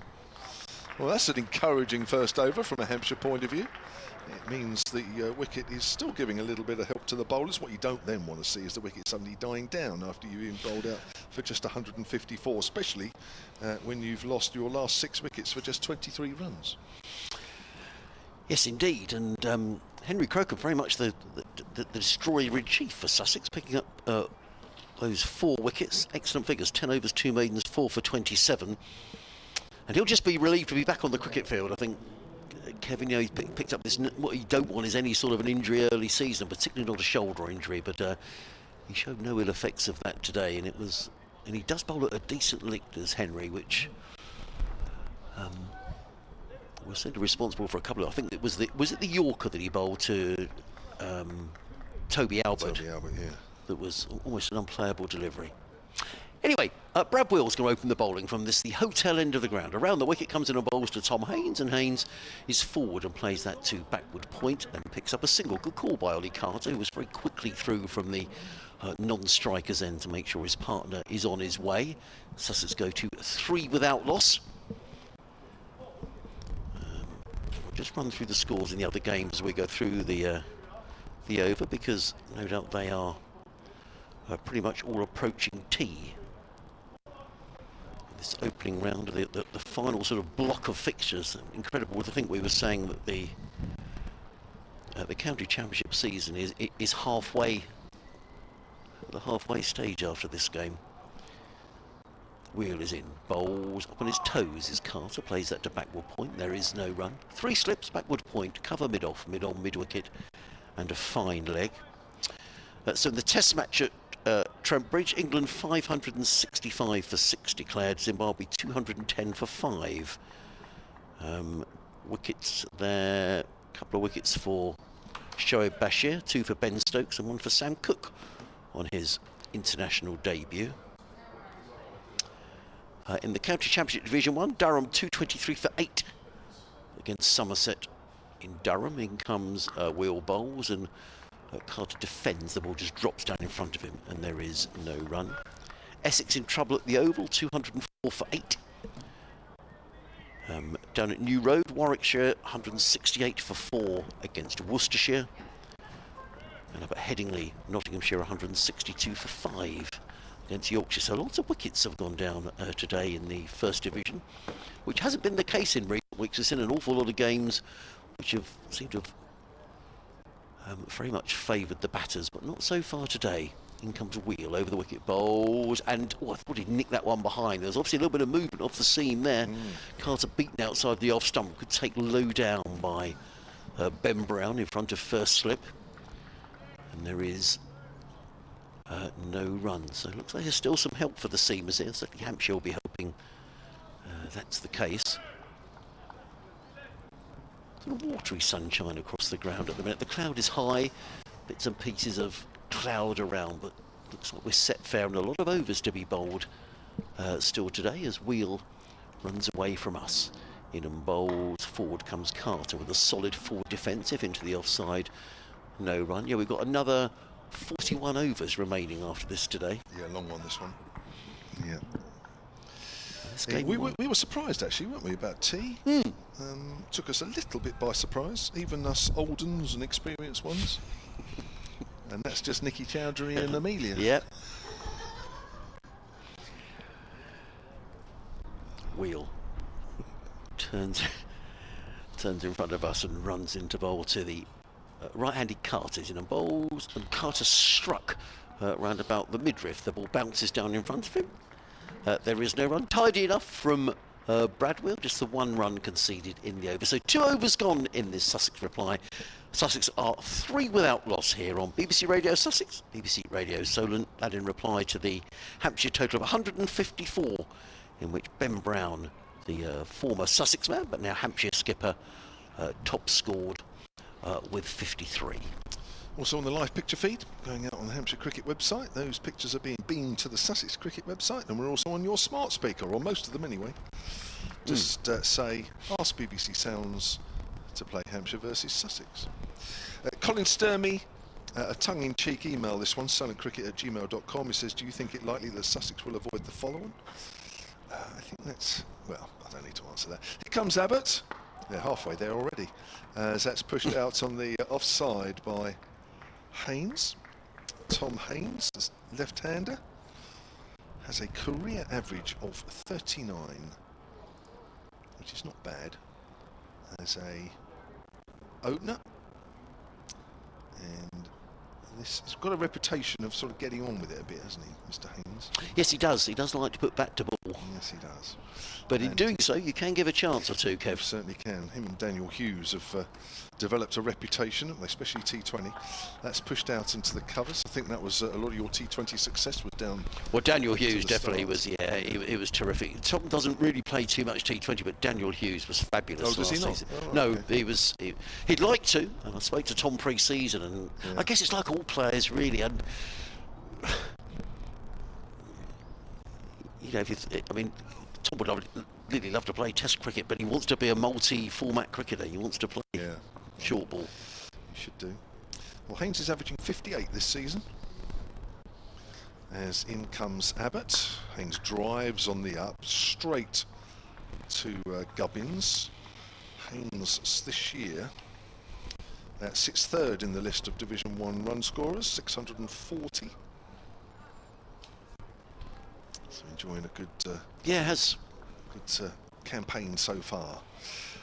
Mike Williams would like to see Ali Orr in the Hampshire side, solarcricket@gmail.com. Just to repeat what was said earlier, for those of you that are perhaps new to today's cricket, just joined us recently. Haynes drives, doesn't time that at all as the ball makes its way up towards mid-on. He had a bad injury last year, so missed most of the season, having had a decent start, to be fair to him. But the injury took its toll. He was out for months and only just got back right at the end, and Hampshire were enjoying a very good second half to their campaign, so it was difficult to break back into the side. My understanding is he didn't score too many runs pre-season, which didn't help.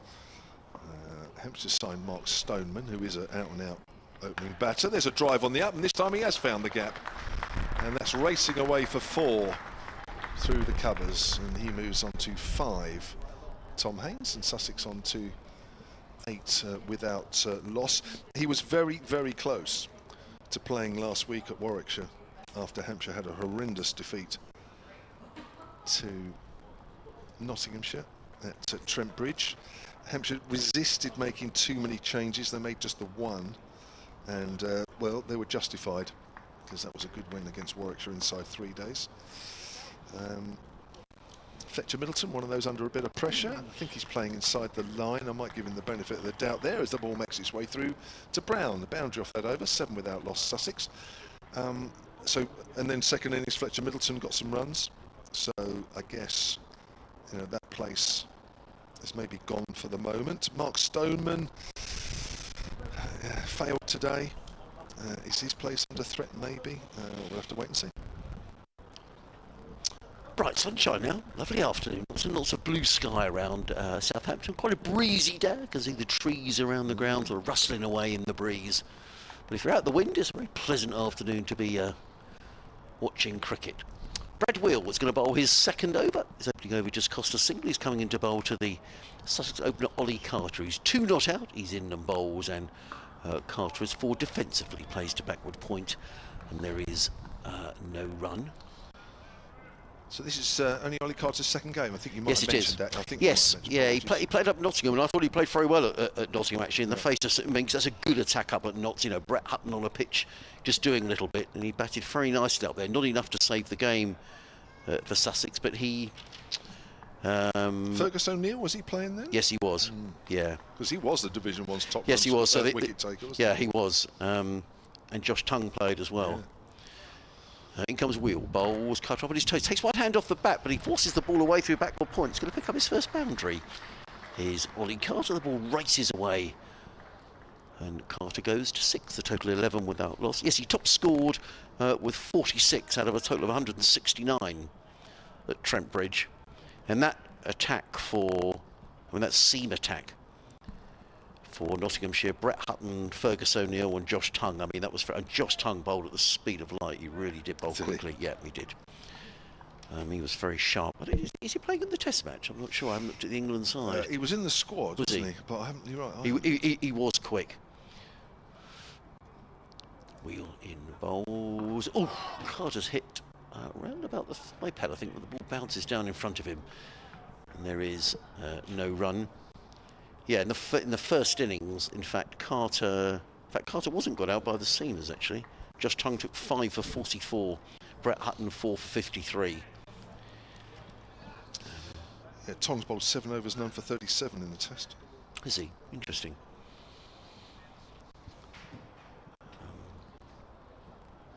But that was his only performance this, say 46 in the first innings, second time around. In comes Wheel bowls, and Carter plays that firmly to backward point. And there is no second time around he made 12 when he was a victim of the Australian Fergus O'Neill. Sussex losing up at Trent Bridge by 9 wickets. Actually, because the away form hasn't been great for Sussex. They lost at Notts, they lost at Somerset, they drew at Warwickshire on a pitch that was very, very flat. Where Sussex have been very good is at home, where they haven't lost at home since Paul Farbrace took over, the 2 seasons in Division 2. Yeah, they've been very good at home. Paul was saying how they know how to play at Hove, as you would expect. In comes Wheel bowls. Carter lets that one go outside the off stump, taken by Ben Brown. There is no run, but they can't keep relying on that home form. And with a division that is just so tight this season, isn't it? You know, you lose a couple, all of a sudden you look over your shoulder and you think, France are in trouble here. Yeah, especially Worcestershire winning last week. Yeah, and Worcestershire, I think, played their first 3 matches away from home, and they know how to win at New Road, so it could be in for a really interesting season. Wheel's got 3 slips in place, and he's running away from us. Bowls to Carter, who lets that one go outside of the off stump, taken by Ben Brown. It's another over, disappears. 2 overs, no maidens, 0 for 5 for Bradwell. Sussex are 11 without loss in reply to the Hampshire total of 154. Ollie Carter is on 6, Tom Haynes is on 5. Yeah, it's said, look, second game, you beat Somerset by 260.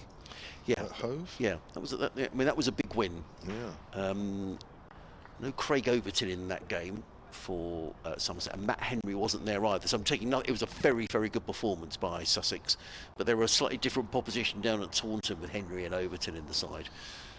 Yeah, lost by 5 wickets. Yeah, in the last game for Sussex. Here's Abbott around the wicket, bit puff of dust there as Haynes pushes forward. The ball goes out to Felix Organ, who's out in the covers now, on as a sub fielder. I think the feeling last week down at Taunton, it was a green wicket, and the Sussex bowling first. I think the feeling was they just didn't make enough use of the conditions. Somerset got away, got 300 odd, and it was never that sort of a wicket. And so it proved, really. If Sussex had got another 50 runs, it could have been quite a close finish on the final day. Here's Abbott again. Bounce, edge, caught first slip. Tom Prest, who gets a big hug from Toby Albert, who's standing at second slip. And that is the first wicket. Haynes goes for 5. Abbott picks up wicket number 32 for the season. Apologies if I feel, if you sounded a little surprised that Tom Prest caught one. If I'm honest, he's been a bit off and on with his slip catching over the last couple of weeks. It's been sort of one in, one out. So I would take him out of the slips now, actually put somebody else in, as he's taken his one. But nice to see it go straight in the hands, and it stay in the hands. That will give him a lot of confidence. Sussex 11 for 1. Joe, that was almost a mirror image of the dismissal of Mark Stoneman in the first over this morning. Stoneman, also a left-hander, was called in the slips by Tom Clark, similar sort of height as well. So Tom Haynes has been in terrific form at the top of the order, makes his way off, and the now this is a change in the batting order for Sussex, which is an interesting change. Tom Clark has been batting at 3 for Sussex. He hasn't been in the best run of form as Tom Clark, but nor particularly as Tom Alsop. Has he not this year?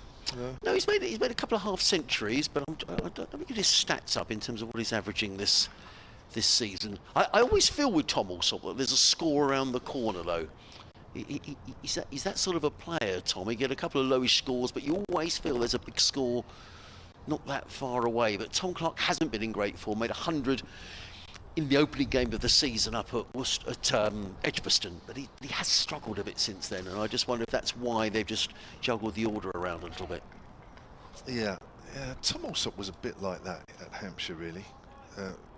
He always threatened to be a better player than he was. He was still a good player. I mean, it's been a good move for him, there's no doubt about it. Yes, it has, yeah.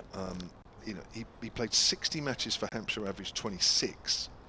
Come back to that in a moment. Left-handers facing Abbott, leaves that one alone outside of the off stump. Ball comes back a fraction. But in the 47 matches he's played for Sussex, he averages 39. Yeah. So that has been a very good move for him. Yeah. Yeah. And also improved his white ball game as well. And picked up a gig in the Big Bash last winter. I haven't spoken to Tom all season, but Paul Farbrace was telling me that he joined a baseball team. Okay. In Hove. And was sort of, you know, which was helping with his coordination and his T20 cricket. That's left alone outside the off stump.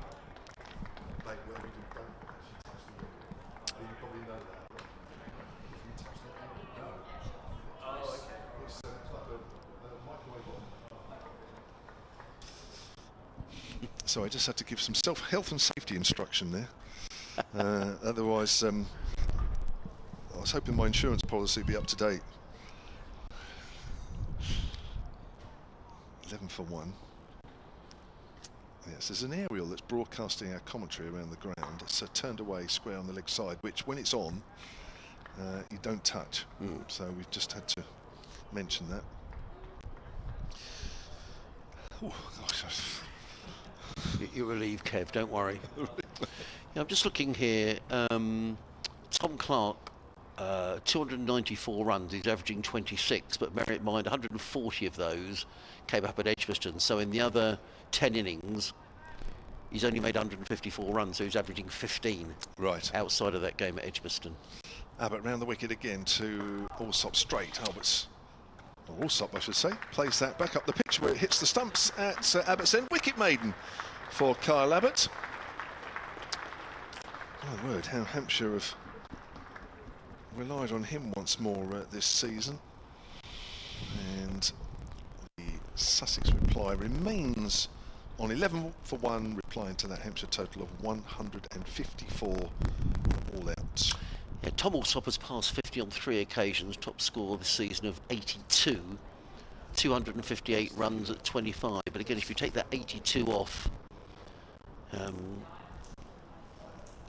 it's a slightly better average than Tom Clark. But you always just feel with Tom Allsop there's maybe a big score just around the corner. Brad Wheel coming running in from this hotel, involves to Ollie Carter, who shows very good judgment, lets the ball pass through, taken by Ben Brown. And there is no run. So 11 wickets have gone down in the day so far. We've still got another 37 overs after this one to be bowled tonight.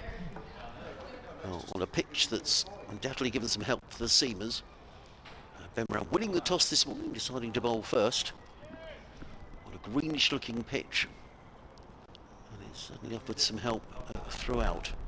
We're just joining us, Henry Crocombe, 4 for 27 for Sussex as Wheel is in bowls. Oh, well, Carter could so easily have played that on. He's got a big, thick inside edge. The ball goes down to fine leg. Good bit of fielding way down in the distance.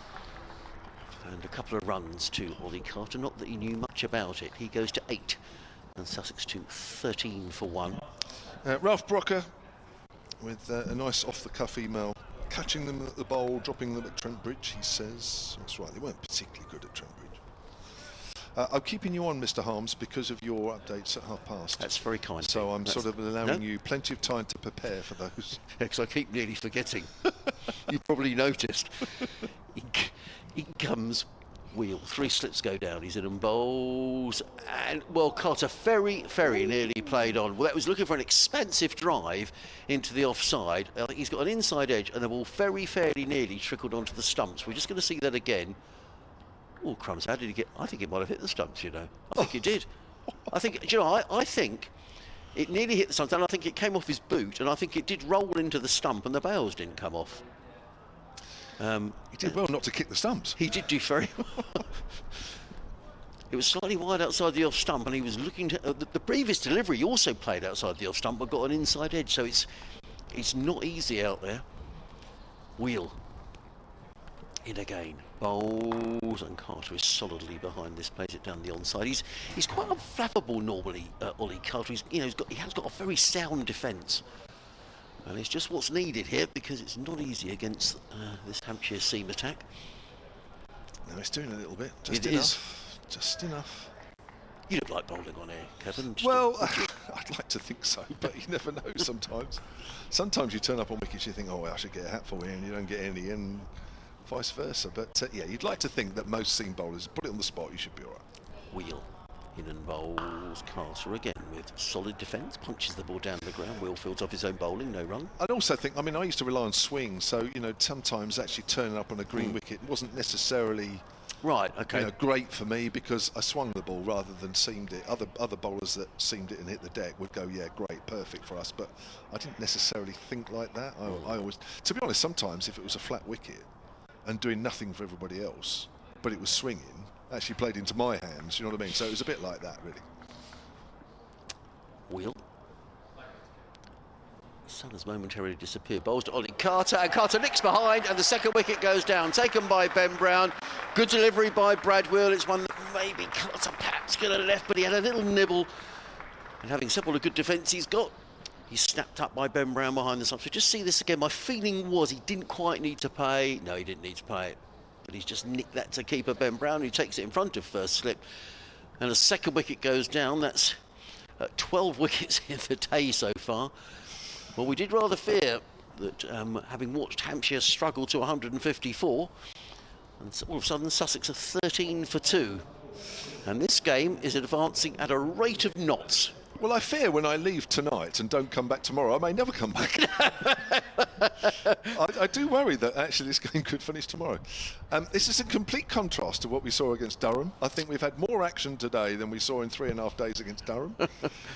So that will give you an example of how turgid that was at times. Yeah. But this wicket, there is offering more. There is absolutely no doubt about that. It is offering more. It might have gone a fraction quiet at one point, most notably, or seemingly quiet, when Dawson and Brown were putting together that 61-run partnership for the 5th. But really, either side of that, batting has not been totally straightforward, although a bit like last week at Warwickshire, really.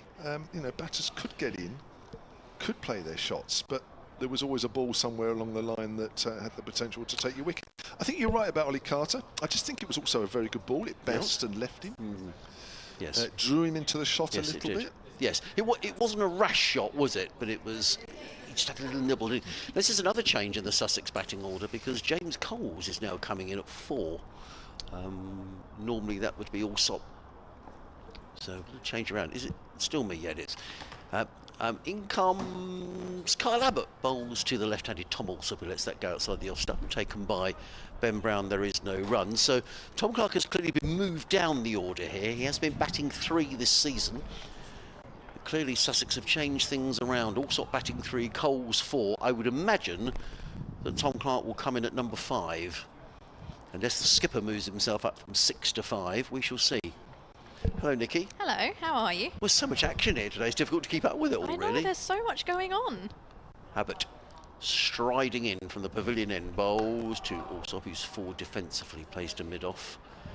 And there is no run. So 3 slips, 3 men saving 1 on the offside. There's a fine leg, a mid-wicket and a mid-on, and it's not easy out there. It isn't, and it's a big blow for Sussex, having lost both their openers early on. We saw when Hampshire were having a bat, the pitch sometimes had a mind of its own, and as those Hampshire wickets went tumbling, I couldn't help but think, yes, Sussex might be excited by that, but those openers, they're going to have to go and deal with that in just a bit. Abbott in bowls to Allsop, who's right in behind this, plays it up the offside of the track, and there is no run.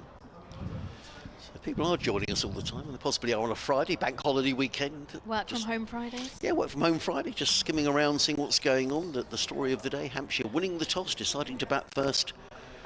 And at one stage, 131 for 4, but then losing their last 6 wickets for 23. Ben Brown top scoring with 53. The Hampshire skipper, Henry Crocombe, taking 4 for 27.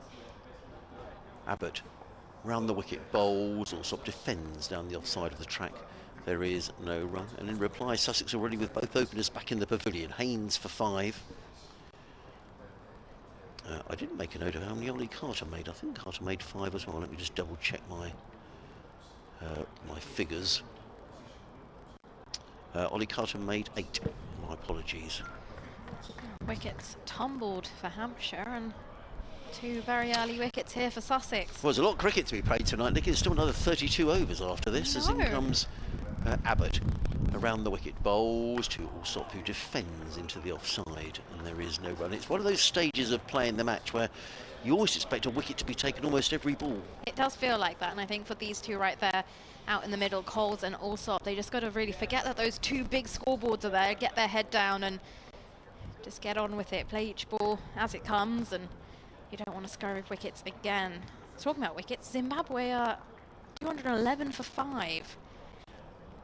Which, if I'm honest with you, Adrian, I think that's a little bit concerning for the England side. In comes Abbott, bowls. Alsop is back and steers this to Beckman point. No run. It's a maiden over from Kyle Abbott. 4 overs, 2 maidens, 1 for 6 for Kyle Abbott. At the end of the over, Sussex 13 for 2. What do you mean you'd have thought England should have bowled Zimbabwe out? I would have thought Zimbabwe would have been bowled out by now, which of course is credit to them, but to think if England are struggling to pick up wickets now and they're playing with their full side, when India come along, if you're struggling to get the wickets of the Zimbabwe players, who we know there is a gap between the ability between what the players of Zimbabwe can do and our England side, when India come along with this new side under a new leader, all guns blazing, looking to make their mark, and there is a lot of talent in that Indian side, so it's just a bit concerning to think, well, if you're struggling here, how are you going to get the wickets of those players? Let's see who's we were talking about the England bowling attack in that game. So Cook 1 for 56, Atkinson 0 for 52 in just 9 overs. Josh Tongue none for 48 in 7. A couple of wickets for Ben Stokes. Here's Wheel from the hotel end, and Coles is forward, defends. Ball just rolls over to point for no run. Lots of wickets around the country today. Durham 227 for 8 against Somerset up at the Riverside. 3 wickets there for Matt Henry, bowled very well down at Taunton last week. Essex bowled out for 217 at the Oval by Surrey. 3 wickets there for Nathan Smith. 5 wickets down at New Road, Warwickshire 181 for 5. A couple of wickets there for Ethan Brooks. Wheel in now, and Coles off the front foot lets this one go through to the keeper. And finally Nottinghamshire 178 for 5. At Headingley against Yorkshire. Joe Clark still going along nicely. He's 47 not out. It's an exciting division, you know, the first division. We're going to get to the end of this round of matches, and you just fancy Surrey to win games at the Oval, don't you? You know, they're having bowled out Essex today. They have a slow start. The holders are coming back strongly. Wheel in now, and this is a play and a miss from James Coles. I'm not sure what he's doing right now. Had a waft at the outside of the off stump that's gone through to Ben Brown with the gloves, and he's, like he should, just taken a walk towards the square leg umpire to clear his mind. That's not the shot you want to be playing when you're 13 for 2. No, 309 runs at 28, James Coles this season. He's passed 50 on 2 occasions. Will at the top of his mark from the hotel end makes his way. 3 slips in place for James Coles, and this one's a shorter delivery. That's left alone outside the off stump by Coles, and just put his brain into gear again with that one. Didn't give it a waft, although it would have been a tempting one. It's a big miss for Sussex in this game. Daniel Hughes averaging 40 at the top of the order, 443 runs. Tom Haynes before today 645 runs, averaging 53. So no Daniel Hughes in this game, and Tom Haynes back in there, but did an opportunity for others. I'm sure that's the way that Paul Farbrace would look at it. Wheel in, right arm over the wicket, and this one just squares James Coles up a little bit. Ball runs over to backward point for no run. Yeah, I guess that's the only way you can really look at it, right? Okay, it wasn't the day for our openers. It's time for somebody else to step up. But of course, it is nice when your openers can just create that cushion for the rest of the side. And you know, it must not be an easy task should both of them get out, because really you'd assume they're the ones with the strongest technique because they're opening. And if the ball's getting around and doing some stuff with around the bat, then if they're finding it difficult, it might be a little bit challenging for the rest of the batters. As in comes Wheel now, and Cole's forward, defends solid top hand extension, ball runs into the offside. It is going to be a dot ball, and at the end of the 8th over, Sussex are 13 for 2. Both Coles and Allsop are yet to open their account. It was a maiden over. Yes, good tight bowling here by Hampshire. Bradwell 4 overs, 1 maiden, 1 for 7. Kyle Abbott 4 overs, 2 maidens, 1 for 6. As the sun makes a welcome reappearance. It's a good day to be watching cricket. I just think you need to get out of this breeze. If you're out of the wind, If you're not in the breeze, it's no, it's absolutely nice. fine. It's like I can see a couple of people down below us. People are out the breeze. I think they're protected by the hotel here, and they've got people sitting there with shorts and very pleasant indeed. 3 slips in place. Kyle Abbott starts his 5th over, running into bowl to the left-handed Tom Allsop. Is in and bowls, and Allsop is right in behind this, defends into the offside of the track, and there is no run. You're listening to live cricket on the BBC, BBC Radio Sussex, BBC Radio Solent. Adrian Harms, Nikki Chowdhury, Amelia Clark and Kevin James, your commentary team. Now, who's that warming up at 3rd slip? Down there with the... Floppy cap on. I think it's James Fuller. Maybe we can see a bit of James Fuller. Probably fancy his chances of the ball like seamer on this surface. Abbott again in and bowls. Also drives nicely down the ground. Nice looking shot by Tom Allsop. Will be keen to get runs against his former county. He's going to get 4 runs as well. Nicely played. Straight back past Kyle Abbott. Nice shot by Tom Allsop to get his way. He goes to 4. It's a lovely Sussex to 17 for 2. Yeah, lovely looking shot there from Allsop. Although I do have to say, I think I preferred your shadow up here in the commentary box, Adrian. My? Your shadow of the shot. Oh, just right, now. okay. I think, I'm not sure which one was better. I'm not even a left-hander. Well, in the women's domestic game, there are a couple of T20s being played in the Women's County Cup, which I'll touch base on the scores after this delivery. Abbott in again. Sorry, was it you or...? No, it's you. It is me. Apologies. Hits the thigh pad of Tom Allsop, bounces out into the offside, and there is no run. I was just distracted by... There are 2 Hampshire bowlers warming up at the moment. So who's it going to be? Leicestershire Foxes taking on Lancashire Thunder, and Lancashire Thunder scored 180 in their 20 overs with 4 wickets down. Leicestershire currently 65 for 7. Ooh, dear. And of course, this is what we spoke about in the County Cup. It's a bit of an FA style knockout. All teams getting involved. If you win, you play another game. If you lose, you're out directly. And in this situation, we have a tier 1 side against a tier 3. In comes Abbott bowls to Allsop, who clips that away through square leg at the cut. But for a second, a bit of a move on here. The throw comes in from Turner, who had a long way to run around the fine leg boundary, but nonetheless picks up a couple of runs. I think we are going to get a change of bowling. I think that's James Fuller, who's just rehearsing his run-up. 2 more to Allsop. He goes to 6. Sussex to 19 for 2.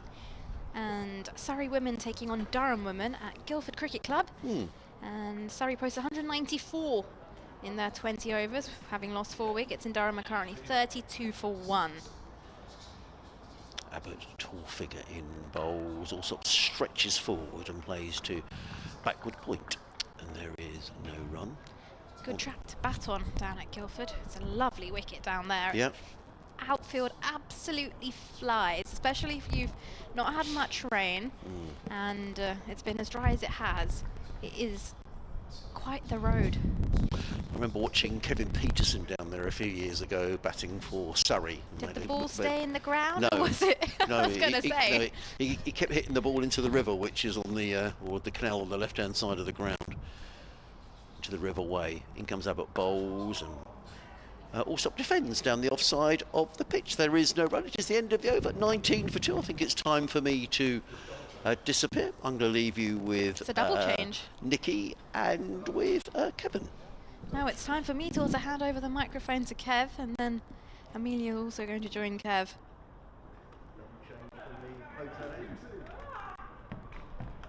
Confusing, they said. Oh, nice. A little bit of a confusion there. Yeah, there we are. So it's Kevin James, Amelia Clark. Well, this game is moving rapidly forward. Yes. 12 wickets in the day's play. We've got... When Hampshire, I'm just trying, I'm working this out, Amelia. Yes. Hampshire lost their last 6 wickets for 23, and at 13 for 2, that means we had 8 wickets for 36. Wow. That's quite amazing, isn't it? That is. So we're going to have James Fuller from the hotel end. He's coming into Coles on strike. Fuller bowls, right arm over the wicket, shorter delivery. Well defended there by Coles. Blocked back. Now, James Fuller is playing his 100th first-class match. Wow. Quite the achievement. Game. Yeah. Previously, Gloucestershire, then Middlesex. Also played for Otago in New Zealand in his early career. So, yeah. And this is his 51st for Hampshire. Goodness me, so the majority with Hampshire. Yes. Yeah, I think it would be fair to say that he had a few injuries in his early days. As he comes in again, bowls past the umpire. And this is just defended off into the offside, down to point, no run. There are 3 slips in place. Sussex 19 for 2. He was also terrific in the second innings at Warwickshire last week with 5 for 56. Wow. Yeah, bowled really well, really well. Well, he hasn't picked up a wicket quite yet, seeing as this is his first over, but he also hasn't conceded any runs. Oh, well, that's right. Good start, steady start. Absolutely. Sussex trail by 135 as Fuller comes in again to Coles, who waits on strike. Bowls, there's a shout for LBW, but Fuller isn't interested. It's mainly coming from the slip cordon. Point there to collect as it was just clipped off. Rob from the Hampshire Cricket Club was up here earlier, looking at a couple of things, trying to sort out the quality that's not quite of the highest on the live picture feed. We think we've come up with something, but it might not be able to be sorted out tomorrow. He did say you could mention there are about 1,800 people here today. There are. It's a fantastic number as Fuller comes in again. Good line, and Coles keeps well out the way, raises his bat above his head, and that carries through Ben Brown in the gloves. Yes, he said 1,800 people. It's fun. And I did say actually earlier it felt the busiest I've seen it. Just looking at the section of the Shane Warne to the pavilion, sort of little diamond that I can see here, it does look the busiest. Really good to see, and there's plenty of people scattered underneath us at this the hotel end and around the corner as well. As Fuller comes in once more, Cole waits on strike. This time bowls just blocks onto the leg side, and they're going to run through for 1. Deep square coming out to collect. They thought about 2, but they thought against. Sussex are 20 for 2 now. End of the over. No. Changing over left hand. Changing over for the left hand. I did think, I was like, he's only had 5. But everyone's moving. But it's changing over for the left hand of Allsop. Big changeover as well, looking at some of them. Yeah. I think every single player, fielder moved there. Fuller in again. Remaining right arm over the wicket. And that blocked into the offside for Allsop. That is now the end of the over, 20 for 2 after 10 overs. Right, a current partnership of Allsop and Coles is just of 7 off 24 balls.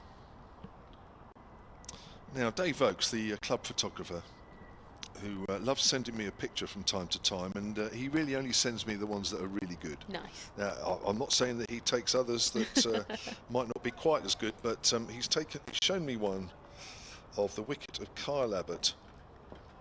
Was it Ollie Carter? No, it wasn't Ollie Carter. It was Tom Haynes. No, that's not. So that's not Tom Haynes. So what's this one? Oh no, it's James Fuller. No, it's not. What's this one he sent me? It's Crocombe. Oh, one of Crocombe's many. Yes. The leg stump out the ground. Was it Dorsey? It might be actually. I thought it was. Rabbit bowls, and off the back foot is Coles playing that out on the I thought it looked like offside. Dawson at that end. I think that is Dawson. But it shows Dawson turning around to see the leg stump. There's the leg stump, wheeling away. Wow. That's a great photo. That is. Yes, it cartwheeled away. Indeed. Another great one from the album of Dave Oakes. Award-winning photographer. I think he did win something last year. He deserves it. They are great. Yeah. Here's Abbott, bowls, and Coles pushes that out into the covers once more. We're Nick Gubbins Fields. So 20 for 2. Sussex are behind by 134. The sun has come out finally. Yes, good. Bit breezy today, though. It is a bit breezy, but at least the sun will just give a bit of warmth. A few very small spectators out to our right, just under the hotel there. One wielding quite a large bat. It's about as big as he is. It's as big as he is, He can in a only blue jumper. Oh, how sweet. He's only about, what, 2, 3? Maybe just, yeah, about 3. Yeah. Length ball to Coles, who's in behind that one. Yeah, he's got a full-size bat. Yeah, his brother looks, he's just a little bit older. I would say he's maybe 5 or 6. He's, I want that bat. Give it to me. Oh, how sweet. Coles is at 1. The 2 batters out. Haynes for 5. Ollie Carter for 8. Kyle Abbott and Brad Wheel with the wickets at 11 and 13. The scores. That wasn't their scores, that was the team total. Haynes made 5, Carter made 8. Here's Abbott again. Length ball again, played into the ground by Coles, who's doing a lovely job of being one of the Hampshire fielders who picks it up and throws it to Gubbins in the covers. It's always nice when a batter helps you out like that. Yeah, it's good sportsmanship. Well, it is, but some would feel that that's not quite how you should be in the crease. You should, if the fielders are out there to field, you're out there to bat. Some people do take a bit of a dim view of that. Others say that's nice. Like you said, that's nice. It is a nice touch, but there's a few cricketers around that say no, that's a big no-no. Abbott in again, right arm over, bowls. Kyles drives into the ground. Abbott fields on his follow-through, palms it away. Yeah, that did look like it was going straight at Abbott's head, actually. So he did a good job to get 2 hands sort of bat it away and stop it, but that would have probably stung just a little bit. Now, you were here for the Durham game, weren't you? Yes. Yes, this is a completely... Massively different. Yes, it is. Yes.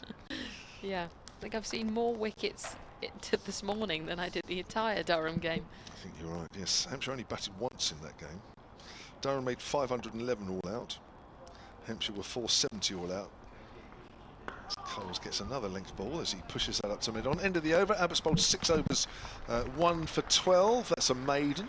Half those overs now have been a maiden. I think one of those, the first one, was a wicket maiden, or second one. 61 without lost Durham in their second innings. There was a bit of rain around as well on the last day, which helped ease things along towards its conclusion.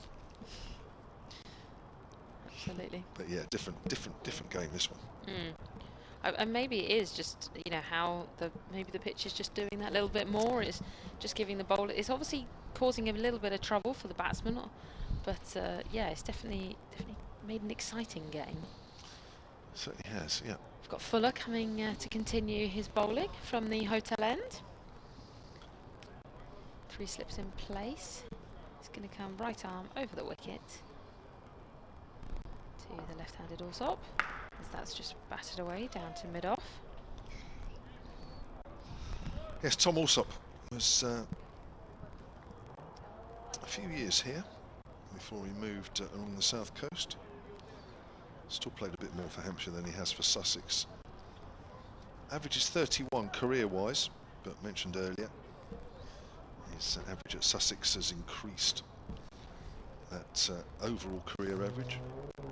Fuller in again. Bowls, shorter ball, played into the leg side. They'll run through for just the 1. Sussex move to 21 for 2. Coles on 1, Alsop on 6. Alsop's faced 19 deliveries, Coles has faced 17. Sussex trail by 133. They're currently on 21 for 2, off just over 11 overs. As Fuller collects the ball. Bit of a change in field for the right-hander. Coles is now on strike as Fuller comes in. 3 slips in place past the umpire. Bowls, good length this time. Played into leg side, they'll run through for 1. The backward square will be there to collect, and the field changes over again as Alsop's on strike and the lefties in again. Hampshire will be looking to get a wicket of him soon, just so they don't have to keep changing over all the time. Well, I've just calculated that 3 players, not if you don't include the slips and the keeper, 3 players are moving from the off to the leg side. And 3 players are replacing them. So, I mean, you could theoretically say, just stay where you are. Just stay where you are. Yeah, don't move. Fuller in once again. Bowles, full length delivery this time, and well stopped there at mid-wicket. It was a good stop. That looked like it was running away for 4. It's Gubbins. Gubbins doing some great fielding there. Struck by Allsop. Gubbins who made 18. He was the final wicket to fall before lunch at the score of 70 for 4. LBW to Carson, one that just turned on him a little bit as he tried to play that away on the front foot. Also up on strike. It looks like Fuller's going to now come right arm around the wicket. And past the umpire and Bowles. Shorter. Down to cover. No run scored. Still 22 for 2. All the 2s.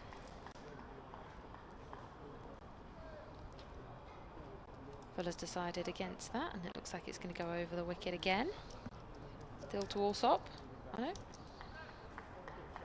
Looks like the Coles at this end can't quite decide. He's going to stay around the wicket.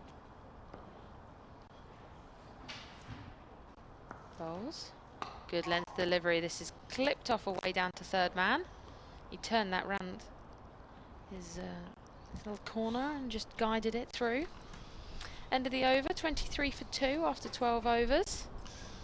Yeah, and Allsop will keep the strike. Just having a look, actually. Allsop was a Hampshire player, made his debut in 2014 in first-class cricket. Was there through to, or was here through until 2021, so that's 7 seasons. And started with Sussex in the 2022 season, so this is his 4th season, isn't it? 2022, 2023, 24, yeah. It's 4th season with Sussex. And I've just remembered there's a certain Phil Green here today, yes. whose big birthday it was yesterday. Oh. He's here he's in one of the hotel rooms. Oh, he'll probably be listening. Yeah, if he's listening, happy birthday, Phil. Yes. From all of us. We'll pop down. I think he's just looking over. Is he around? Have you seen him on the balcony? I think he's down there, but I can't quite see. To our left?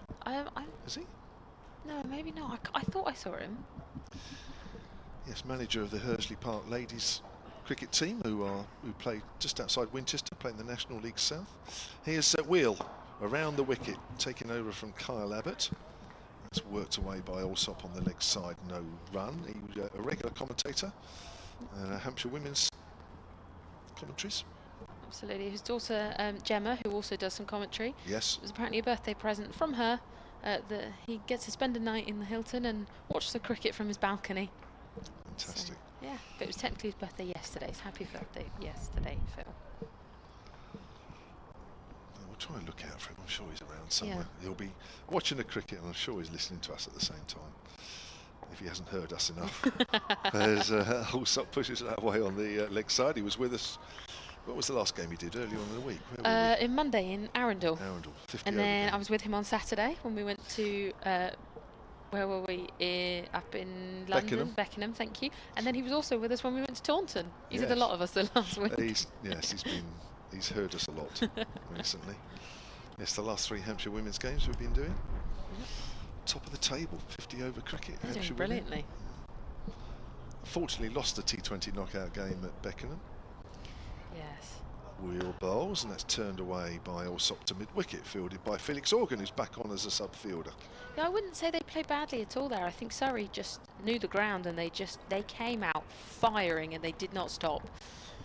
And it was Capsey who just put on an incredible number, and she just kept going, and there was sort of no way through. Hampshire really did throw everything they had at her, but eventually there was a dismissal, but by that point it was too late. They got about 250 odd, didn't they? Yeah, it was huge. 20 overs. Wheel comes in again to Allsop. Allsop gets a thickish outside edge, runs to ground through gully, and that may go all the way. It does. Kept down by Allsop, even though it was an edge. And Sussex move on to 23 for 2, 27 for 2. Yeah, the clouds have cleared here, but I'm just looking over at the nursery, and they have now completely covered the wicket and sort of surrounding areas. So that's a little worrying that they obviously think there might be rain. But we were talking, and there is scheduled to be rain this evening, so maybe they're just doing that preemptively. Yeah, getting ahead of the to game. save them doing it for later. Yeah. Yeah, they're just doing it. And they've got that done, and they'll obviously concentrate on here later on, I guess. It's turned around a little bit. Allsop, slight leading edge as the ball goes back to Wheel. Looking to play that a little more on the leg side. Last ball of the 13th over. Sussex 27 for 2 here. 127 runs behind. We haven't had a wicket for about half an hour. Yeah. It's always when I'm on. As soon as I go off, you'll have one now. Yeah. Yeah. Well, you're on for a little while longer, so may not see one for a little while.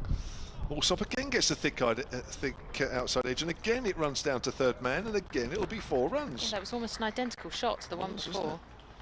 That ends the over then, and Sussex move on to 31 for 2, 123 runs behind. Amelia Clark is going to stay on, and she'll be joined by Nikki Chowdhury. Yes, 31 for 2. They've had 13 overs. Coles is on 2 after facing 18 deliveries. Allsop on 15 after 28. They trail by 123. It does look as though Fuller's going to come and continue his overs from the hotel end. And Nikki Chowdhury joins me. How are you, Nikki? I'm back. She's cold. State the obvious. I'm all right, actually. My hands are in my pockets. You're wearing but a very snug okay. hoodie, and Yeah. I did not dress for the occasion. I thought I would make an effort today, and that came at the compromise of freezing, as here's Fuller from the hotel end.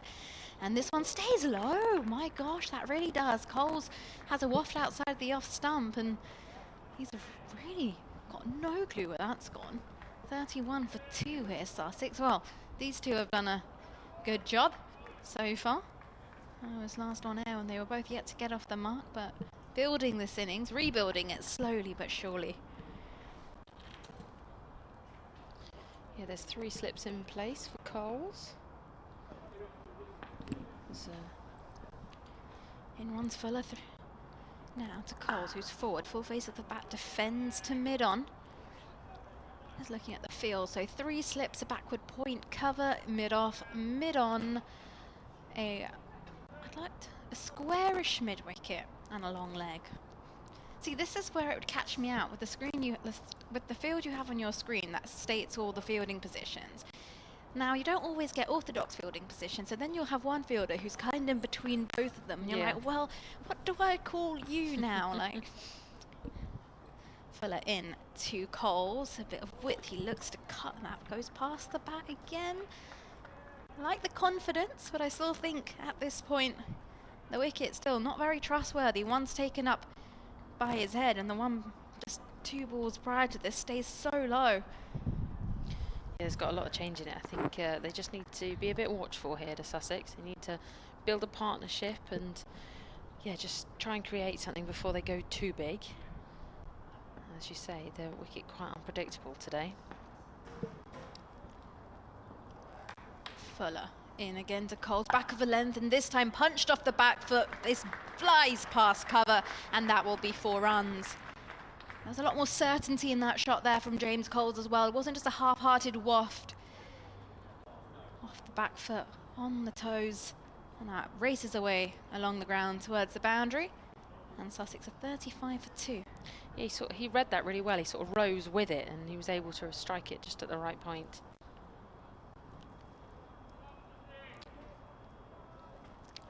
Fuller ready to go again. He gets through his overs awfully quickly for a seamer, as this is a Fuller delivery. This is driven to mid-off. There won't be a run. This comes right out the middle of the bat as well. Sounds nice. But Hampshire will know there is something in this wicket, just as difficult it was for them with the bat. They know that if they can produce some good bowling, then they would cause Sussex some trouble. And they've done that already twice as well. Ollie Carter being dismissed, Tom Haynes being dismissed, both the openers. It's Fuller in right arm over to Coles, who's forward and is solid in defence, and that will conclude at the end of the 14th over. 4 runs from the over. Sussex 35 for 2. Coles on 6, also on 15.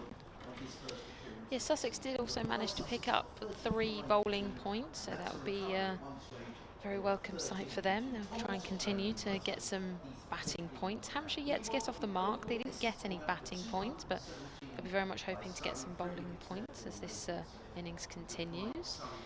They've kept Sussex at 35 for 2 after just 14 overs. Change of ends now to the pavilion end. It looks like we're going to have Brad Wheel continue his bowling. To Alsop, who waits on strike. 2 slips in place for Alsop. Wheel starts his bowl. He's coming in, right arm around the wicket. Bowls and near swing and a miss, and that's carried down to Ben Brown.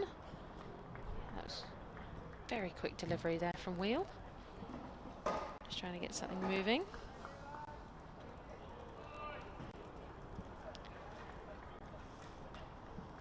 Coles just walks down the track on the non-striker's end, just has a bit of gardening. Also standing just outside his crease, just assessing the field as Wheel makes the long strides back to the top of his mark, turns and faces and begins again. He's coming right arm around the wicket, also up on strike, waiting.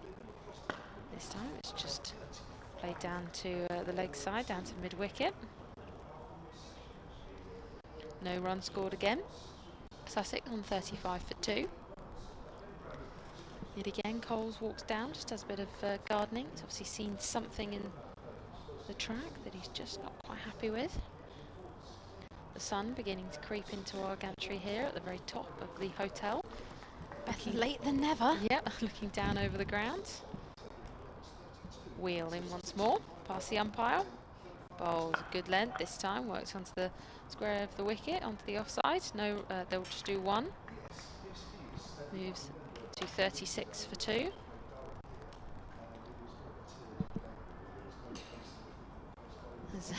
can just hear Adrian sneezing in the background. Bless you. Bless you, Adrian. Not a button, don't worry. Hampshire made 154. Sussex trail by 118. Still work to be done, but they're looking promising at the moment. Cole's on strike, so Wheel's going to come over the wicket. Still just the 2 slips in place. He's in and bowls. Good full length delivery this time. Up into the leg side. No run. Yeah, he's doing well here, just holding Sussex, causing a bit of frustration. Only 1 scored so far off this over. So far, Wheel is 1 for 16. This will be his 6th over.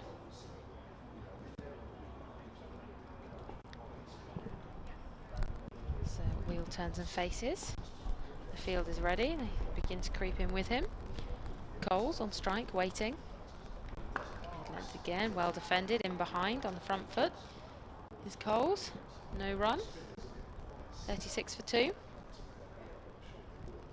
Wheel in no rush. Wanders back to the top of his mark. Just waiting for the ball to be shined for him. Coles on 6 off 26 deliveries, also off his 16 off 31. Wheel still walking, he turns and faces, but as soon as he turns, he's in. Gains a lot of speed midway through his run up, past the umpire and bowls. Very nice delivery, and that is pushed straight to cover, but it's off the floor. End of the over, just 1 off of that. It's 36 for 2. Yeah, good over there for Hampshire. And a good over for Sussex, because they haven't lost a wicket either. 36 for 2. 3rd session of the day, and we have approximately 28 overs left. Amelia, what are you doing? You're just like using your arms. I'm signalling to Kevin. Like, oh. I'm just doing a little dance. It's that time in the day when the dancing comes out. Yep. It's going to be Alsop on strike. Fuller going round the wicket to the left-hander from the hotel end. Runs away from us now, and this one again stays low. Alsop does a good job to get down low with it off the front foot. Defends.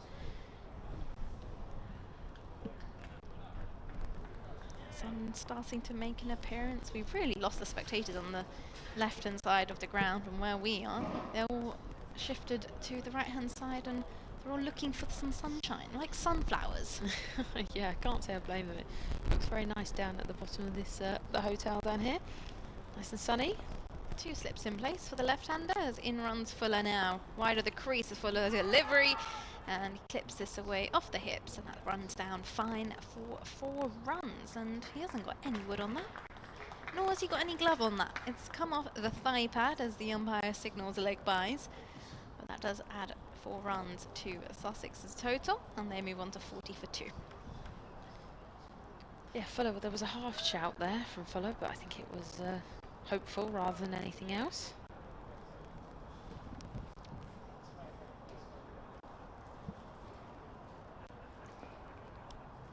Fuller in again. Passes the umpire, and this one actually off the bat this time, run down towards a fine leg for a single. Let's get a little bit on it this time. 41 for 2. Let's keep an eye on this rota because Kevin James has spent so much time on it. Make sure we don't miss our slots. Yeah, you're on for a little bit longer. I think it's myself and Adrian will be swapping in a moment, but I'll stay for a few more. Cole's on strike. And we'll have a look at what's going on elsewhere as well. As in runs Fuller to Coles, who's forward and off the middle of the bat. This ball rolls back towards Fuller. No run. So Zimbabwe still 5 down. 245 for 5 as we have a Centurion from Zimbabwe as well. Brian Bennett has brought up 139 from 138 Yeah, we had deliveries. someone emailing in earlier to say how impressed they were of him. Doing really well. Fuller ready to go all again as Coles taps his bat in his stance, awaits and off the back foot just clips this down towards fine leg for a single. And elsewhere though, in the county championship, Durham versus Somerset. Durham 250 for 9.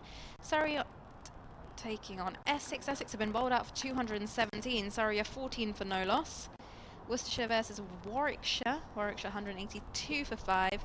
And Yorkshire versus Nottinghamshire. Nottinghamshire 188 for 5. As Fuller makes his way back to the top of his mark, just changing the angle now again, going round the wicket to the left-hander as Alsop is forward and clips this just behind square for a single. And that will conclude the end of the over as well. 16 overs gone, Sussex 43 for 2. In Division 2, Derbyshire versus Kent, Derbyshire 274 for 1. Glamorgan versus Middlesex, Glamorgan 229 for 3. Leicestershire versus Lancashire, Lancs are 185 for 8. And Northamptonshire versus Gloucestershire, Northants are 203 for 4. In the Women's County Cup fixture, well, Lancashire Thunder have won that by 109 runs. They've bowled out the Leicestershire Foxes for 71. As Wheel comes in from the pavilion end, past the umpire and bowls round the wicket. Very nicely done from Alsop, got his bat all right out of the way as it carries through to Ben Brown. And Durham women chasing a target of 195 in their 20 overs. They're 74 for 4 into the 12th over now, needing 121 runs to win. So that's going to need to see some acceleration with the bat. And then, of course, this evening we've got the Women's T20 International against the West Indies, which is taking place across at Hove. Did I say that right now? Across, not up at Hove? I'd still say down at Down at Hove. Yeah. As Wheel comes in, again round the wicket. Or half shout there as he's carried down to third man. Let me see if I can show you on a map. Yeah, but I swear we look slightly further down on the map. Well, no, because we're above Southampton. So it's like, it goes like that. Hang on, let me show you. Amelia's on it. I've set her a task. Yeah. 44 for 2, Sussex. Wheel heading to the top of his mark.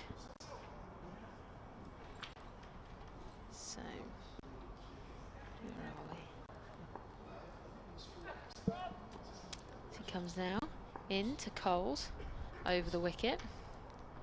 And bowls driven nicely down to mid-wicket.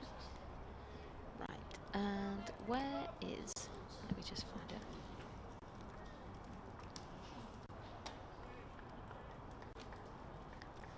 Yeah, so you see, like, that's Hove. Just showing Nikki on a map. We're up here, so we're just slightly... I'll say across at Hove. It doesn't... yeah, but across at Hove just sounds... we're slightly above them geographically. Listeners, please correct me. I think they will, because I think you'd have to travel down to Hove.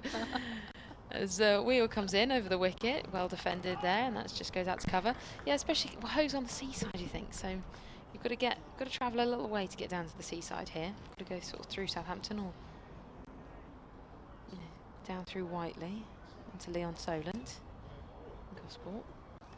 But yeah, across at Hove, down at Hove, it works out the same. Wheel only one off this over so far. Holding Sussex at 44 for 2. Partnership beginning to take some good shape. And again to Coles over the wicket. Well defended in behind. And just dribbles out.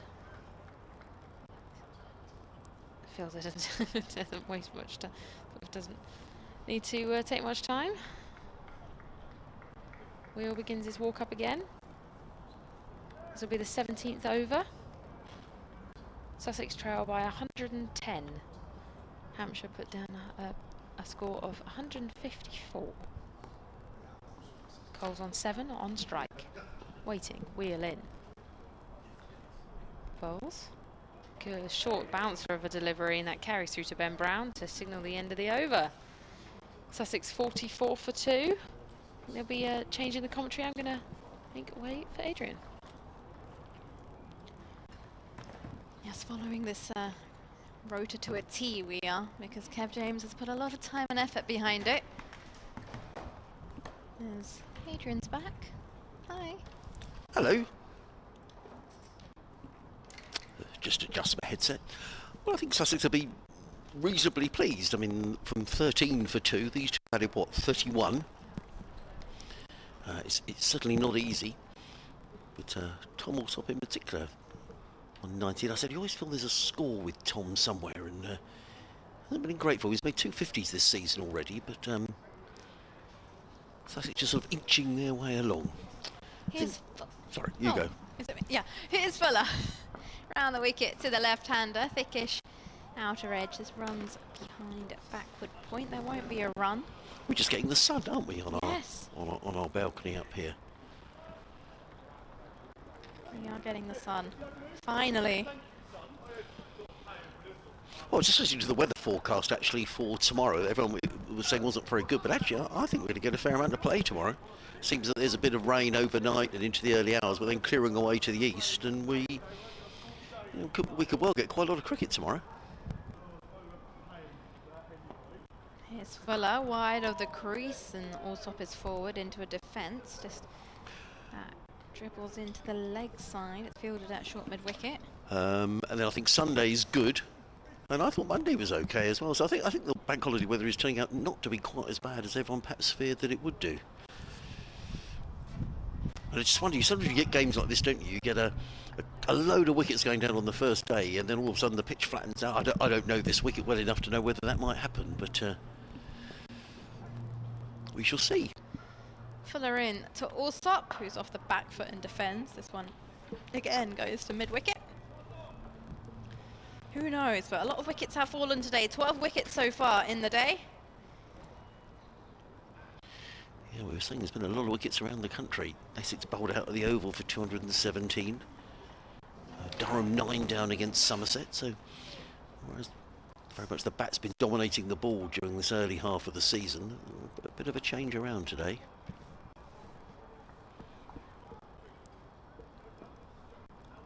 Fuller in from the hotel end to Alsop, who triggers forward and pushes this to mid-off. There is no run.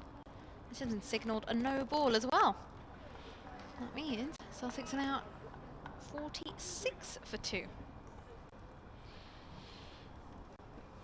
Well, they will count, don't they? I was just saying to Kevin that we were just discussing, it just feels like that sort of a day, doesn't it? And Kevin was right, this feels very much like the partnership between Ben Brown and Liam Dawson earlier on today, where they didn't really look at any undue trouble, then all of a sudden something happens and a cluster of wickets fall. Fuller in again, and Alsop forward in defence. Full face of the bat to mid-on. Yeah, very solidly forward there, Tom, isn't he? Good weather for the Women's International at Hove tonight. If you're in and around the Brighton area thinking, actually, the weather's okay, I might go along, there are tickets available, so...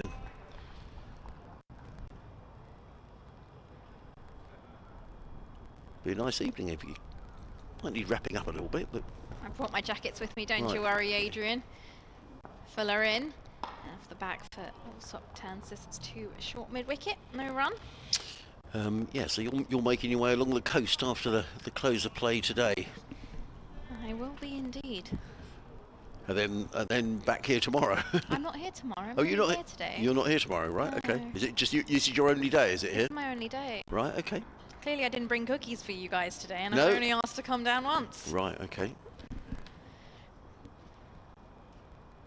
I baked the same set of cookies that I brought you down at home. Well, they were for excellent. James. Yeah, they were very nice. It didn't do the charm though, unfortunately, as this one is defended by Allsop off the front foot.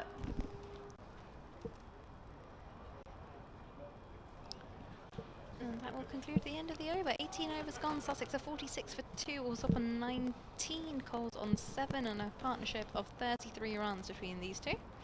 And you're listening to live cricket on the BBC. BBC Radio Sussex, BBC Radio Solent. Adrian Harms, Nikki Chowdhury, Amelia Clark and Kevin James, your commentary team. If you just tuned in, wondering what's happening today, well, Hampshire bowled out for 154, having won the toss. Ben Brown electing to bat first. The skipper did his bit. He finished 53 not out. But Hampshire, who were at one stage 131 for 4, losing their last six wickets for 23. Henry Crocombe taking 4 for 27. And Sussex in reply now, as Dickie was saying, 46 for 2. As in comes Will Bowles to James Coles, who's going to get an edgy boundary down to third man. Big thick edge, but it rolls away down just below us. And that's the 50 up for Sussex. Bradwell turned away in disgust as James Coles edged that one down to the boundary. So Sussex now 50 for 2. At one stage they were 13 for 2. Tom Haynes for 5 and Ollie Carter for 8. A wicket apiece for Kyle Abbott and for Brad Wheel. So James Coles goes to 11. He's faced 34 balls for those 11, but Sussex won't worry a jot about that. What they need to do is occupy the crease here.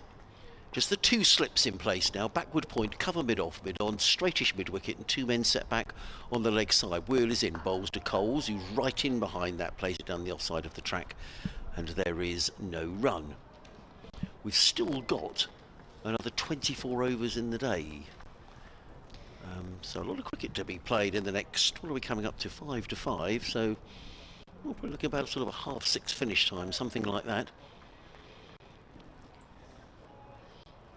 Too late. Some games have gone Well, on we've had until some. 7. Yeah, oh yeah, totally. We get some very, very late finishes, and a lot of wickets going down in the day. In comes Wheel again over the wicket. Bowls. Coles is forward solidly. Plays to backward point, and again there is no run.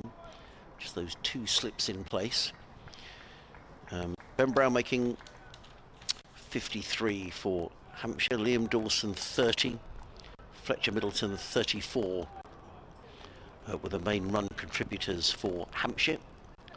5 ducks though. Mark Stoneman, Toby Albert first ball, James Fuller, Kyle Abbott and John Turner, all with the dubious distinction of not troubling the scorers as Wheel is in. Right arm over the wicket. Bowls, short delivery which Coles has plenty of time to duck underneath, and the ball sails through to the Hampshire wicketkeeper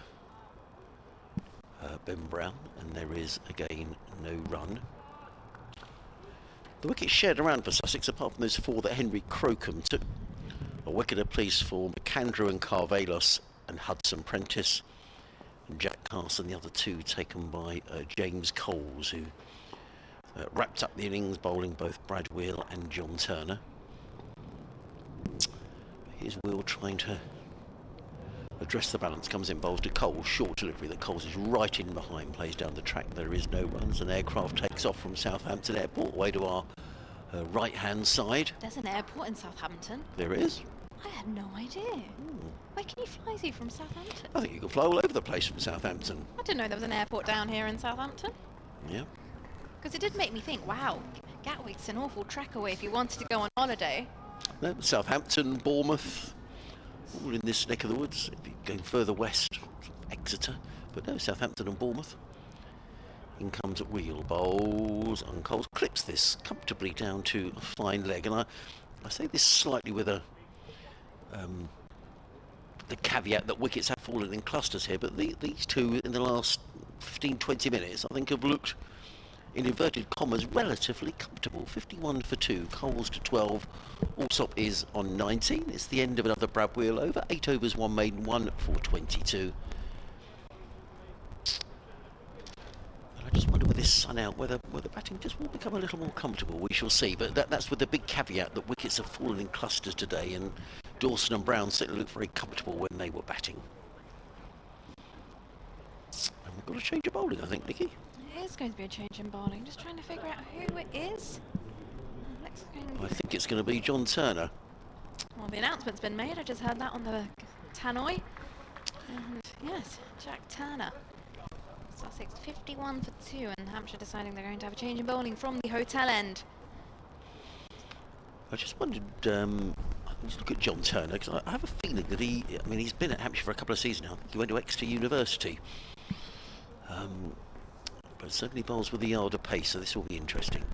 John Turner from the hotel end runs in with 2 slips in place towards Coles. All clear. Ooh, and that's a bit of a freebie. Well, it is a freebie. And he's not going to miss out on that one, is Coles, as he flicks that away into the leg side for 4 runs. And I think he might have attempted the Yorker, and that has ended up as a nice low juicy full toss for James Coles.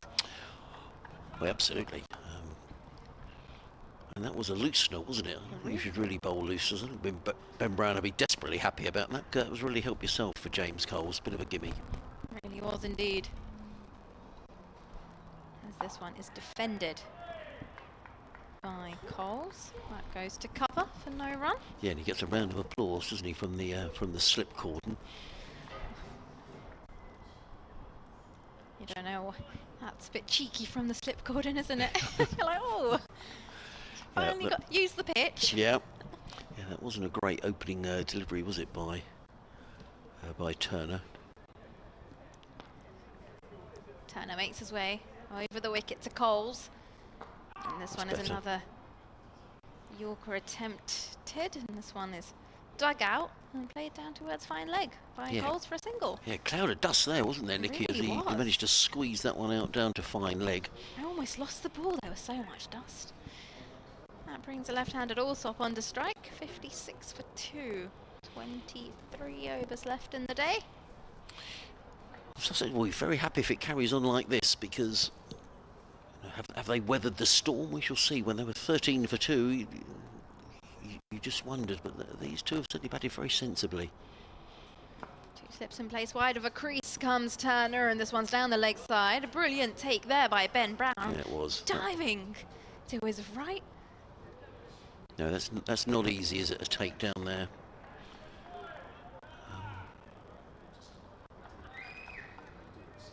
By the Hampshire skipper. It's good to see Ben this morning. Spent so many years down at Hove, and we were saying in this corresponding fixture 10 years ago he made 144 for Sussex. This one wide and short, and this one is pushed through off the back foot, just behind backward point, and that will run away for 4 runs. It was hit uppishly, but safe enough. It's not a great over, Nicky, is it? There's been the full toss to start the over that James Coles clipped away for 4 runs, and the one down the leg side that Ben Brown did very well to stop and prevent going for byes. And that was wide outside the off stump, and with no third man and backward point up saving one, that was comfortable shot for Tom Allsop. It really was, and Turner already given away 9 runs in this over. It will be him in again, and he's wide of the crease, and much better as Allsop is forward in defence, plays that to a short mid-wicket, and that will conclude the end of John Turner's first over. 9 from it, and after 20, Sussex are at 60 for 2. Yes, they are. James Coles on 17, Tom Allsop on 23, here on BBC Radio Sussex, BBC Radio Solent. Adrian Harms and Nicky Chowdhury. Now we're going to get a change of bowling at the pavilion end. Is this going to be Liam Dawson? I think it is. Yes, indeed. The scoreboard's very quick here. It really is. No sooner have we seen Liam Dawson peeling off his sweater than it's immediately up on the scoreboard way to our right-hand side. So this partnership now between these two is worth 47. Is that right? Yes, it is. It is, and it's time for me to leave. Is it? I've just got the thumbs up from Kev James saying your time is over. Your time is up. So it's Liam Dawson who's going to come in from the pavilion end. He's going to be bowling to the right-handed James Coles. Just the one slip in place. There's a backward point, a sweeper on the cover point boundary, an orthodox cover. In fact, now they're all changed around. So let's just wait until he's actually set his field, Liam Dawson. He's certainly got the one slip in place. He's got a backward point, sweeper on the cover boundary, orthodox cover, a short extra cover, long off, mid on, deep mid wicket, and a short fine leg. So here comes Dawson. Well, he was, but he's just pausing, and now he's on his way. Left arm spinner around the wicket, comes in and bowls to James Coles. He just clips the ball into the leg side and picks up a comfortable single. Does James Coles? He goes to 18. And Sussex to 61 for 2. I think at this stage, I mean, wickets have gone down in clusters today. I think Sussex will be quite pleased with the way it's going at the moment, Kev. So I switched myself on. 100%, definitely in this position. You know, a couple of quick wickets, of course, can change it, but at the moment, you'd take this. Yeah. Now, interesting to see where the Liam Dawson gets a bit of turn now. It looks as though Nick Gubbins' LBW, Jack Carlson got one to straighten on him a bit. Looked like James Coles got one or two to grip. Dawson to the left-handers is bowling into the rough outside the off stump. Or the bare patches, let's put it that way. So it'll be interesting to see what he gets. Comes in over the wicket to the left-handed Tom also stretches forward, plays that through the vacant slip corner. There is one slip, but he's going to pick up a couple of runs, is Tom Alsop down here to third man, 2 more to Alsop. And that's the 50 partnership between the two. It's a good partnership as well between Alsop and Coles. It's come in just a minute under an hour in 87 balls. James Coles making 18, Tom Alsop 25 of those. And it's been a steadying partnership between these two. Sussex at one stage 13 for 2 when Ollie Carter was out.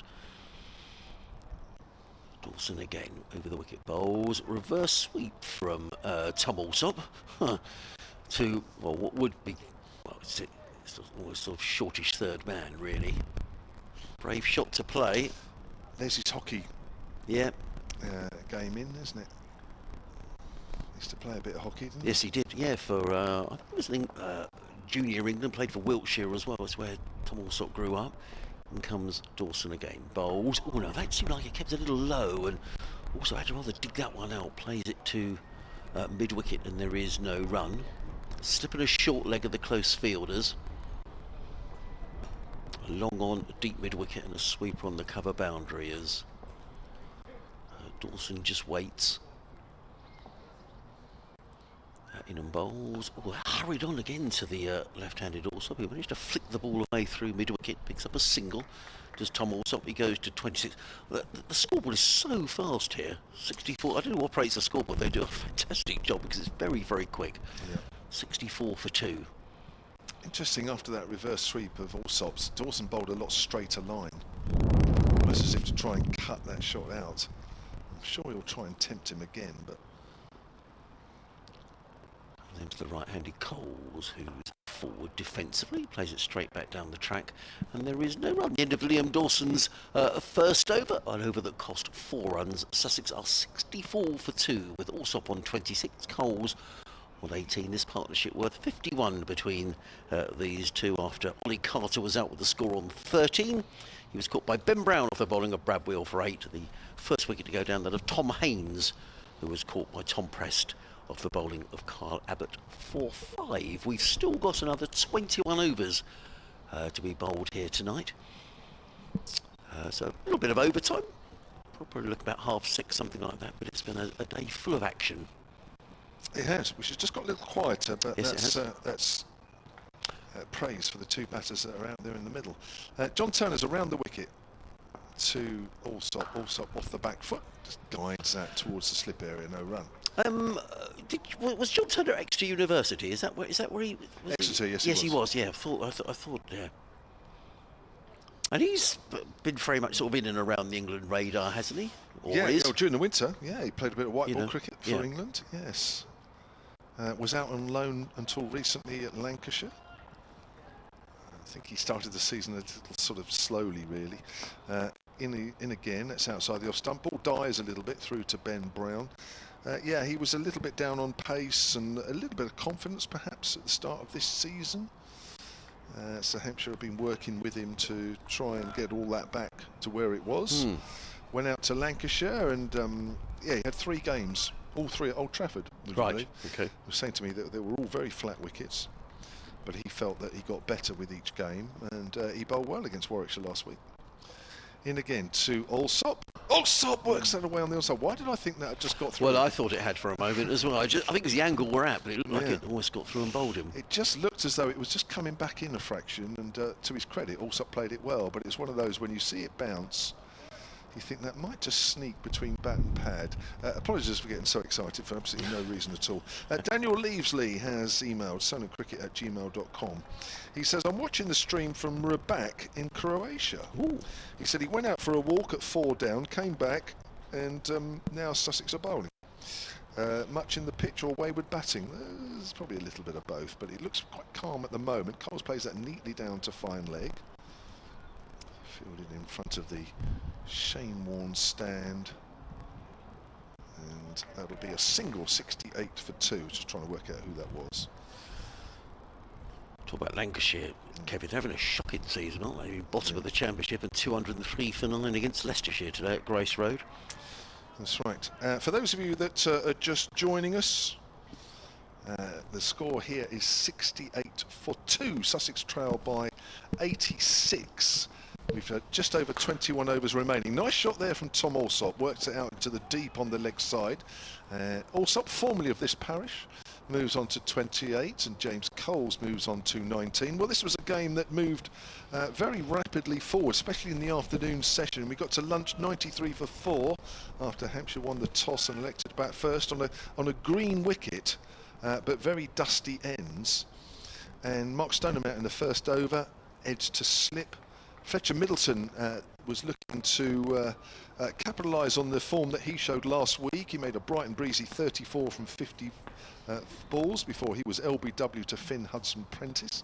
It's down the leg side, well taken by Ben Brown. Tom Press went called in the slips for 18. Nick Gubbins was LBW to the left arm spinner for 18. That just turned a little bit. 93 for 4 at lunch, and nothing remarkable, but the game then took an interesting phase in the afternoon. Not initially, because Liam Dawson and Ben Brown batted competently for a 61 partnership for the 5th wicket. But when Dawson went, then there was a procession, as that's not timed by Coles as he drives out into the covers into the over 69 for 2. Henry Crocombe, the young seamer playing his first game of the season after injury, then went mad. Having bowled Liam Dawson for 30, he then proceeded to bowl Toby Albert with a beautiful in-swinging Yorker. Albert, no score. James Fuller was bowled, no score. Kyle Abbott got a lifter from Crocombe, caught in the slips, no score. Hampshire went from 131 for 4 to 133 for 8. Brad Wilf went for 1. John Turner was bowled for no score. So 5 blobs in that Hampshire innings. They lost their last 6 wickets for 23. Ben Brown finished 53 not out, and Crocombe with 4 for 27. He spelled this afternoon 4 for 16 and got 4 wickets in 11 balls, Adrian Harms. He did, and he bowled beautifully as well. It's good to see him back. As I say, first game of the season after a shoulder injury. Liam Dawson comes in over the wicket, bowls to Tom Allsop, who plays it away through mid-wicket. There was a cry of catch, but I think that would have been a cracking catch for the short leg fielder. I don't think it was a chance anyway. Allsop goes to 29, Sussex to 70 for 2, having at one stage been 13 for 2. 50 partnership between Coles and Allsop. Dawson coming around the wicket. Bright sunshine here in Southampton, just the one slip in place. Dawson left arm around the wicket, bowls to James Coles, who defends onto the onside, and Ben Brown, the Hampshire skipper, former Sussex skipper as well, trots from behind the stumps and fields. There is no run. Brown, who finished 53 not out for Hampshire. Dawson again just waits at the end of his run. is in again. Bowls. And that came in low, struck on the pad. That looks, well, that looked well. You wouldn't be surprised if that was given out, Kevin. I wonder if he got a little nick on that because he was backing across it. It looked very tight. Just watching the replay of that, it seemed to keep low as well. Just see that again. Dawson. I wouldn't have been surprised that did keep low. It's hit halfway up. Had to be an inside nick. Yeah. Dawson in again. Bowls. Coles defends down the onside of the track. No run. And Kevin was saying that certainly from that end, the pavilion end here at Utilita Bowl, we've had 3 wickets to spinners already today. Jack Carson got 1 to turn, and James Coles holding his left arm spin as well. So that seems to be the preferred end for the spinner. Dawson in again. James Coles uses his feet, plays to middle, needs to get a move. In fact, there's a misfield, and Sussex may come back for a second run. No, they decide not to. Never run on a misfield. It was clipped to mid-on. Who's that who misfield? John Turner. Right. Poor bit of fielding, in all honesty. I don't think Liam Dawson is desperately happy. Nonetheless, Coles picks up a single, using his feet to get down the wicket. Now, for the left-handed Allsop, there's a slip in place and a short leg as well. As in comes Dawson, bowls, and Allsop stretches forward and plays along the floor to first slip. It is the end of the over. Liam Dawson's bowled 2 overs, no wicket for 6. Sussex 71 for 2 in reply to the Hampshire total of 154. James Coles is on 20. Tom Allsop is on 29. Well, I remember you came striding up the stairs to the camera gantry earlier today before the start of play, and you said, Sussex, injuries, bowling attack. Oh, I'm not sure about all that. And they go and bowl Hampshire out for 154. Well, I mean, there's no... Whenever Ollie Robinson is not in the Sussex side, you tend to think crumbs. And he is out with an ankle injury. But Henry Crocombe, first game of the season, stepped up to the mark, and he bowled very well. He got in a good rhythm, didn't he, really? Here's John Turner, who's looking to get into some rhythm, as that's turned away by Coles behind square on the leg side. Ball perhaps just coming back to him a fraction. It was an inside half of the bat, 72 for 2. Yeah, I was concerned. No Ollie Robinson in the side, no Daniel Hughes, the Australian opener, whose partner is expecting their first child any time soon. And so, you know, 2 big players missing for Sussex in this game, but so far others have stepped up to the mark. But wickets have gone down in clusters, and this is exactly how it looked with Dawson and Brown batting earlier on today. Yeah, it seems few alarms at the moment. Here's Turner, that's driven to extra cover by Tom Allsop. We were talking about him earlier. 60 matches in a Hampshire shirt, average 26. He moves along the south coast. And 47 matches for Sussex, and he's averaging 39. Yeah. So it's been a good move for the 29-year-old. And as I say, he's one of these players, I think, certainly since he's been at Sussex, he may have a couple of innings he doesn't, but you always just feel there's a score around the corner for him. So maybe this is his day on his whole ground. Technically, he's a very good, correct player. Here's Turner again round the wicket. That's turned away towards deepish square leg, and Allsop moves on to 30. He's looked pretty untroubled. Nor has James Coles the same, to be fair. And 75 for 2 means Sussex currently are 79 runs behind, and we still have just under 20 overs left in the day's play. A long evening session, this one. We took an early tea after Hampshire were bowled out just before 20 past 3.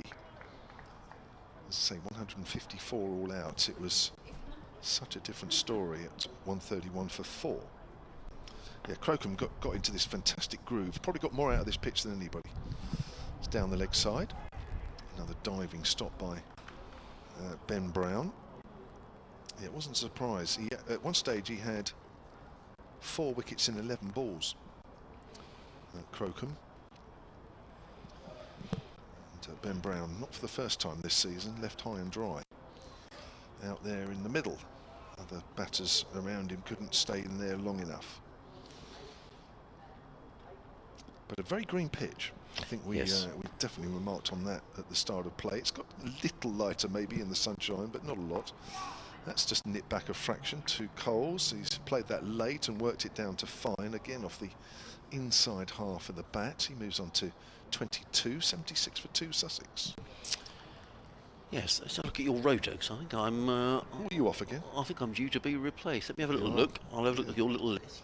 Yeah, it's very small writing because I'm running out of page. So hence why Adrian's had to dart to the back of the room. Is it Amelia? It's going to be Amelia Clark from BBC Radio Silent on an apprenticeship scheme. That's turned away on the onside. Start of a new over from John Turner. Allsop is 30 off 60. Coles is 22 off 54. Welcome back, Amelia. Thank you very much, Kevin. Yeah, it's Coles and Allsop putting a nice partnership together. Certainly came when the score was 13 for 2 at the fall of Ollie Carter. Here's Turner around the wicket. Edged, caught a second slip. There's the third one. It's Allsop. There you are, straight on, Amelia. Wicket.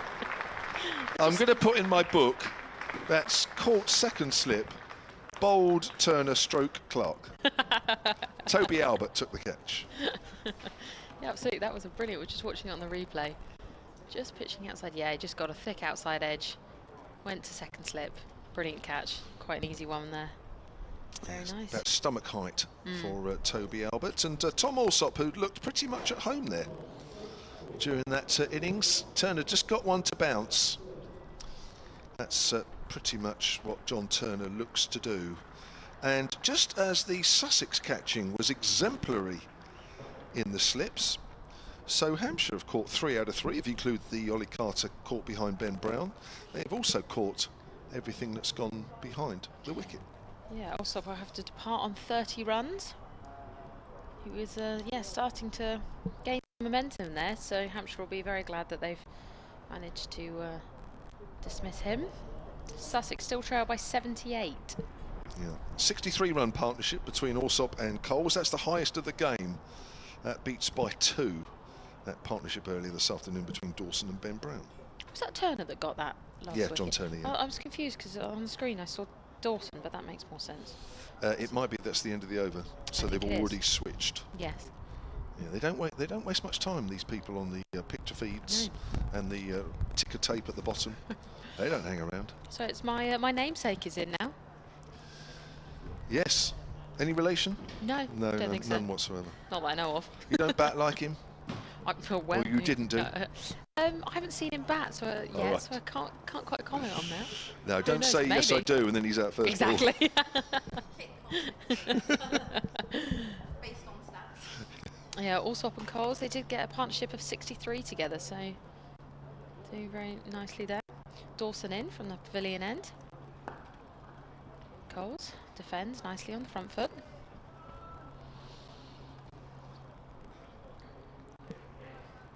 Ben Brown standing right up to the slope, to the stumps, not the slope. There's also one slip in place, slightly further back. Dawson in once more. This is going down leg side, but it's been clipped out towards the square leg. So we look at Tom Clark, Yeah. who's, I think he's just older than you. He's 24. Oh, he's a year older than me, He's yeah? a year older than you. Oh, well, I didn't want to give your age away, I just sort of hinted. I didn't like to give your age away That's on all air, right. but you obviously don't mind. That's good. No, that's fine. Same age as Nikki? Oh, you're a bit older. She's not giving her age away. No. Dawson this time going to come over the wicket. And this is clipped sort of, it was pushed up uppishly into leg side, but no run scored. Tom Clark, who's averaging 26 this season, but does have 100 to his name. Just adjusting the field slightly. Bringing in a short third man. Dawson, right arm over the wicket, coming into Clark. Well defended by Clark. There was a shout for a catch, but I don't really know who it was to, so there was no fielder there at sort of cover. He's going to get a bat pad on the offside, I'm sure, after that. When Clark next comes down. Yeah, got 140 in the first game, in the drawn game against Warwickshire at Edgbaston, to Tom Clark. So Coles now on strike. Dawson coming, left arm around the wicket. This time just push down to mid-on.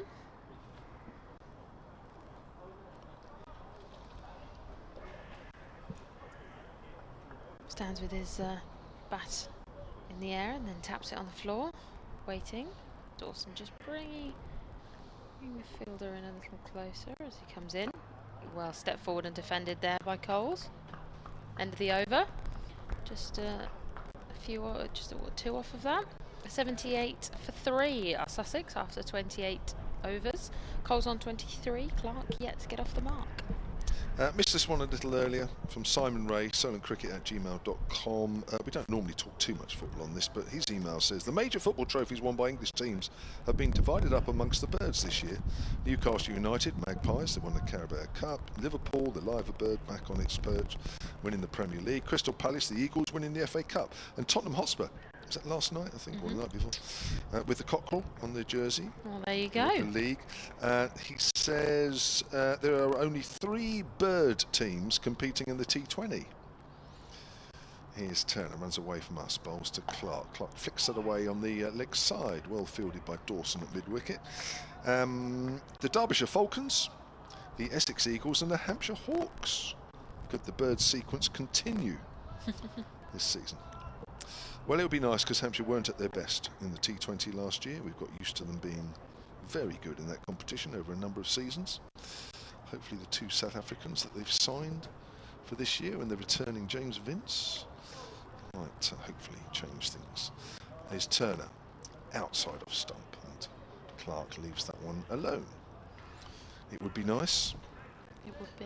It was hard going last year. I have to say, Hampshire traditionally over the years have not started a T20 campaign particularly well, and you think, oh, that's it for another year, and then they just turn it around at the last moment. Unfortunately, they left it too late last year and not really turned it around anyway. Stephen Clark has emailed solentcricket@gmail.com as John Turner comes in. Clark edged 2 second slip, and Albert takes another catch there. And Clark goes for no score. Just as Stephen Clark says, too many Clarks around here. Need to get rid of one. Well, Stephen Clark, there you go. Your wish has been granted. And another catch behind the stumps. There's a 100%, correct me if I'm wrong, Amelia, 100% success rate for both teams behind the wicket, catching at the moment. Yeah, absolutely. Yeah. Doing incredibly well. So that is the 3rd player with the Christian name of Tom that has gone. Tom Haynes has gone, Tom Alsop, and now Tom Clark. So if your first name is Tom and you're walking out to the wicket, the odds aren't particularly good at the moment.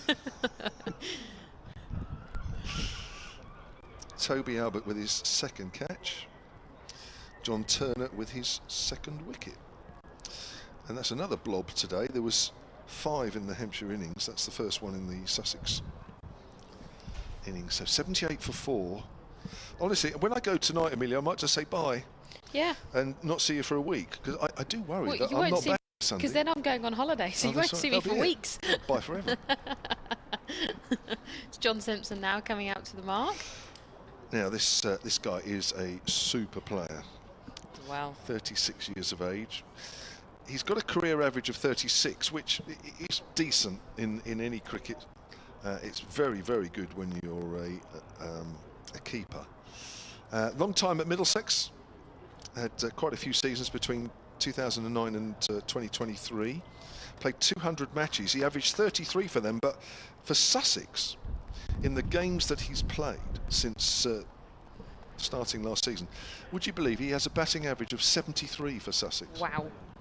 It's quite incredible. That is incredible. Well, Hampshire will be looking to dismiss him quite quickly before he gets rolling. Oh, yes. And I think I remember him getting 100 at Merchant Taylor School for Middlesex a few years back. And he played absolutely superbly. I mean, he's scored many runs, but that one sticks out in the memory. He just... I think we could have still been bowling against him now and not get him out. So, yes, this guy is a mightily good player. Here's Turner then. Edged! Oh, has it carried? Not quite. Oh, that was so close. I think Toby Albert diving to his left. I don't think it carried. Let's watch it again. He's in picture. And no, it bounced. Yeah. Just before his fingers. It sort of bounced into his fingers, but that's promising. from a Hampshire good, isn't it? perspective, absolutely. Yeah. And Simpson will be thinking, oh goodness me, I got lucky there. And not surprisingly, an extra slipper's gone in. James Fuller. Just as I was ramping up John Simpson, I just thought, oh gosh, here we go. As soon as I saw it edge, I thought, oh, that's just totally wasted what I've been saying. Anyway, he's still there. Turner's in, short, and it bounces. He pulls inside the line. Does Simpson. Yeah, Sussex still trail by 76, so still some work to be done. Simpson, obviously the man that they're looking to help do this, as well with Coles, 23. Stephen Clark's saying that his friend is saying this. Yeah, he's saying this for a friend. Yeah, yeah, sure of course he is. Yeah, Neil. He's blaming this on Neil. He says, I don't think there are, all the Clarks haven't gone. He says, Amelia's still there. So there you go. Can't get rid of me that easy. No, we're not getting rid of Amelia, that's for sure. And he doesn't mean it like that, of course. No, of course. Here's Turner. That's clipped away down to deep square umpire could have leg. done some fielding there. Yeah, he could have done everybody a favour. End of the over. Good over from John Turner. A round of applause as well to match. 2 for 20 from 4 overs. Sussex, having been 76 for 2, are now 79 for 4. And they are behind on the first innings by 75. Yeah, as you say, it seems to be the flurry of wickets happening and striking yet again. You know, it happened with the Hampshire batting that they sort of fell in quick succession, and it seems to be that Sussex have had a bit of a flurry of wickets falling in. Definitely. Short matter of overs. Even when you think it's going quiet, you just have to keep watching because you think, well, yeah, something's around the corner. Absolutely. So it looks like we have Dawson in again from the pavilion end. Simpson is just sort of kicking the floor, maybe just scuffing up, making sure he knows where his guard is, and comes in with a left arm over the wicket, blocks, watchfully in behind, straight away walks away, maybe just gathering his thoughts, just composing himself, making sure he's ready and comfortable. He's on 1, is Simpson, but as Kev said, we know he can go on to score big here. Dawson in once more. Oh, and there's a big shout for a catch as it jumps over the wickets.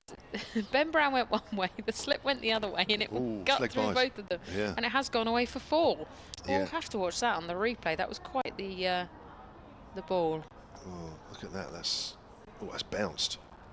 And it's actually leg byes, so it's clipped the pad, or it probably even clipped the top of the leg. But that's out of that bare patch just outside the stump. Big shout from Ben Brown to catch it, but unfortunately couldn't get the gloves to it. Dawson in once more. He's just stand waiting. Comes in, bowls. This time it's driven down to mid-wicket. No run scored. Sussex on 83 for 4. Hampshire have picked up a bowling point in this spell. Dawson wastes no time, in again. Bowls, well blocked, in behind. It's his head over it and just pushes that into the floor. To Simpson. He remains still on strike.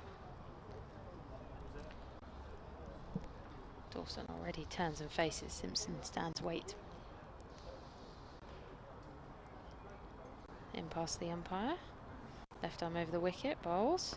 Again, a bit of a half shout. And hear a gasp of breath from Kevin James. Well, it's just kept a little low, that one.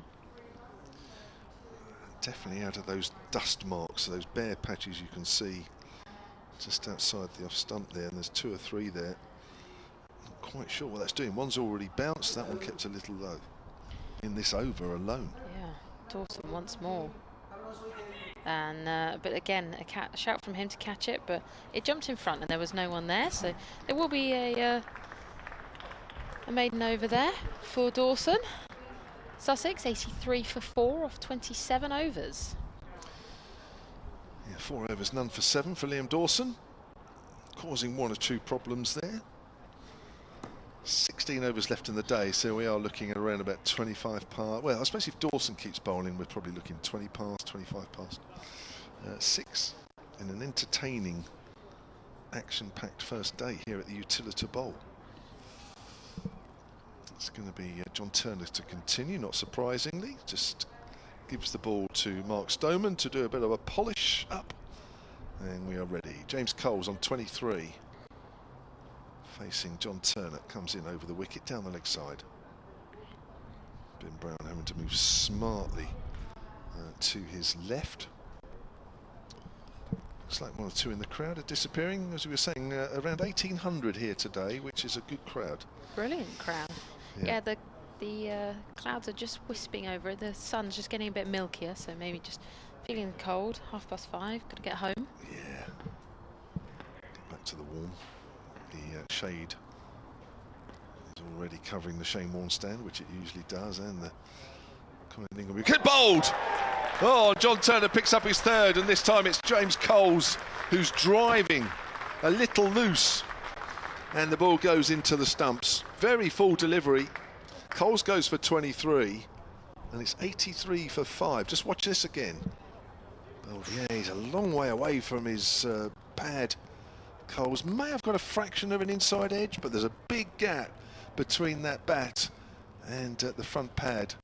And Coles pays the price. John Turner picks up his third, and that's his the third wicket on the trot for him. Yeah, just as you were saying, just as it gets quiet, so, you know, Hampshire have been able to strike, and they must be enjoying it out there. Sussex still trail by 71, and it just shows that that wicket is, yeah, just turning a little bit in, as you say, he was miles away from the pad, but just managed to get the ball to move from left to right there and nip in a little bit and take out that off stump. Sussex at 83 for 5. We've got Hudson Prentice in now. Probably an opportune time to for me to make way for Nikki Chowdhury. She'll be alongside Amelia Clark. So it looks like Turner will be continuing his over here. Field is just dispersing and just having a quick little water break and drinks break. What is going on? Wickets galore! Oh my goodness! Hampshire were 70 for 4 and 131 for 5, and here's Sussex at 83 for 5. And talk about that wicket. Well, it's got some spice to it. Yep, Turner just coming to the top of his mark now. He's got 2 slips in place. Looks as though Hudson Prentice is going to take strike. He's just taking his guard, and Turner's going to come in from the hotel end. He's just receiving the ball, being shined. I think that's Liam Dawson down there. He's going to come right arm over the wicket. As comes in towards the pavilion end. Hudson Prentice waiting. This time just blocked into the offside. Square of the wicket, point or collect, no run. The run rate currently on 3 and over. Sussex still chasing 71. Hampshire had a score of 154. Turner doing brilliantly so far, 3 for 20. I thought it's now his 5th over, so an amazing economical spell here.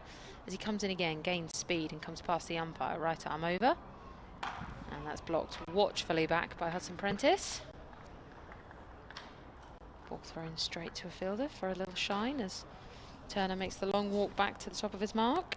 Well, highest score for Sussex has been Tom Alsop with 30 for him from 61 deliveries.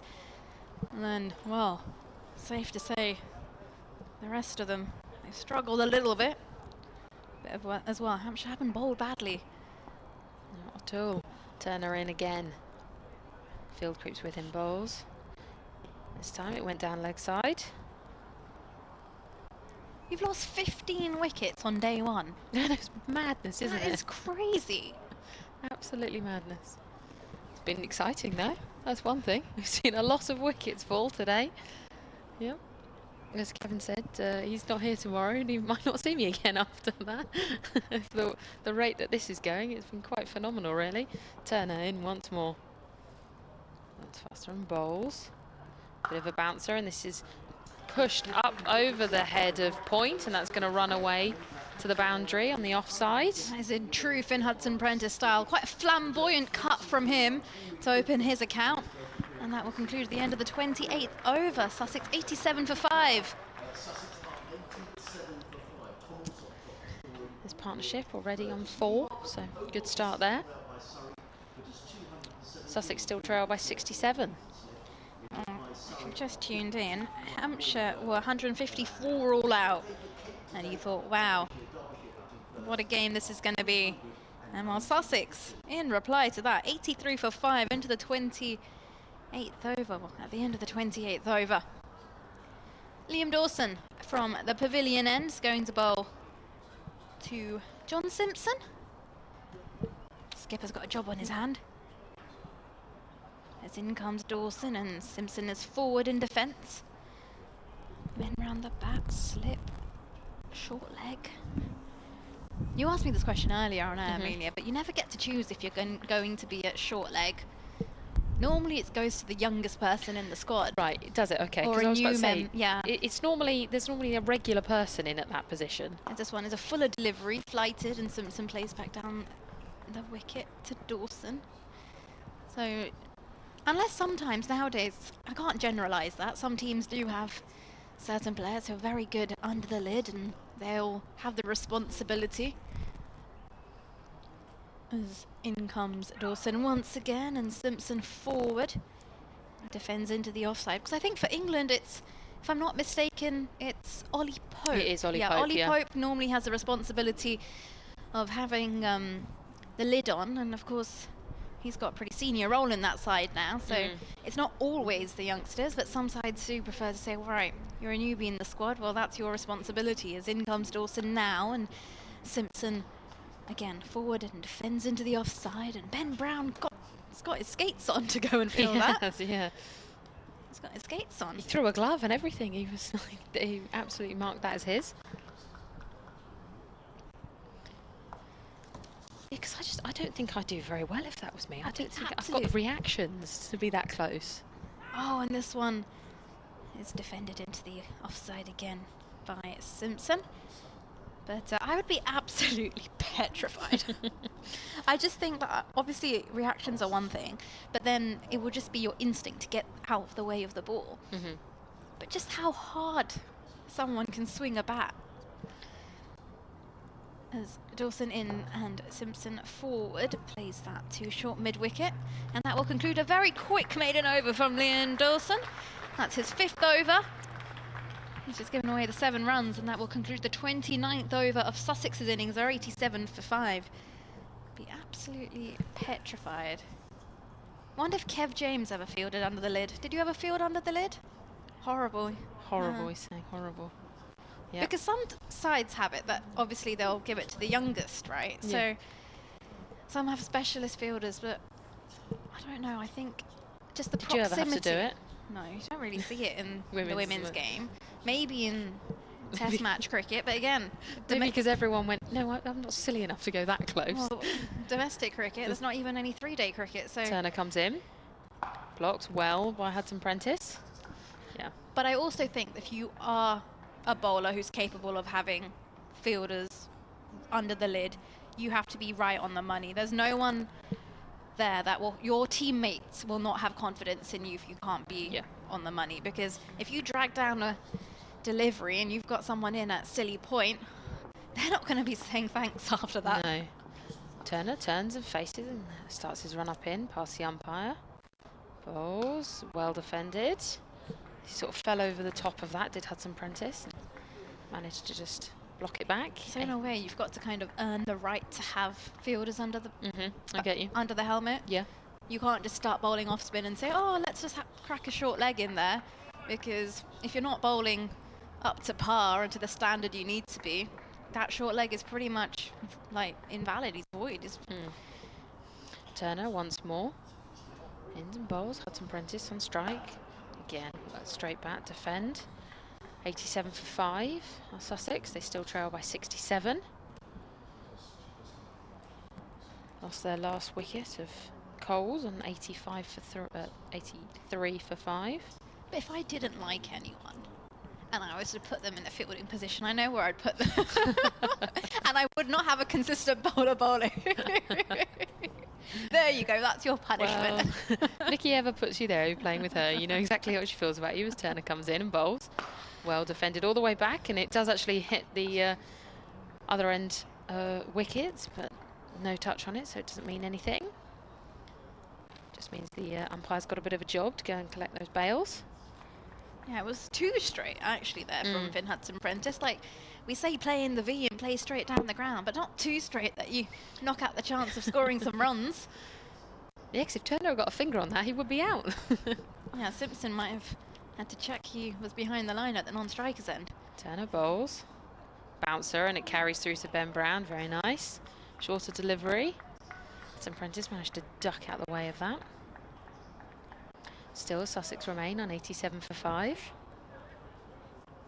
Hudson-Prentice on 4 for 9 deliveries. Simpson on 1 of 15. Turner bowling at the moment, a 3 for 24. A stunning set of innings he's had. We'll be looking for yet another wicket as he comes in. Past the umpire and bowls. This time slightly wider, and it's pushed to backward point. Good stop there. Yeah, very well fielded at backward point, and you can just sense the buzz that Hampshire have now, having Sussex 5 down, really getting everything behind the line. Any sort of pressure they can build to get that 6, they're going to do it. Maiden over there from Turner. Very good one, and yeah, 87 for 5. Well, we spoke too soon earlier, Amelia. Zimbabwe have been bowled out for 265. Goodness me. Honestly, they were at a point, I swear, they were 246 for 6, and now 265 all out. Yeah, I think it was Bennett who was very much Holding that innings holding together. that together. Yeah. Well, Durham are current. Well, Somerset 24 for 1 right now. Durham are 277 all out. Sorry, 53 for 1 at the Oval. They bowled Essex out for 217. And Warwickshire have just been bowled out for 227. There's Dawson. He's ready to go from the pavilion end. Simpson, open stance. Is off the back foot and respectfully defends the ball back towards Liam Dawson. Nottinghamshire 228 all out. Surrey women have beaten Durham by 72 runs in the County Cup. In the quarterfinals, as this one's a beautiful delivery from Dawson, beats the bat of Simpson and goes straight through to Ben Brown, stays low. That means Surrey will be at the finals day on Monday, this bank holiday Monday down in Taunton. It is in Taunton, yep. Got a long trek ahead of me Sunday night. It's nice down in Taunton though, we were there the other day. This one, Simpson forward, defends, straight back towards Dawson. I've never been to Taunton. It's a nice little ground. Never been. I used to live down like West Country way when I was younger, when we first moved to England. I used to live in Devizes towards Marlborough. As Dawson is in now, and this one is defended into the leg side. Mid-wicket slides to field this one. There's a nice little coffee shop just as you come out of the ground, you turn right. It does really nice bagels, but only after about, I think it's like 11 or 1. Now you're talking. Yeah, they're really good. They make them all in the, like all in-house. Oh, nice. Well, it's 3 games on Monday. As Dawson is in now, a fuller delivery driven into the offside, and with only 2 fielders there, I think the ball might be making its way towards the boundary rack. Oh, it's not. It's pulled back. Some great work. But that will add 3 runs to the total. Which means right-handed Hudson-Prentice comes on to strike. So it's just outside the ground, is it? Yeah, come out and turn right. Okay.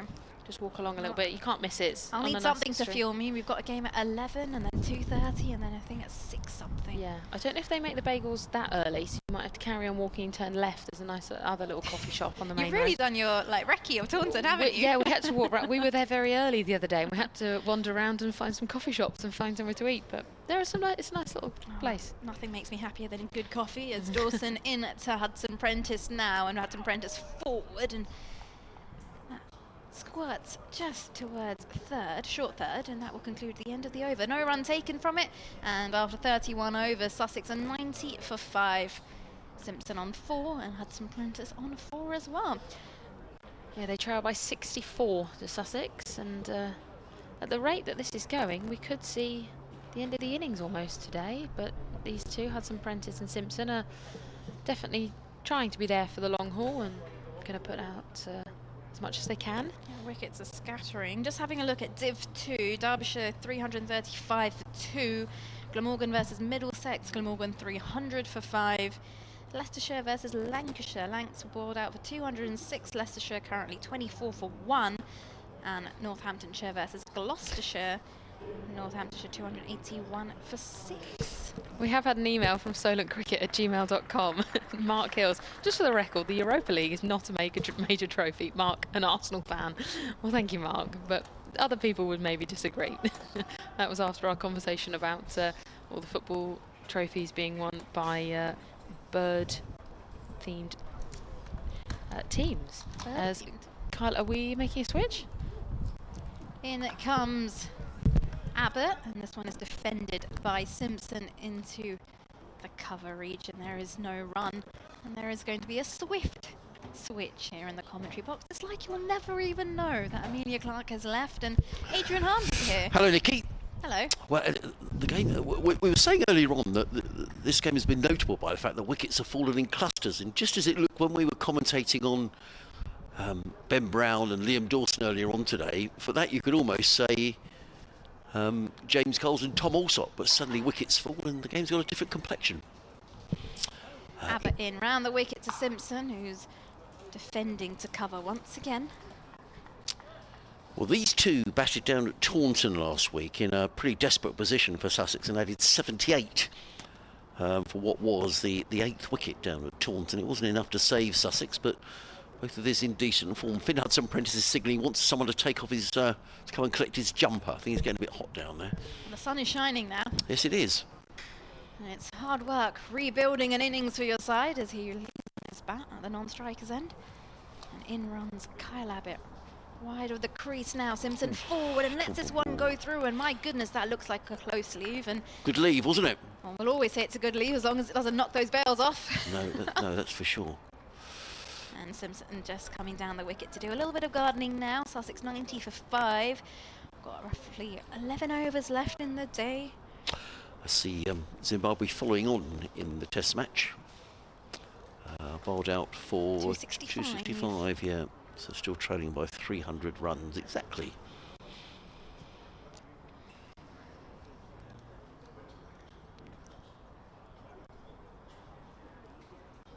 I'll be quite keen to see England get some wickets as well, because I think 265 was a bit too much in my They must have lost a few, because they were. An innings from Bennett really held them together, yeah. As in runs Abbott now, and this is a fuller delivery which Simpson is forward to and defends to cover. So at one stage Zimbabwe were what's happening to my mouse here? Everything's disappearing off my screen for some reason. But they must have lost a lot of wickets very quickly, because they were 200 odd for 5 and then bowled out for 265. Yeah, they had a scurry of wickets fall, just like Hampshire did and like Sussex have as well. well. Yeah, totally. Maybe it's in the air as Abbott runs away from us at the hotel end, and it's back of a length, and Simpson off the back foot just drops it into the offside. Again, no run. Yeah, Zimbabwe were 246 for 5 and about bowled out for 265. So we're talking about a collapse here with Hampshire losing 6 for 23 in the test match. They lost 5 for 19 by my reckoning. So it's been a day of wickets, not just in county cricket, but also in the test match. Abbott in with 2 slips in place, and Simpson is forward, watches this past the bat, and a bit of drift on that last delivery as it goes through to Ben Brown, and that will conclude at the end of the 32nd over. Sussex are 90 for 5.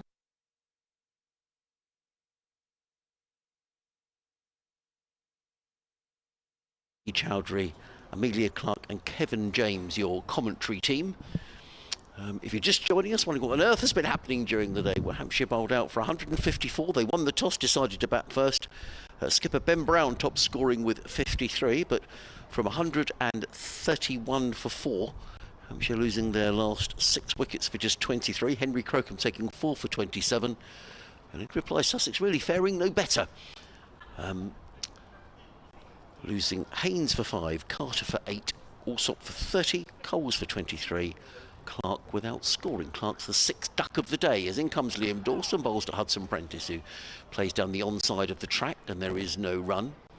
It's a slip and a short leg, backward point, cover, short extra cover, long off, mid-on, mid-wicket, and a short fine leg as Liam Dawson in his 7th over. Very tight figures. Guns in bowls, back down the track, there is no run. Yes, 6 overs, 2 maidens, no wicket for 10. Lovely evening here now in Southampton, lots and lots of blue sky. Bit of fluffy high cotton wool cloud. The forecast for tomorrow, as we were saying, if it's to be believed, not as bad as everybody thought. As in comes Dawson bowls, and Hudson Prentice back and plays us off the back foot into the covers. There is no run. Bit of rain tonight and maybe early tomorrow morning, but other than that, I think we're going to get a clear day. I'm so happy the forecast has changed for the bank holiday weekend. Yeah, and Sunday looks a good day, and maybe a few showers on Monday, but we should, fingers crossed, get plenty of cricket. Dawson in again, bowl short, and Hudson Prentice works this off the back foot out into the covers, and again there is no run. I'll be honest with you, Adrian, the way wickets have been falling today, if we push through to Monday, well, we're definitely going to have a change in how this pitch has been performing. Yeah, most definitely. I mean, just 2 substantial partnerships today. 61 between Liam Dawson and Ben Brown, and 63 between Tom Alsop and James Coles, as in comes Dawson, and Hudson Prentice plays that firmly out to long off, picks up a single. Hudson Prentice goes to 5, Sussex to 91 for 5. In reply to that total of 154. 10 overs remaining in the day after this one. Slip and a short leg in place for the left-handed John Simpson, who Kevin was saying has got an amazing record since he joined Sussex last season.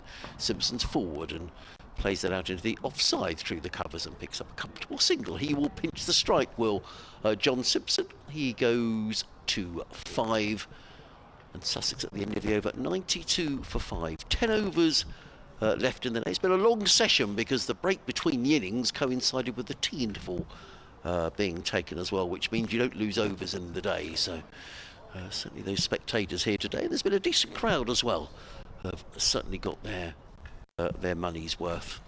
Very quickly elsewhere around the country in the First Division in particular, which we're interested in, Durham making 277 against Somerset at the Riverside. Somerset 32 for 1 in reply. This one defended by Simpson off the front foot. Straight back down towards mid-on. Surrey 59 for 1 in reply to the Essex total of 217. Warwickshire bowled out for 227 at New Road by Worcestershire. Worcestershire 16 without loss. It would really put the cat amongst the pigeons if Worcestershire were to win that game against Warwickshire, because everyone's concertinaed up in the middle of the First Division of the Championship. Knocked right out for 228 by Yorkshire at Headingley. In reply, Yorkshire 2 without loss. In runs Abbott round the wicket to Simpson. And he's forward and kind of walks as he defends this one. Straight back to Kyle Abbott, who gets his very tall physique down in time to stop that. It's extremely tall. He is. Anyone seems tall in front of me, actually. But he is, you can... Wasn't blessed vertically. you can see, can't you, as he wanders back towards it. He's a powerfully built man. I wonder what it's like to be that tall. See the world from a different point of view. As in runs Abbott now to Simpson, who drives this one in. Good delivery, wasn't it? Yeah, and it goes for the drive. It misses the bat and goes through to Ben Brown. He wanted to play a lovely drive through the covers, but that did not make contact with the piece of wood he had in his hand. I think Sussex will just feel very pleased if they can get themselves to the close with 5 down, but it's just not been that sort of today. Ian has been in touch. Ian Ross, I'll read his email in a moment. Abbott in to Simpson again, who's gets a bit low. Forward defends. Yes, this one does stay low. It goes to mid-off. What's Ian said? He says a lot of inconsistent bounce on day one, so we, in brackets Sussex, could be in trouble batting last. Batting second isn't going too well already. Is there any chance it will flatten out, or is it likely to get even more difficult to bat on? Interesting. Kevin was saying you can never quite tell here at Southampton. Sometimes it does flatten out. But certainly there's been help for the seamers throughout the day, and I think with the weather forecast with a bit of cloud around tomorrow, I don't think batting's going to get any easier, would be my feeling so far. Wide of the crease comes Abbott now, really trying to create that angle against Simpson, who's forward and defends to cover. Not even cover, sorry, it's a squarish point. You know, sometimes you can never tell. You have 15 wickets on the first day. We've all been at championship matches where all of a sudden then the next day there's only 5 wicket goes down and it becomes a really lovely pitch to bat on. You never know. But right now, Sussex 92 for 5. Both Hudson Prentice and Simpson on 5. As here is Kyle Abbott running away from us at the hotel end. The sun is peering through the clouds and Simpson forward bold. and lovely delivery. That just beats the bat of John Simpson as he shadows the front foot defence, and that will conclude the end of the 7th. The 8th over of Kyle Abbott was a maiden over, and Sussex are 92 for 5 at the end of 34 overs. Yeah, intriguing email actually that for me, because I was just trying to. I'll ask Kevin when he comes back on. I mean, who would you rather be at the moment? You know, you've got the runs. You know, if you're Ben Brown, you've got 154 in the bank. Sussex, you know, it's about even Stevens, isn't it? But you just feel in a low-scoring game. Perhaps you just feel better off having those runs tucked away, and Sussex have got to bat last. But will it flatten out? Will it get easier to bat? Only time will tell. Liam Dawson's going to carry on from the pavilion end. He's bowling with a slip and a short leg to the right-handed Finn Hudson Prentice. He's in and bowls, and Hudson Prentice is forward. Plays to mid-wicket, and there is no run. The rest of the field, a backward point, cover point, extra cover, all saving one. There's a long off. Then on the leg side, a mid-on, mid-wicket, and a short, fine leg as the sun disappears. And Liam Dawson is in. 3 or 4 paces, left arm around the wicket, uses his feet as Hudson Prentice and plays nicely down the ground to long off and picks up a single. He goes to 6. Sussex to 63 for 5. It means they trail by 61. And I've just noticed the deficit is, I sort of did that in my head actually. I'm now looking, I can see deficit, it says on the scoreboard 61, so I don't need to do that sum again. Now for the left-handed John Simpson, a similar field, still a slip and a short leg, ring of 3 saving one on the offside, and a long on way down in the distance, and a deep mid-wicket. In comes Dawson, bowls, Simpson pads up, lets that one pass by outside the off stump, taken by Ben Brown. There is no run. I can't get used to Ben Brown wearing number 10 on the back of his shirt. He used to be number 26 when he was at Sussex. But he's waiting now as Dawson comes over the wicket to the left-handed Simpson. He's in and bowls, and Simpson pulls that away on the leg side, and it's a good stop down on the deep mid-wicket boundary. The short leg was taking evasive action. It was a short delivery from Liam Dawson, pulled away onto the leg side. Simpson picks up another run. He goes to 6, joins Hudson Prentice on 6, 94 for 5. And the field changes again. That sweep is now coming in from the cover boundary, so ring of 3, saving one on that offside. Shortish offside boundary for the right-hander. In comes Dawson again. Hudson Prentice carefully forward, plays into the offside, no run. Still to come for Sussex, Jack Carson, who's already made a century this season against Worcestershire, Nathan McAndrew, who can bat, Eric Havelos and Henry Crocombe, both of those with half centuries in first-class cricket. So Sussex will be hoping the tail can wag.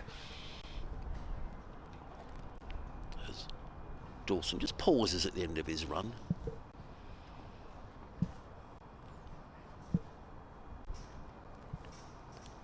Is in bowls to Hudson Prentice, who plays very correctly out to short extra cover, and there is no run. It is the end of the over, 94 for 5. Simpson on 6, Hudson Prentice on 6. The arrears are exactly 60 as we go into the final 8 overs of the day. Time for me to take a break, and I'll be back in a bit, or maybe not. I'm not sure. I'll need to go pay attention to the rota. So, 8 overs to go in the day. I just wonder if Sussex can get through to the close, if they can add another 20 or 30 maybe without losing another wicket. But in a low-scoring game, 60 runs behind. Here comes Kyle Abbott, running around the wicket to bowl to John Simpson. He's in and bowls, and Simpson covers up, plays onto the onside, and there is no run. I think I said John Simpson was on 6. In fact, he's on. Well, one scoreboard says 5, one says 6. Right, they're both levelled up now, both 6 apiece. 2 slips. Backward point, cover, mid-off. In fact, there's backward point, cover, extra cover, mid-off. Then on the leg side, a mid-on, mid-wicket, and a fine leg as the sun comes back with us. It's a lovely evening again down here in Southampton. In comes Abbott Bowles, and for the 3rd time in about the last half a dozen deliveries, he beats John Simpson outside the off stump. There is no run. Yeah, he's not quite sure what line to play at when he bowls just back of a length. Simpson's playing forward on a line that he thinks the ball's arriving at. It's just enough deviation for Abbott, just to make it a little tricky for the left-hander. He's in his 9th over. He's bowled 5 maidens and taken 1 for 12. There's Kyle Abbott. Around the wicket to the left-handed Simpson, and again bowls, and this time Simpson is solidly behind that place to backward point, and there is no run. What's your best guess here, Kevin, in terms of how this is going to play? I mean, Ian has been in touch saying Sussex batting last. Will the bounce get more uneven? Will it get more difficult? Well, it tends to here get slower and lower. That's what tends to happen here. It very rarely gets worse. Right. I mean, they're bare ends, so will the ball turn a little bit more probably out of that? Yeah, probably. But I think for the seamers, there'll be a little, but we've seen a little bit of uneven bounce at times, but not wholly amount. No. There's always just been enough there, hasn't there? Abbott in again, bowls. Simpson drives uppishly to mid-off, enough to make a few hands go up in the air. You see the puff of dust there as well. Yep. So yeah, I don't think it'll be a tremendous disadvantage batting last. To be honest, I mean this could be very easily a 1 innings game. Yeah. Depending on how these two bat and how the lower order bat for Sussex. I mean, even a 25, 30 run, 50 run lead might be pretty happy. Yeah, it'd be good going. Abbott again. Bowls, Simpson defends down the track, no run. But it's a really key game, you feel, Kevin, because I know we're only halfway through the county championship with this match, but one of these sides is only going to walk away with 3 points. Yeah. And it's so concertinaed in the first division of the championship. You know, someone could, a win for either side gets you in the, you're in the top half, but a defeat certainly, depending on other results. Yeah, it just leaves you looking more the lower half of the table. Yeah, than totally, the upper and half, a little vulnerable. Yeah. Yeah. Abbott in again, bowls. Simpson solidly forward, plays out into the offside. There is no run. Very tidy from Kyle Abbott. Another maiden over. Look at those figures: 9 overs, 6 maidens, 1 for 12. Yeah, Excellent. I mean, what probably will happen, and please don't take this as gospel, but it'll get a little harder to score runs off the seamers if they bowl arrow straight and a good length. Yeah. It gets a little harder to work the ball around because the pitch gets a bit slower. I think what will become perhaps more into play will be the spinners, where they can, especially, I mean, Hampshire are aware there's a lot of left-handers in the Sussex side. Yes. So Dawson can bowl into those dusty areas just outside their off stump. I think that was pretty much bit of the thinking pre-match. And you would think that they will come more into play the longer this game goes on. So it might be that the spinners probably take on more of a role, whereas we've seen generally the seamers take the lead today, supported by the spinners. Yes. It might be that slowly changes as we go on. Yeah, you're right. I mean, 4 of the top 6 left-hand. I mean, generally it's 5 of the top 6 if Daniel Hughes is playing. Yeah, that's a lot, isn't it? Liam Dawson's coming over the wicket this time to the right-hander Hudson Prentice. He's got a slip and a short leg in. We've got some very bright sunshine to finish day 1 off, or close to finishing. That's just kicked away quite rightly by Hudson Prentice, who's on 6, as is John Simpson. John Simpson's been in there a little while longer. Run scoring has dried up a bit, actually. Yeah, it has, yeah. 94 for 5. Still 60 runs behind here, Sussex, but they do have 5 wickets in hand. That bounces, goes past the outside edge. Again, he did very well there, just dropping the hands, didn't follow it. But he's bowling into those dusty areas from over the wicket. Going to bring somebody else in, I think. No, Ben Brown's decided to keep it as it is. I did jump. Dawson again, staying over the wicket, and that's kicked away, but he misses and actually goes past the leg stump. Oh, he's given a wide. Yeah, they will do. Yeah. If the left armer's coming over the wicket, then anything that goes down the leg side will be called a wide if it doesn't touch the batter. So Dawson's got to get it exactly right, even though he's aiming for those dusty areas outside the leg stump. Kicked away, hits some on the pad, flicks down to first slip. So the catching behind the wicket has been exemplary from both teams today. Yes, it has. There's been nothing missed. There's been some good catches, there's been some straightforward catches, but everything was stuck. And short leg now goes into silly mid-off. There's the silly field, the mention of silly. Early we got somebody mentioned that, wrapped him on the thigh pad. See the puffs of dust coming off this wicket, which tells you just how dry it is.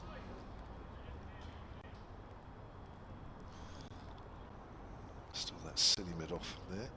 Okay, close. They are. That's why it's called silly. Yeah. As was I wouldn't want to be there. Earlier. No, I hate that. This time he gets a bat on it, playing forward, does Hudson Prentice. Ball goes out on the leg side. There will be 6 overs left in the day after this one. As we approach 6:10, a couple of minutes to go there, or thereabouts. A few people have disappeared. Definitely less people here than there was earlier. Dawson bowls again, and Prentice plays a more orthodox forward defensive to end that over. Dawson's bowled 9 overs, none for 15. Who would have been on short leg duties in your day, Kevin? Raj Maru was pretty good in there. Right. Left arm spinner. Jason Laney, a bit, opening batter, used to do that a bit. Did they have, and in terms of protective equipment back in, I'm not saying you're playing back in the olden days, but I mean, would they have protective pads on or? Okay, yeah. Helmets, yeah. Gosh, helmets. Yeah. Oh gosh, yeah. But even, to me, nothing's enough. In that position, nothing's enough. I'd want to be behind a brick wall. that would be the only way that I would do. Well, it must be very now. difficult, even at this level, if you're fielding at short leg and some bowls a long hop and pulls it towards you, not to turn your back. That's the natural inclination. And you shouldn't do that. No, you shouldn't. No. But you're right. It's human nature. Kyle Abbott comes running in, bowls to John Simpson. Lets that go outside the off stump. There is no run. I mean, the good ones now, don't they? They just sort of drop their head, so you show the full face of the helmet to the batter. Right. So that if it hits you full on the helmet, which is why it's there. But it's very easy to turn yourself and put your hands in front of your head, which is the worst thing you do, because it just take your fingers off. Yeah. I've seen some horrendous injuries in that position. That's why it doesn't help. I'm sure you have when you've played. I've seen some horrible injuries. I just hate it with the skipper said, "Oh, can you just short leg? No thanks." Okay. You want to say no? In comes Abbott bowls. Simpson defends onto the onside. Fortunately, I played a very low level of cricket, Kevin. But it's the same position. Yes, it is. Yeah, absolutely. If you get a spinner comes on or anyone and bowls a short one, you think, oh, well. But it is natural. And actually, when I played, just local village cricket, certainly if you went in at short leg, there was no helmets, pads, or anything. You just went in there. That's the most And a cricket ball is a hard thing, whether you're playing you're playing county cricket or village cricket. It's still the same ball. Abbott. We've got 5 overs to go after this one. What a lovely evening in around the wicket bowl. Simpson's forward plays into the offside there, and you're right, runs have dried up. And just looking at this league table, I mean, Hampshire are 5th at the start of this game, Sussex 6th. The gap between the two is only 4 points. But, if someone could really steal a march here, 16 points to either of them. And you're right, it means you're either, and depending on how results go elsewhere, you could be thinking, we're top half going into this little break because we've got a month now of T20 cricket. And then of course, are we then 2 or 3 games of Kookaburra Ball, aren't we? I think we are, yes. Yeah. You're right. Abbott in again, bowls, Simpson's B. That's a cracking delivery. In fact, it beats everybody. It beats John Simpson, it beats the stumps, it beats Ben Brown as well, and they are 4 byes. No, it's 4 runs. Did he come off an inside edge? Yeah. He did, yes, sorry, he did. Yeah. Well, I'm not sure anybody quite understands how that's missed everybody. It's not a chance, is it? No, it's a long way from Ben Brown. Yeah. It's coming in, and then with the edge, it's got the angle that's gone even more. Now he's a good couple of feet at least away from that one. What's I was saying earlier, look at Ben Brown with his. He used to be number 26 for Sussex, and Luke Wright was always number 10. So I keep thinking, well, what's Luke's Wright shirt on for? Listen, give it up. He hasn't been a Sussex player for a while, Adrian. Give it up. I know, but I can't help thinking. In comes Abbott, bowls, and Simpson is forward placed to mid off. Just let it go. Yeah. It's just when you watch someone for so long, it's just really weird seeing him play for someone else. I get it. No, I get it. But anyway, 99 for 5. All precious runs for Sussex, these. The arrears are now 55. 2 slips, 4 men saving one on the offside. Sussex would dearly love to get through today without losing another wicket. Abbott racing in, bowls. Oh, Simpson's beaten outside the off stump. It's been a really good spell this by Carl Abbott, and John Simpson's been around long enough to recognise when he's facing quality bowling. But he's still there. Is John Simpson? He's on 10. Sussex are 99 for 5. Hudson Prentice on 6. So the arrears 55. Yeah, I think John Simpson's playing very sensibly, actually. You know, he's not trying, he's not pushing at the ball. He's trying to play with as solid defence as he has. And I think, you know, in these conditions, I mean, Abbott's got most of it in his favour. I think Simpson's doing a really good job. He looks as though he wants to be somebody that's coming back tomorrow morning. Yes, definitely. Yeah. And as I say, these two batted really nicely together down at Taunton last week, when in a losing cause, ultimately, they added 78 for the 8th wicket. Everyone sort of moved down one. Jack Carson came in at 3, and they had the night watchman, who was James Hayes. So Finn was batting way down at 9 last week. So, you know, he's in a decent bit of form. Yeah. He can obviously play. Absolutely, yeah. He hasn't scored a first-class 100. He made 99 when he was up at Derbyshire. But he's never made a first-class 100. Now, what's being bought out here? Is this some instructions? I don't know. It's something being bought out for... maybe a drink of something or another. Maybe some instructions. Yeah, under the guise of a drink. But Yeah. I'm not sure. What instructions would there be? Well, stay out there, well, lads. yeah, don't get out. Yeah, Yeah, that's don't right. go- Oh, really? Oh, is that the message? I mean, it can't. Totally. And there was me thinking you want me to slog it. Yeah, probably. I don't think that would go down too well with Paul No. Farbrace, would it? Having a No. dancing down the wicket. I still love one of his interviews he gave. I think it might have been his first year with you guys. I'm not sure he gave it to you. I think somebody stood in for you for a T20 game. Yeah. Was it against Essex? Yeah, and he really said Absolutely ripped into one or two of them. And I think I might still have that interview on my phone somewhere. It was sent to me, and I thought, wow. And I think in the end, even the interviewer was trying to calm him down a bit by trying to ask him some general questions. It was brilliant. What was it? He said something about somebody was out reverse sweeping, and he said, reverse sweeping? He said, I haven't seen that bloke play a reverse sweep in about a month. And he said, there he is playing a reverse sweep. Like that. And there was something else, and it was... Well, it's nice to get. It's nice. He to was get brilliant. Good, No, he it's was good brilliant. to get. You know, because particularly with not so much in cricket, but certainly in football, the interviews tend to be a little bit samey. Don't they? So it's great when you get someone who tells it how it is. Yeah, and he's obviously, he's obviously confident enough in his own ability, and gosh, he's had a great career. I remember Coaching side of things. with interviewing Grant Flower one evening, and he was talking about when Ali Orr is here now, but Ali was out on a couple of occasions backing up at the non-striker's end. Yeah. And I said in my question, unfortunate dismissal for Ali Orr backing up, about the 3rd time, and I said, bad luck. And he said, well, what do you mean bad luck?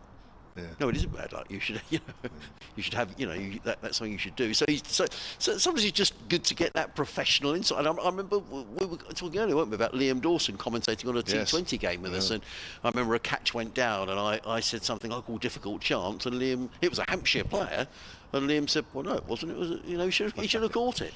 Yeah, no, he's very honest. So it's just good to get that honest feedback. As opposed to the cliche. Yeah, totally. So well done, Grant and Paul and Liam, because that's what makes it far more interesting. Yeah. You're not missing any action because it was extra protection for one of the close-in fielders. So we're ready to go again. 5 overs to go. It means Adrian Harms is done for the day. As Dawson bowls, the next kicked away straight into the hands of Toby Albert, who's put all the extra clobber on.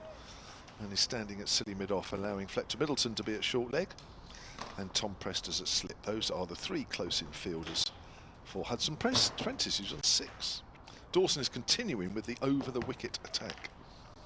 Comes in again, and that's kicked away again. With the bat well out of the way of the line of the ball. Welcome back, Amelia. Thank you, Kev.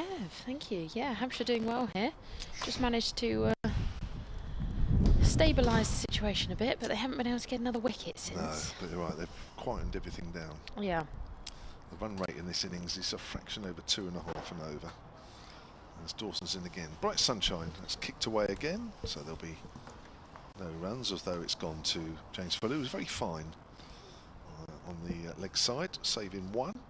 There is another fielder just to his left. Wore a sort of deep backward square leg, but he's not that deep. I think they get a signal, but that's about all. Here's Dawson. As Prentice is on the back foot this time. Yeah, I think that's definitely, you can tell of these two batsmen at the moment. They've just come in and they've been very patient, very watchful, and they've just said, right, we need to, you know, maybe just slow the run rate down. We're not going to go crazy. We just need to stay in for a little bit longer. Come back tomorrow when it all might feel a bit different. That's right. Absolutely. 99 for 5. Kicked away again. I'm going to say FHP.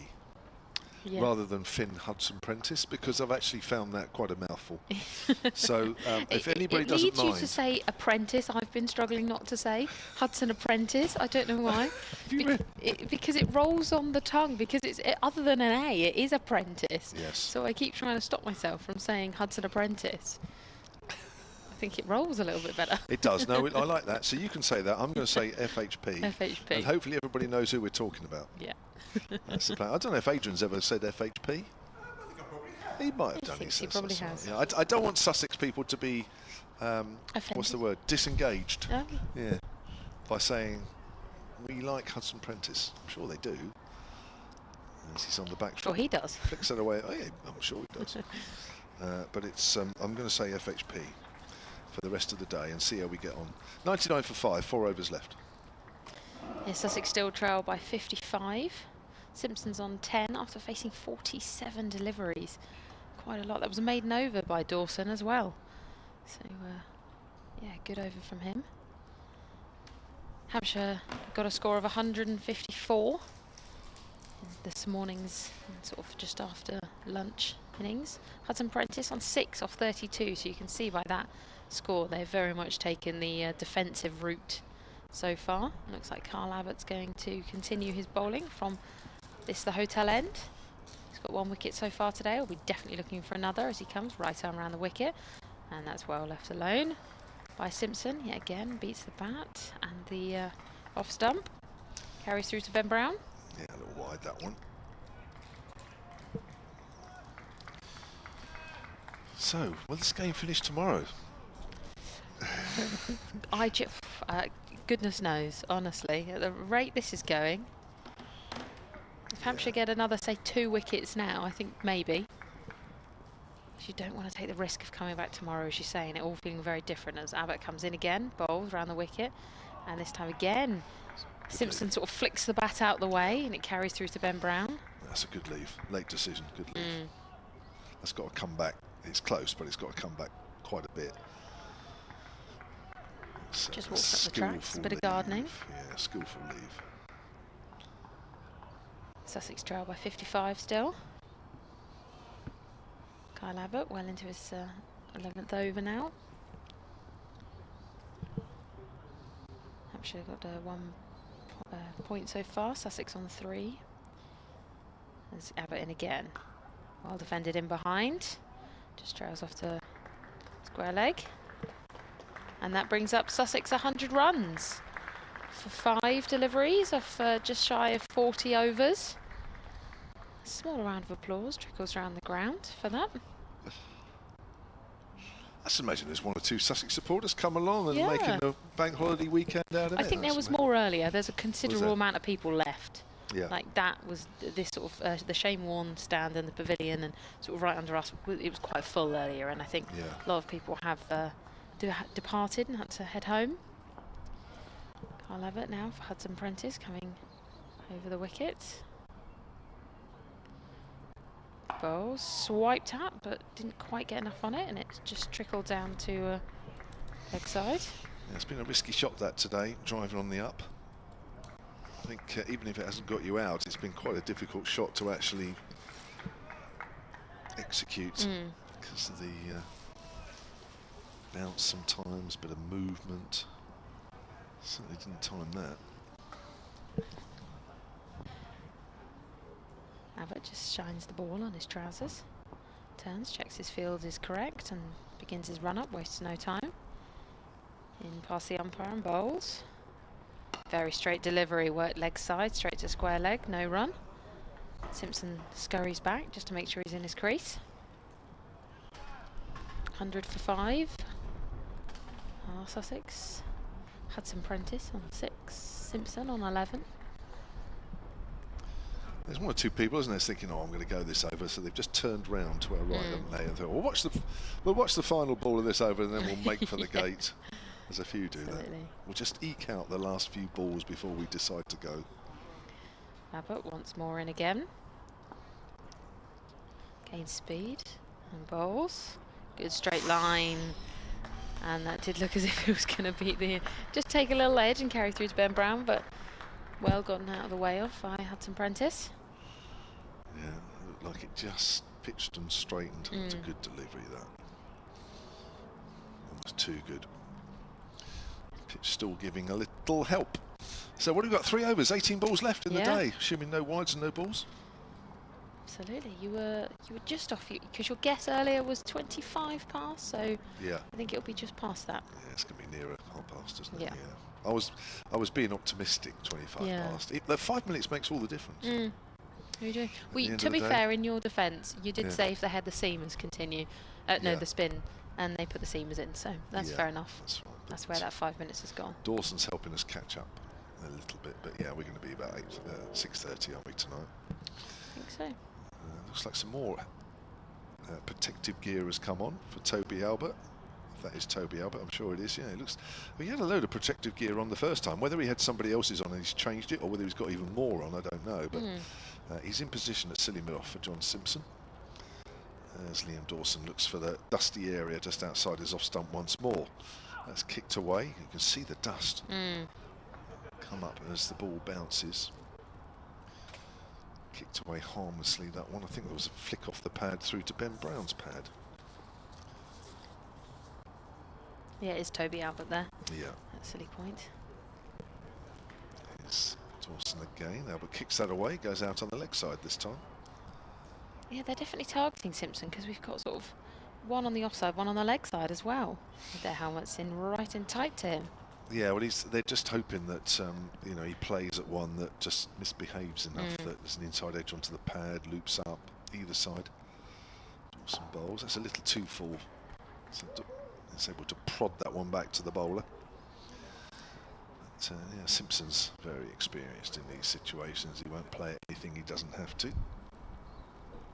Anything, of course, outside the off stump he can kick away, as long as he gets himself or his pad out of the way, out of off stump.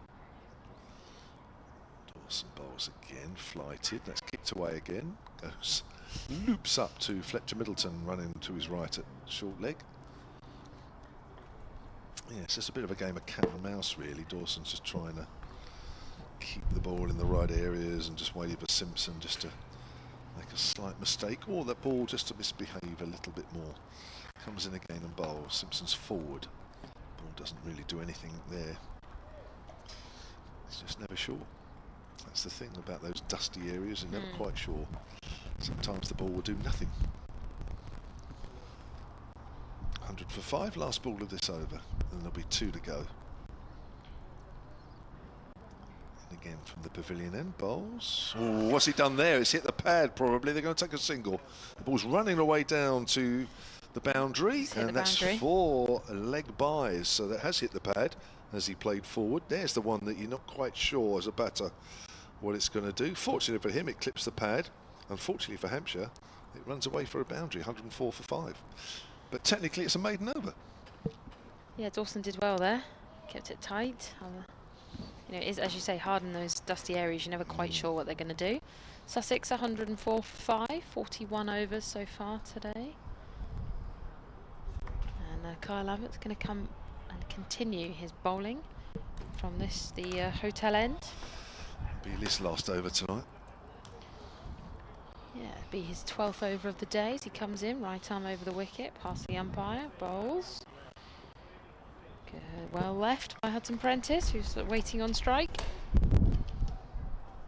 The wind gusts again. It's definitely changed direction. So I was watching those flags off to our left under the scoreboard. Earlier they were facing to the right and now they're blowing towards us. So it's swirled round, definitely. Abbott in once more. Field creeps with him, 2 slips in place. Hudson Prentice waits and well left alone. That carries through to Ben Brown. You could just see when it left his hand that it was just a little too wide at this stage of the evening. Unless a batter's looking to be really positive, they weren't going to play at that. Good leave. Both batsmen take about 3 strides up and do some gardening. Wander back to their individual creases. There's quite a few people trickle out of the ground now to our right. Deciding now's the time to make a move as Abbott turns and goes. Gain speed halfway through. Bowls. And again, just a little bit too wide as Hudson Prentice leaves that alone.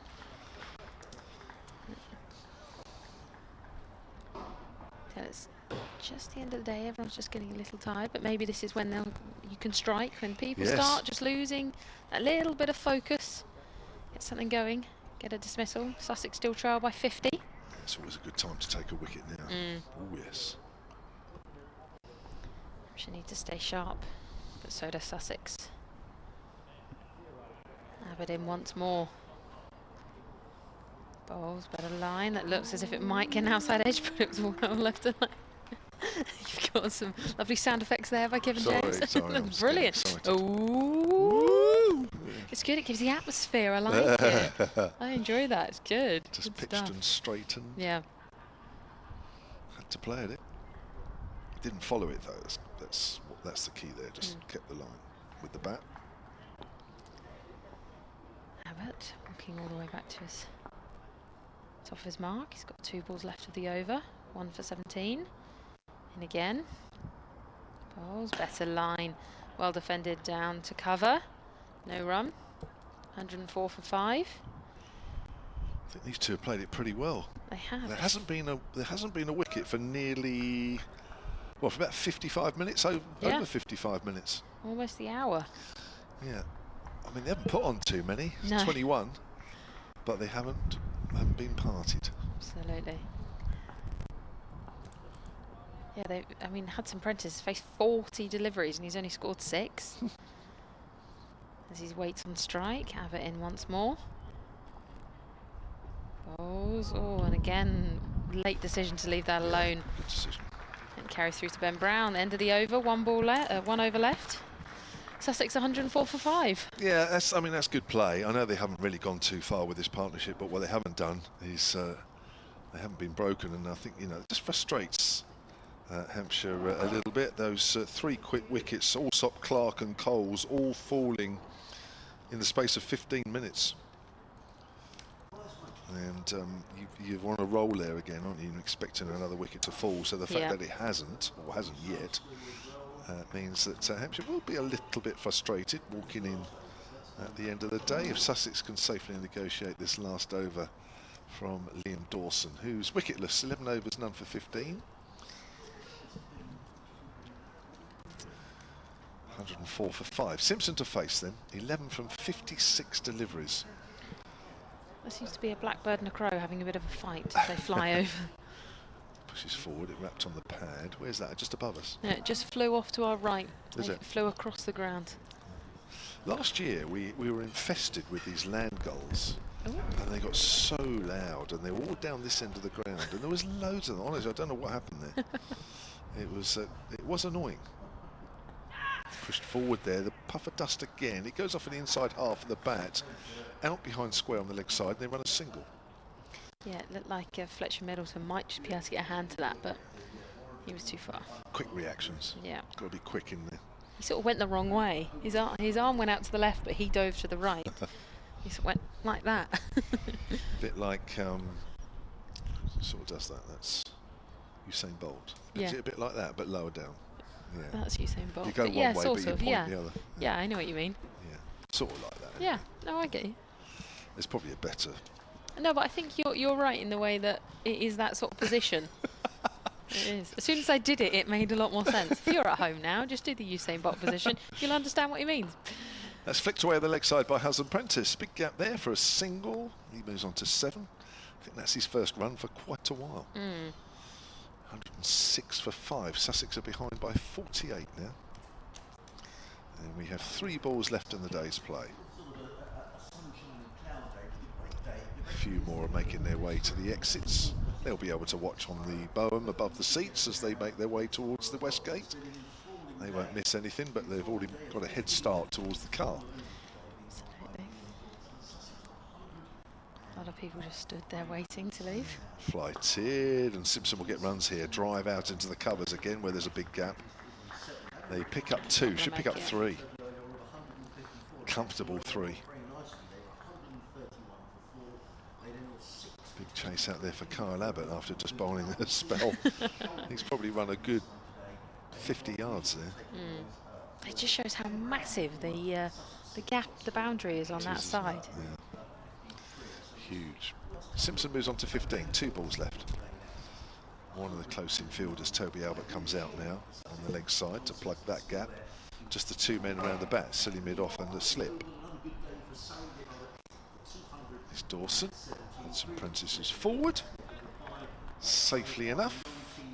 And we are just a few seconds away from the final ball of day 1. Probably the best weather of the day as well. Yes, it's beautiful now. It's the first time all day I think I've been warm. Yes. Here we go then. Dawson around the wicket. Hudson Prentice pushes forward. He gets it off the inside half of the bat. It goes square on the leg side. They'll complete a single. And Sussex will close the day on 110 for 5 with 15 wickets falling on day 1. Hudson Prentice is 8 not out. John Simpson is 15 not out. Kyle Abbott picked up the 1 wicket bowling from this hotel end. But the story of the day really was with wickets falling in clusters. Hampshire losing their last 6 wickets for 23 runs, being bowled out for 154. 5 out of the 11 batters didn't trouble the scorers. Ben Brown was left 53 not out. Henry Crocombe, devastating this afternoon, picked up 4 wickets and 11 balls, finished with 4 for 27 as the hover cover makes its way over to the playing area. And Sussex then close on 100. Thank you, Amelia. That's right. 110 for 5. And for Hampshire in the bowling stakes, John Turner with 3 for 24. The leading wicket taker, a wicket each for Abbott, as I mentioned, Brad Wheel as well.